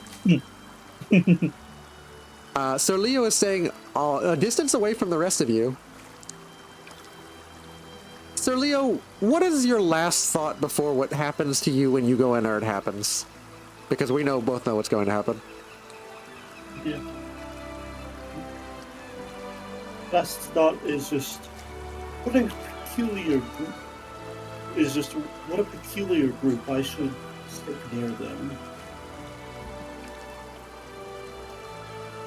As you go to grasp your sword one last time, and you thumb over it and you hold it up kind of like, again, this is a reference because this is what I based, when I drew the sword, it's what I based it off of. I am a huge fan of old 80s cartoons. My cousins and all, Oh yeah. all grew up watching the show. Like 90s and early 2000s, like toy tie-in cartoons. So Yeah. He holds up the blade in front of him, not really like marshaling it, not really pointing it across the campfire to you. Micmac is like eyeing him. All you guys are looking at him. He's not like pointing the blade outward towards you guys in a threatening manner. He holds it straight up, his eye level with the orb, and he's like peering in it as if peering through it or into the cosmos within the orb. And at that point, the sword begins to jiggle and shake in his hands. It inverts in his hands, pointing down to the ground. And you see another beam of light echo into the body of Sir Leo. And another white flash of yellow and white ethereal light transforms and reshapes Sir Leo into the shape, his wooden animate body and ever-glowing face of Cosmos, into a simple wooden scabbard surrounding the blade. Oh, thank God. I thought he was going to turn into a stump. Do we hear that stuff going on back here? You hear something from back there. Hold on, I think someone's moving. I hear some magic. I hear some magics. Thank goodness, I thought he was going to turn into a stump there for a moment. Wait, oh my god. Wrong language. Hold up. I'm going to get a second token for you with just the sheathed sword for next week, Sir Leo. But what you are going to see is essentially Sir Leo transforms into the blade, covered by a vine-wrapped wooden sheath. Oh. It's like the wood compresses into the space of a sheath and seals around the blade. It is now within a wooden scabbard. Sir Leo? Oh, good. Easy compartmentalization. You get no response from Sir Leo, Fekro. Is he like stuck in the ground? If I try to pick him up, will he move at all? He's not so much stuck in the ground as it's just he's there. He's on the belly of the blade, the flat of the blade, within the wooden sheath. His body has become the scabbard within which the sword is sheathed. I don't know if I should be relieved or concerned that the construct has gone inert again. So am I able to like pick it up? You can just pick it up. Yes. Another friend to store in the backpack. I'll walk over to Dex. He turned into this. Oh. And I'm going to add to your before next round or before next time we play. I'm going to add essentially what is called the Sword of Eons. You don't know its name. You just know its mysterious object. It is now friendly. Okay, I'd say rename the sword currently in my inventory to that. Okay. Because I already got like the best sword I could get for my level. Okay. I will do that right now. Fred Leo is now sword. Just like how Tilly turns back into inert flesh. And I am pile of bone. So easy to carry friends around. What a convenience. I'm bleeding. Oh. Really? Worry not, little okay? one. As I grab like my little wooden sewing needle and just kind of push the stuffing back in. Harum nods to Silent as Silent says, I'll take a look around, no one will look for me. And Harum nods, he says, I'm gonna do the same thing, boy. You take the south, I'll take the north. And they are looking through the forest, checking for, being careful of Hargolka's minions, and also checking for any sort of summoner or sorcerer out watching them.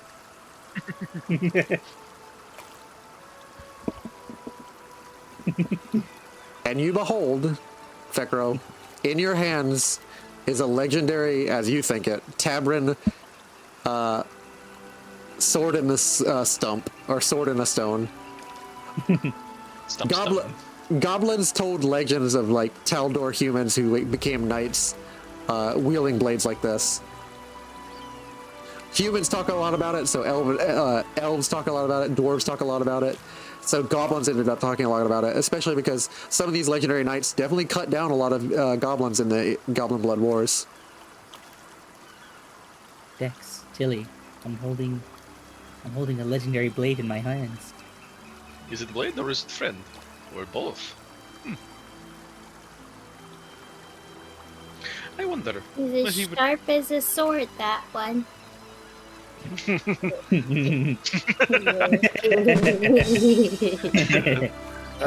one, Good Tilly. one, Tilly. Thank you. I'll be here all night. It's like kind of like gives like the kids like head rubbed to the like fuzzling the hair a bit. Like, oh, silly. Are you doing anything with what you have in your hands, Vecro? Just being careful with it, really. Okay. What in the Mick was that? Holding it kind of like in reverence. Wonder what happens if he reform. Will it be grow from blade if he's a backpack? Will he just be a backpack to you, or will he just kind of plop out? What in the Mick was that? For real, Mick. I like put my hands together. Into the legendary blade. I just put my hands together like magic as I like conjure a little bit of sparkles. I seen magic. I seen Tartuk do magic back in our cave, and we've seen old shamans do magic. That was more extra magical. Oh yes, most definitely yes. Sickle, Right. you might say. I swear, you guys trying to bum me off. No, friend X would No, never. you still owe me 3 wishes. Oh my god! I just imagined a Ponzi scheme. We Wait. get Leo to accept being sold. You get the gold. Leo just takes off once he reanimates and just comes back to us. That's hilarious. Oh my god. Oh god. Like it's the perfect game. We could do the same with Tilly. Tell me off. Oh my goodness. No, we would not do such thing to friend. It's like holds your neck to. so tight you're kind of choking. Mick, give it Like to me. hug you. Mick, give it to me. Mick. I can't. No. It's Make so that best. Mick, give it to me. Why? No. Mick, it's a magic sword. I want it. Give it to me. I'll give it to the king or something. It's a legendary sword. Yes. Also It's friend. a god. It houses the soul of a hero. I'm not friends with that thing. I am friends with it. Then you don't know if it's got a soul. Give it to me, Mick. I am Can protecting that really this be good said now. for anything? Look at He's me. going to Devoured he's gonna souls. fumble over himself and like in like an awkward like childish like basically grapple like rolling around with you and you and him, Vecro. He's going to Mick, give it to me, Mick, give it to me, Mick. I just like step in, try to like pick him up and just kind of like separate him. And he's going to attempt to grapple with you, Vecro. Mick, give it to me, Mick. No. Mick, He grapples you and like he's being pulled from behind. Go ahead and roll a grapple for me, Dex. Targeting Mick, seeing if you can hold him and stop him. He's got the blade from Vecro. Mick, I got it, Mick. King Corey, I got it. I gotta go in a minute, guys. Okay, yeah, we're gonna wrap up. This is gonna be the very last scene. King Corey, I got it. Button.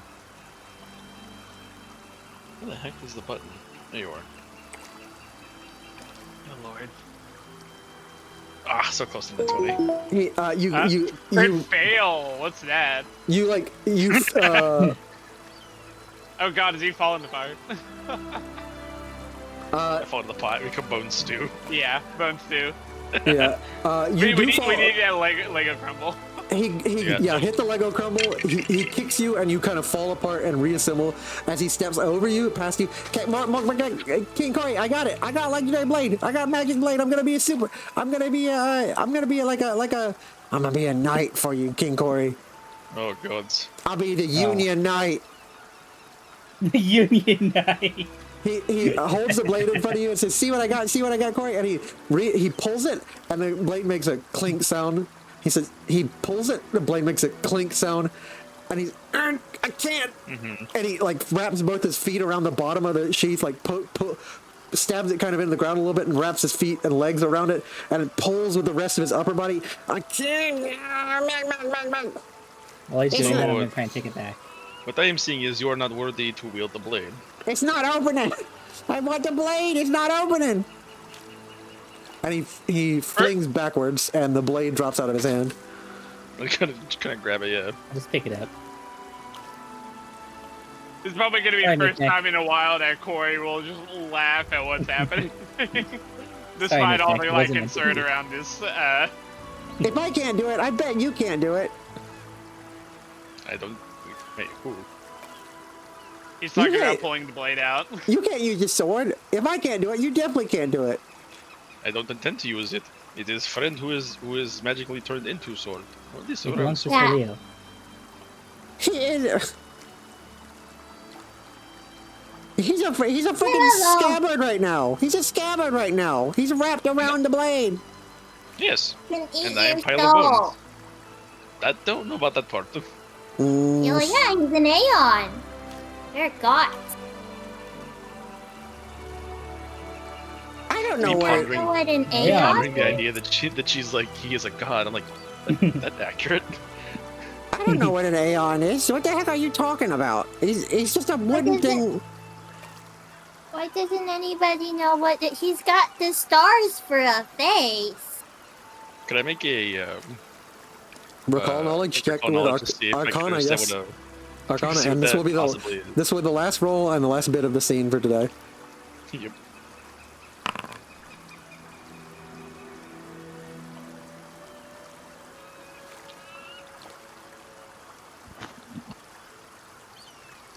Let me check your proficiencies. You have a -1 to Arcana.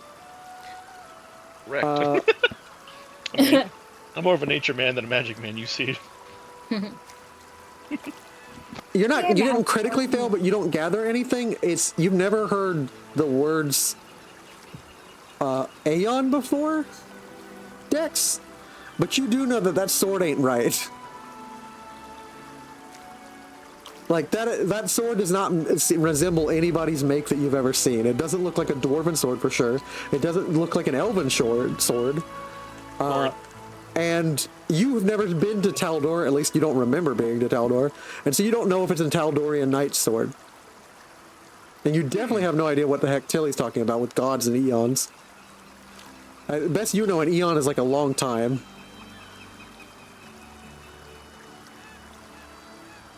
No, I'm sure we could ask questions later about friend's new style. Mac. I'm gonna get this sword back. Sensitive. Back row. I don't think you ask Aeons about being Aeons. Whatever that is, it's clearly been around a long time if you talk about eons like that, but like, I don't... What do you think, King Corey? I still do not trust this You don't trust anything. thing. That is very accurate, Tilly. Boss says don't trust it, I don't trust it. And he like curls around, he like walks around King Corey like a dog wrapping around trying to get ready to sleep. So what I'm He hearing said not is to trust y'all, you guys. So what I'm hearing is if he doesn't trust it, means you shouldn't have it. Ah. And then he curls up and goes prone to go to sleep.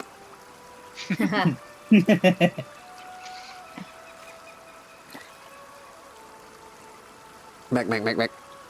It's not to be trusted. Boss says it's not to be trusted. This is him whispering in his sleep. Yeah, he's like slightly whispering in his sleep, slightly like half-lidded, staring at Fekro through his sleep. He's unconscious now, but he is half-lid, half-eye open, staring at Fekro and the sword. I'll wait for you when he's fully unconscious. He is... This will tell you magic will come back to undo us all at some point. now unconscious. Perhaps we should store Blade somewhere where he cannot reach. both in metaphysical and literal aspect. In the metaphysical aspect, what, do you have a bag of holding we're not aware of? Alright, guys, I gotta go. All right. And we're going to wrap it for today. Everybody, thank you for coming. And we close in on a tense night of sleep as everyone is watching everyone else. Everyone is unsure of Hargulga's forces movement. Everyone's unsure if there's something in the forest. And everyone is unsure of what to make of their new companion / sword. Except for maybe Tilly, who seems to have an inkling of what this thing is. An inkling of what Sir Leo is, and a complete lack of ability to communicate it to everyone else. All I see is potential new friend. All right, everybody. I wish you a very good night. Thank you for visiting us and watching with us for Pathfinder Kingmaker Misfits. You will now hear the outro and intro song that we play every episode. Our intro and outro song we have one for each of our series, but our intro and outro song for I believe Misfits, Kingmaker Misfits is looking up the name for it right now in case any of you are curious, because I don't have it in my credits. It is Kingmaker Misfits. It is Backyard Superheroes by the Ballad of Troll. So everybody, have a good night, and thank you all for playing today.